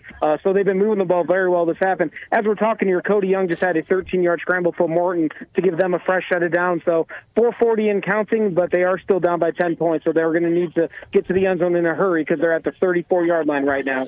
So being down 10 points, if your offense stalls out, are you a fan of kicking the field goal to set up the onside kick if necessary? Well, see, if you're at like the college or the NFL level where the field goal is a little bit more of a certain thing, yeah. I'm certainly on board with that, and I think some NFL and college teams would benefit from as soon as you get into a reasonable field goal range to line up and kick it to speed up that part of the process. But high school kids, I think I might try and put more faith in my offense to score. And speaking of offense moving the ball, Josiah Maven just caught about a 40-some-yard pass, wow. And Morton now has 1st and 10 at the 21-yard line of Valpo. So the Indians are on the move once again. My goodness, Dave. It seems like you're going to have an exciting one coming down here. Yeah, I feel like there's more to come from this game. I don't think we're done yet because all the talking we've done about Kellen Nosek on the Valparaiso side, quarterback Cody Young for Portage has done phenomenal tonight. He's got well over 100 yards of rushing, well over 100 yards passing, and multiple touchdowns as well. I haven't tallied them up just yet, but it's two quarterbacks are putting on pretty big shows tonight. Very, very exciting, Dave. One more time, what's that score and time update, please? 42, Valparaiso 42, Portage 32, and we just ticked under 4 minutes to go here in the fourth quarter. All right, thank you much, Dave. We appreciate it. That was Dave Melton with an update from our Portage and Valpo game, our beef of the week. We're going to go ahead and take a quick break here on 89.1 FM, The Lakeshore. This is Game Night, live on Lakeshore Public Media, 89.1 FM. Streaming online at lakeshorepublicmedia.org, Facebook, and YouTube. Liskey and Nondorf Family Dentistry, located in Valparaiso, provides general, restorative, and cosmetic services for Northwest Indiana families. All that is good begins with a smile.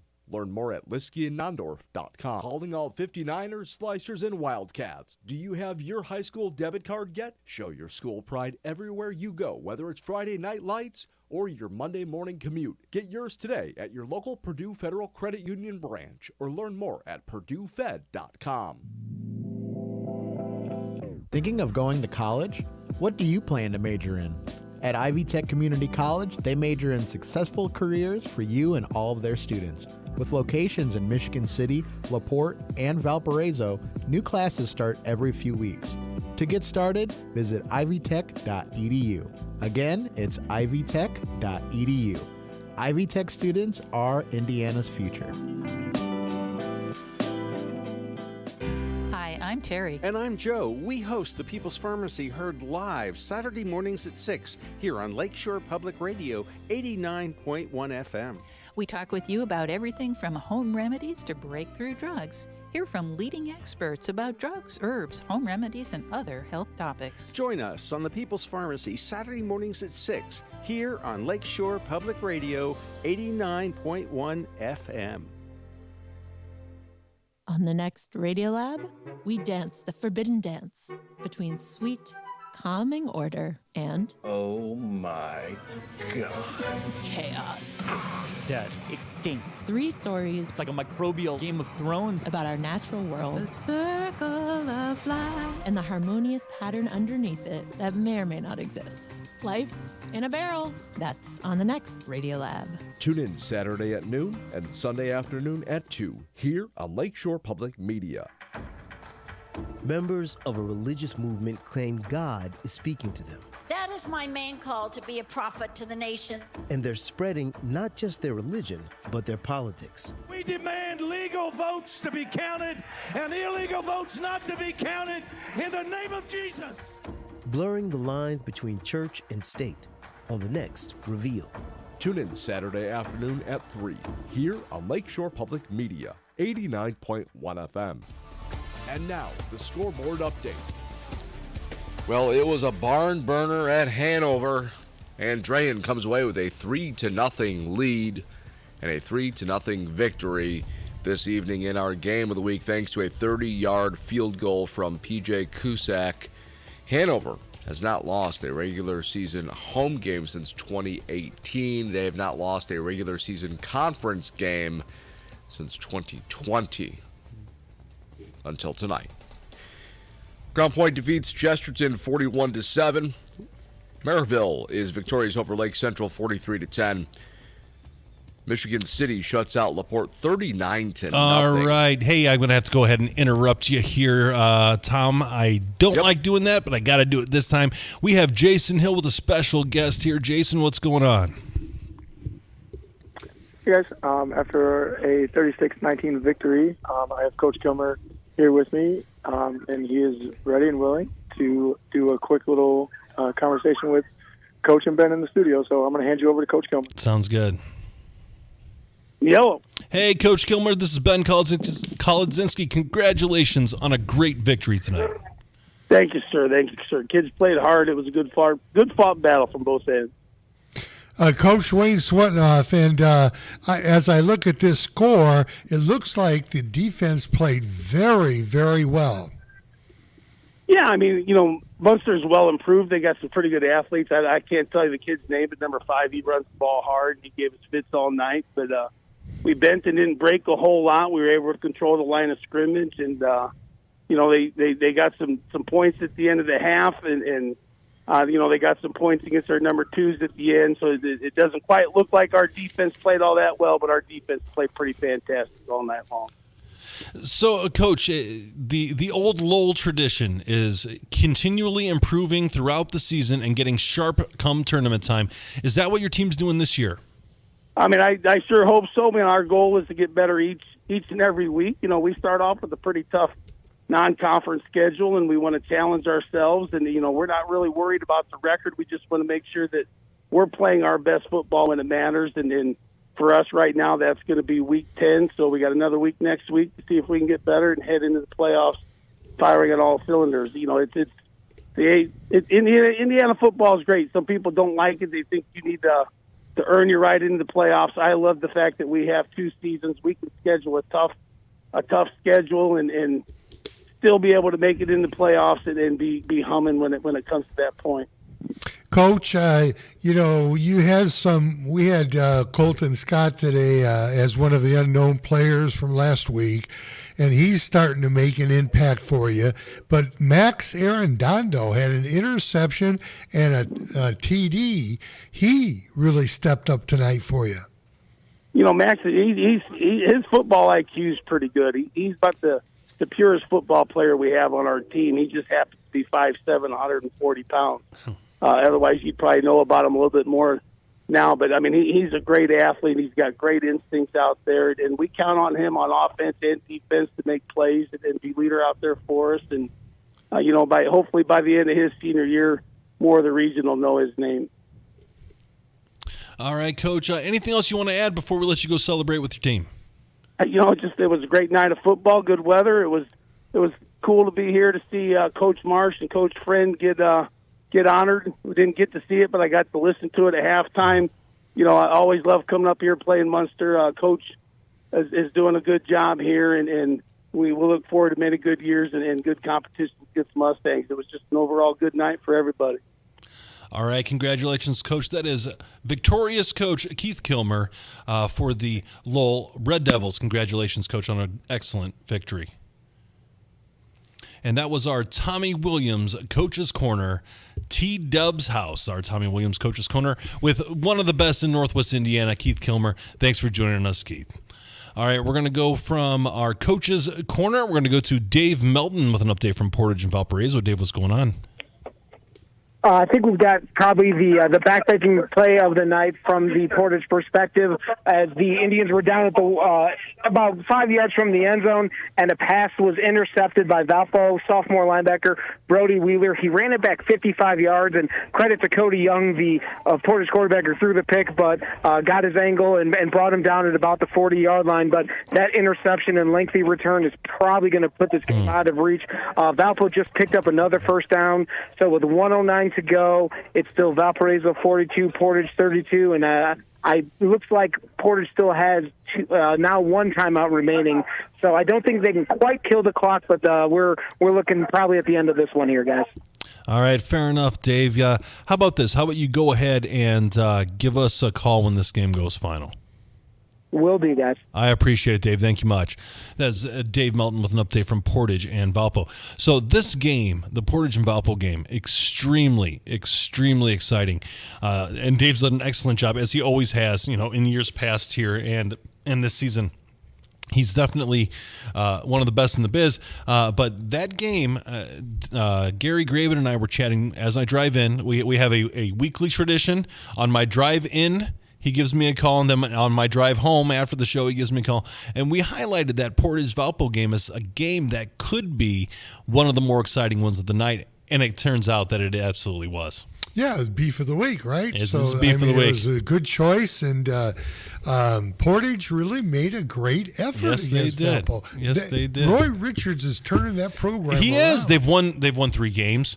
Last year they didn't win any, so they've done an excellent job. They're improving. And Coach Roy, we all know this. Coach Roy can coach. He's one of the best out there, and I'm very excited that he's got another chance here with Portage to continue to grow a program and do a great job for him. So speaking of Gary Graben, we do have him with an update. We've got Hobart and Morton. Gary, what's going on? After Morton had gotten inside the Hobart 20, they were unable to score. They went for it on a 4th down play, but the quarterback was chased out of bounds. Hobart did nothing, 3 and out, but again, Xander Langford, the punter, another 65-yard punt returned.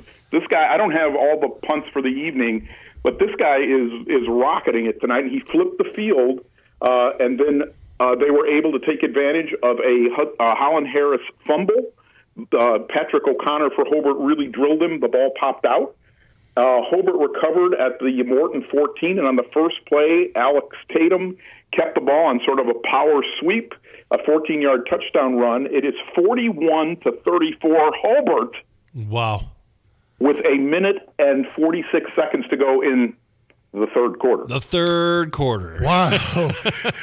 Gary, does Morton not have a kicker? They do have a kicker. They opted to go for 2 on the last one and didn't make it, but yeah, he made extra points earlier in the evening.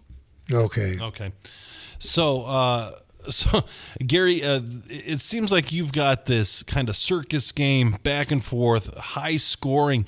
At any given point, you never know what's going to happen. So even though it's a two-score game at this point, this game one score right now, 41-34. Oh, 41-34. I apologize. This game is still far from over. Yes, because we're in the third quarter. Literally and figuratively. Again, I don't want to dazzle you with knowledge there, but we're still in the third quarter.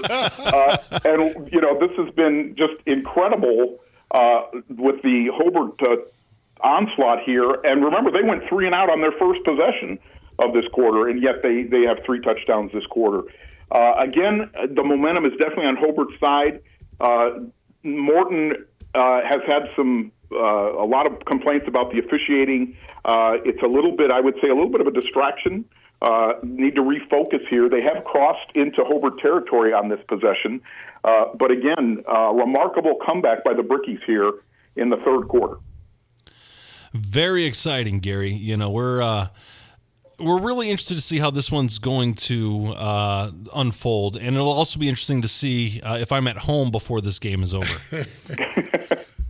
Well, there's every possibility because we are still just under a minute to play now in the third. So, one of the things about this game, quite a few penalties, and Hobart is really trying to string Morton out. So most of these plays end up with the runner going out of bounds, and they haven't changed the rule in high school like they have in college and pro where the clock can keep rolling. So this has created a very long game because of that.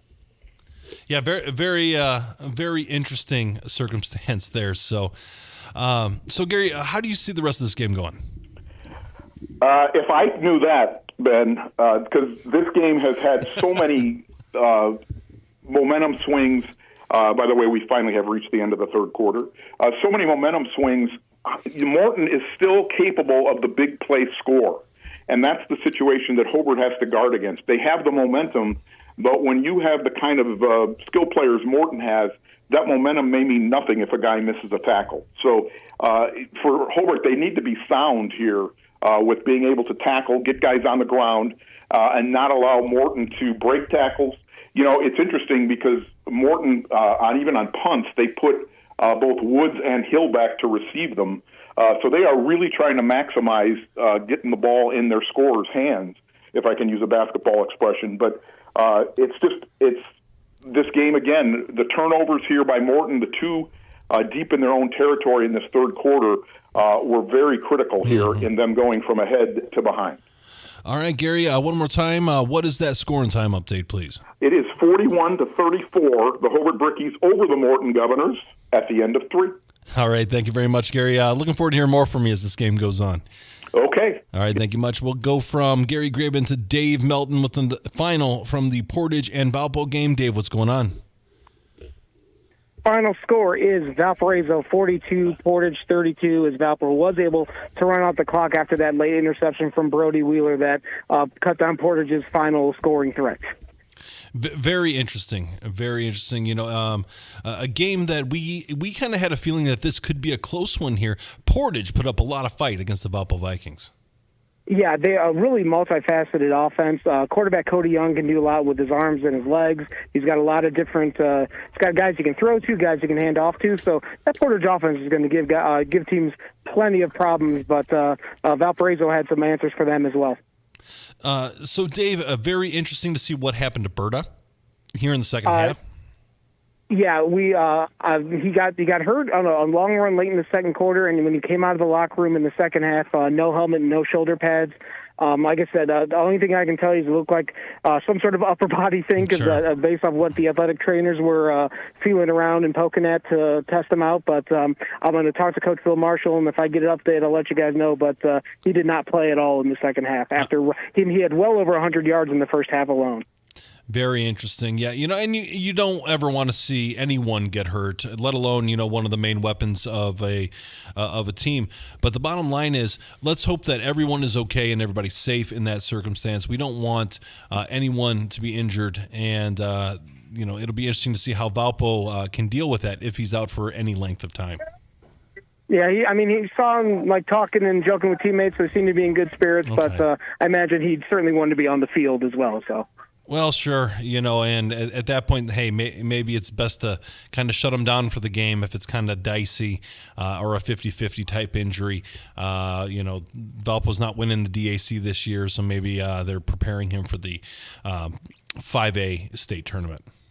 Yeah, absolutely. There's bigger things to be won beyond tonight's game for sure. That's right. They've got sectionals and regionals to worry about as well. So Dave, when it came to this Valpo Portage game, what do you have? Kind of one last bit of information or one last bit of opinion on how this game unfolded to you? I think just a really good show by two really talented quarterbacks. Kalanovic from Valparaiso, triple digits in rushing and passing, and I believe Cody Young was the same way, multiple touchdowns on each side. So two really good quarterbacks leading these offenses, and should be fun to watch the rest of the way. All right, thank you much, Dave. One more time, what was that final? Valparaiso 42, Portage 32. All right, thank you very much, Dave. That was Dave Melton with an update and final from Portage at Valpo. Valparaiso winning 42-32. Thank you, Dave. All right, so we have had a lot of excitement here, and I know that Gary has got at least an hour's worth of excitement left. So he'll be calling in at some point here and there. We are out of commercial breaks for the rest of the night, so let's kind of discuss some of the things that we've gone through here in tonight's action. One game. Let's start by talking about our game of the week. Andrean at Hanover Central. Hanover Central loses their first conference game since 2020, being shut out by Andrean 3-0. An incredible performance by the Andrean 59ers on the road at Hanover Central. Yeah, and that's the big thing. It was on the road, and the shutout was huge. Mm-hmm. But, I just had a feeling today that Andrean was going to step up because of their, losses during the season, and they've gotten better and better. And, it was just a great effort by the 59ers. That sounds good. And we're going to bring Tom Maloney in here for the scoreboard update here pretty quick. But there's our beef of the week, which is something that Dave just gave us a heads up on. Valparaiso winning 42-32. Valparaiso's offense has been doing a good job, but their defense gave up a lot of points, but they scored more than they gave up. Still comes down as a victory. Yeah, it does. And, you got to be really happy with Coach Marshall has to be happy with the victory. Yeah, absolutely. This is as you said early in the show, this is a big rivalry. Sure is. And that's why it was the beef of the week. That's right. And I like my beef and I like my games of the week. But you know what else I like? I like Tom Maloney providing us with a scoreboard update. So here's Tom. Got it. And now, the scoreboard update. Well, the game of the weekend, Drayen victorious 3-0 over Hanover Central in that one. It is Hanover's first regular season home game loss since 2018. It is their first conference loss in the NCC ever. And it's pretty incredible. Their first home loss since 2020. Wow. Going through these statistics is just kind of bonkers in the sense of how old or how long it's been since Hanover's had a loss, let alone a loss like this, a shutout loss at that. Meanwhile, across the rest of the region here, Chesterton falls to Crown Point 41-7. Not really a surprise there. Maryville rose over Lake Central 43-10. LaPorte versus Michigan City. The Wolves shut out the Slicers 39-0 there. You just heard the update from Dave Melton. The Valpo Vikings are victorious 42-32 in not necessarily a must-win for the Vikings, but definitely a game that you want to win as the season wraps up here in Week 8 to get ready for those playoffs here in just a few weeks. KV shuts out Highland 57-0. Lowell defeats Munster 36-13. Griffith is victorious 56-6 over Calumet. And Hobart and Morton are still playing football in the fourth quarter. Hobart's up 41-34 there, but it's not like there's a minute left in the fourth quarter. There are a lot of minutes left in the fourth quarter for Gary Graben in that one. Boone Grove is victorious tonight over Lake Station 42-8. Still no update from Whiting versus Wheeler. Hammond Central defeats East Chicago 61-16. No update from Bishop Knoll and West Side. The Rensselaer Bombers defeat River Forest 42-21. A lot of turnovers for the River Forest Ingots tonight, and Rensselaer made River Forest pay for virtually every single turnover tonight. North Judson is victorious 69-3 over Caston. Winnemac defeats South Central 50-12. Tri-County beats Bowman 66-22. Wow. And the last update we had here, Knox versus Bremen. Knox was up 38-36 in the fourth quarter, though we know that game has gone final. It was an East Coast start time, but we don't have a final on that yet. So. All right, fair enough, Tom. Hey, Tom, you're going to hang out here for a little bit. We've got some questions we're going to ask you here. I don't know where I was that day. I will check my schedule. I didn't do it. Yeah. Fair enough, but we've got about 7 or so minutes left in the show here, and I like to spend the last 7 minutes of the show talking about our surprises of the night, and we're going to go ahead and go around the room here and talk about our surprises of the night. And I think we've actually got Gary calling in as well, so we can actually get his opinion on the surprise of the night. We're going to go ahead and start off here with Wayne. Wayne, what is your surprise of the night? Well, definitely Andrean's shutout of Hanover Central, and I think that I thought this was going to be a close game. I had a feeling about Andrean, but I thought that Hanover had a lot of offense, and Andrean did a tremendous job of shutting them out. Yeah, anytime that you see Hanover Central and shut out, that has to be your surprise of the night. It just has to be. So what I'm going to do is for the rest of the 3 or 4 of us that are talking here, we're going to say that you cannot choose Hanover being shut out as your surprise of the night. But before we get there, let's get to Gary Graben with an update from our Hobart-Morton game. Well, the Governors were able to drive down inside the 10-yard line. They faced a 4th and goal from the 5. They elected to go for it, and Holland Harris found Freddie Brown for his second touchdown of the night. The extra point was good. We are tied at 41. Wow. We're in a little bit of a delay because the kicker, the Hobart, really went hard to try to block the extra point, and they clipped the kicker, and he's been down. Oh, no. So we're in a little bit of a delay here with 9:13 to play in the fourth quarter. Well, you never want to see an injury, and but you definitely have an exciting game there, Gary. We were curious, since you do have a little bit of a break in the action, we're going to discuss a little bit of our surprises of the week.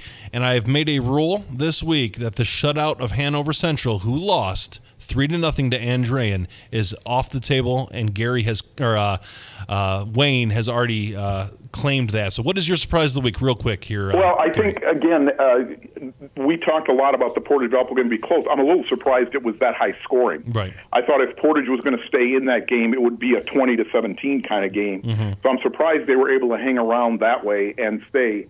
And then, obviously, this game that I'm looking at here in front of me has been a game of the week and surprise just in the way it's gone about, the scoring and the momentum changes. But I would say the high scoring in the Valpo-Portage game.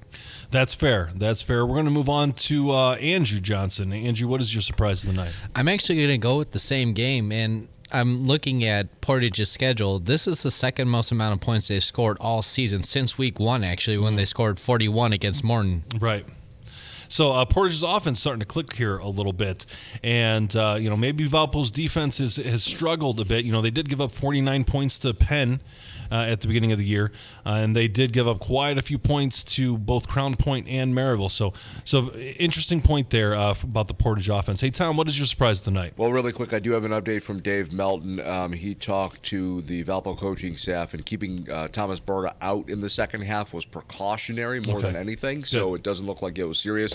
But, boys, as a Boone Grove alum, my surprise of the night obviously has to be the Wolves of Michigan City shutting out LaPorte 39-0. And it's not that they shut out LaPorte, it's that this defense really is clicking.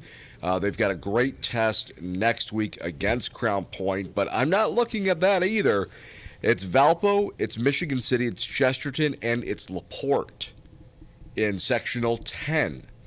I'm looking ahead to the playoffs now for Michigan City and seeing what they just did to LaPorte.